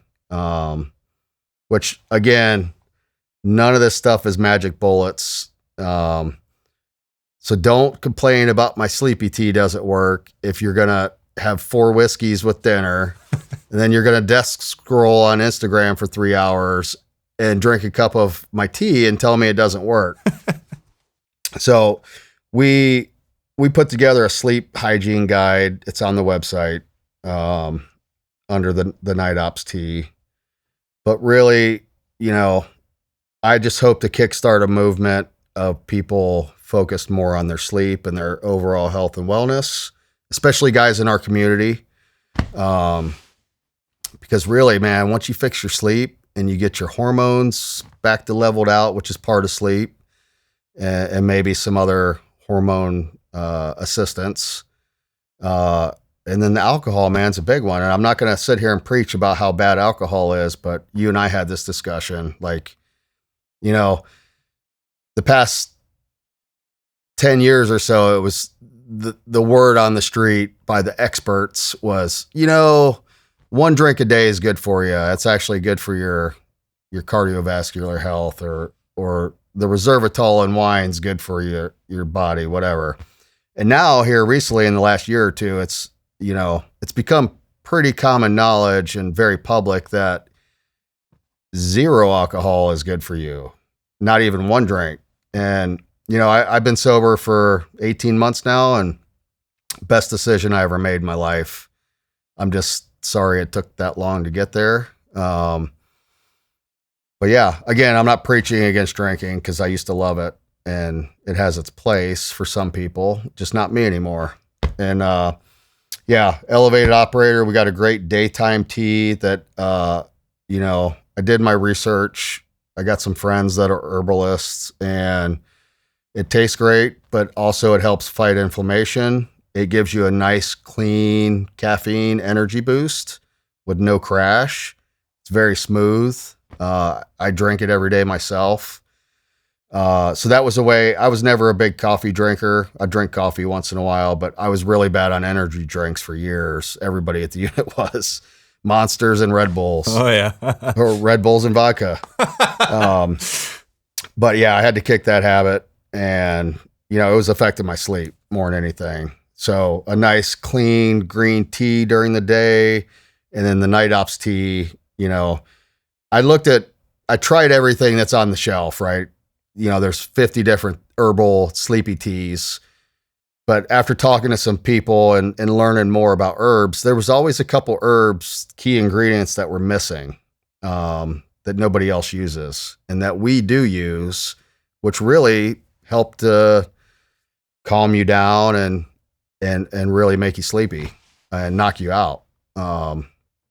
Again, it's just a tool in the toolbox to overall health and wellness. So works for me. We also got the mood tablets. Those have helped me out a lot. Functional mushroom blend, nootropics. They help me out a lot with my kids during the day. I work from home, so I'm around my kids all day, and they like to scream and yell when I'm in important phone calls. Love them to death, but sometimes I need to take a mood tablet to level myself out a little bit, and they work. So yeah, just some ingredients, some good products that work for me that we decided to launch, and we've gotten great feedback from a lot of people. Actually, I showed you the text I got sent yesterday from a guy, former military soft guy that was having really bad nightmares and PTSD, and he said he tried the tea, and it was the first time in over 3 years he didn't have a nightmare, and he actually had happy dreams. I was like, man, that is so amazing to hear. Just like I said, if we can help one person out, everything I've done up to this date has been worth it. but there's hundreds of those stories, man. And not only about me telling my story and being vulnerable, but about the elevated operator side and the T's like, man, this has made my life so much better. I'm getting better sleep, or the mood tablets really helped me out, or whatever. And we're working on a new product right now too. It's kind of a mushroom morning drink, but not like your typical coffee / mushroom drink, just for the caffeine as a coffee alternative, but more focused on like the health and fitness side. We're going to add creatine and some protein and L-glutamine and a couple other things. So it'll also have your daily dose. And that's the other problem with most of the products on their market is, they put 50 milligrams of lion's mane or reishi or chaga or whatever. I'm really big into functional mushrooms, and you are not getting even a fifth of what you're supposed to have as a daily dose. So we're gonna max that out and actually make sure you get what you're supposed to be taking, and actually helping your brain heal and the neuroplasticity of your brain, and give you better cognitive function through this new product. So that's the goal, man. We're just making stuff that works and tastes good and helps people out. And I've said this before, I don't care if we make a dime off of it. We actually give some of our proceeds back to nonprofits for veterans. And, we're a year into this little side project, and it's going really well, and I don't see it stopping. So I've been pretty happy with it. And really, again, the most gratifying part of it is hearing other people's stories and the fact that we are helping them. Yeah. Yeah. Well, we'll have the links in the description below as well. But awesome. I think that's probably going to be a common theme after this podcast too, man. And this was fucking awesome. This was awesome. Yeah, dude. Thank you for what you did in the military. Thank you for what you're doing now and talking about this shit and helping other people. Thank you for coming here and sitting down with me. And thanks for having me, man. Of course, man. It's been fun. I hope it was therapeutic in some way. I hope you enjoyed it, because I know it can be a lot at times, and I'm the one listening and you're the one kind of going through it all. But yeah, bro, it was a fucking honor to have you, and keep doing what you're doing, and I'm looking forward to the new friendship here. Awesome. Thank you, brother. Thank you. What's up, guys? Thank you so much for taking the time to watch the interview. If you got anything out of this video at all, please like the video, leave me a comment, tell me what you thought of the video, tell me who you'd like to see on the show. I really appreciate the support. It goes a long way on these platforms, as you guys know. Most importantly, I have some excellent interviews coming up in the future that I'm really, really excited about. So please subscribe to the channel so you don't miss any of them. But that's it. Thank you for your support. I really appreciate it, and hope to see you again soon.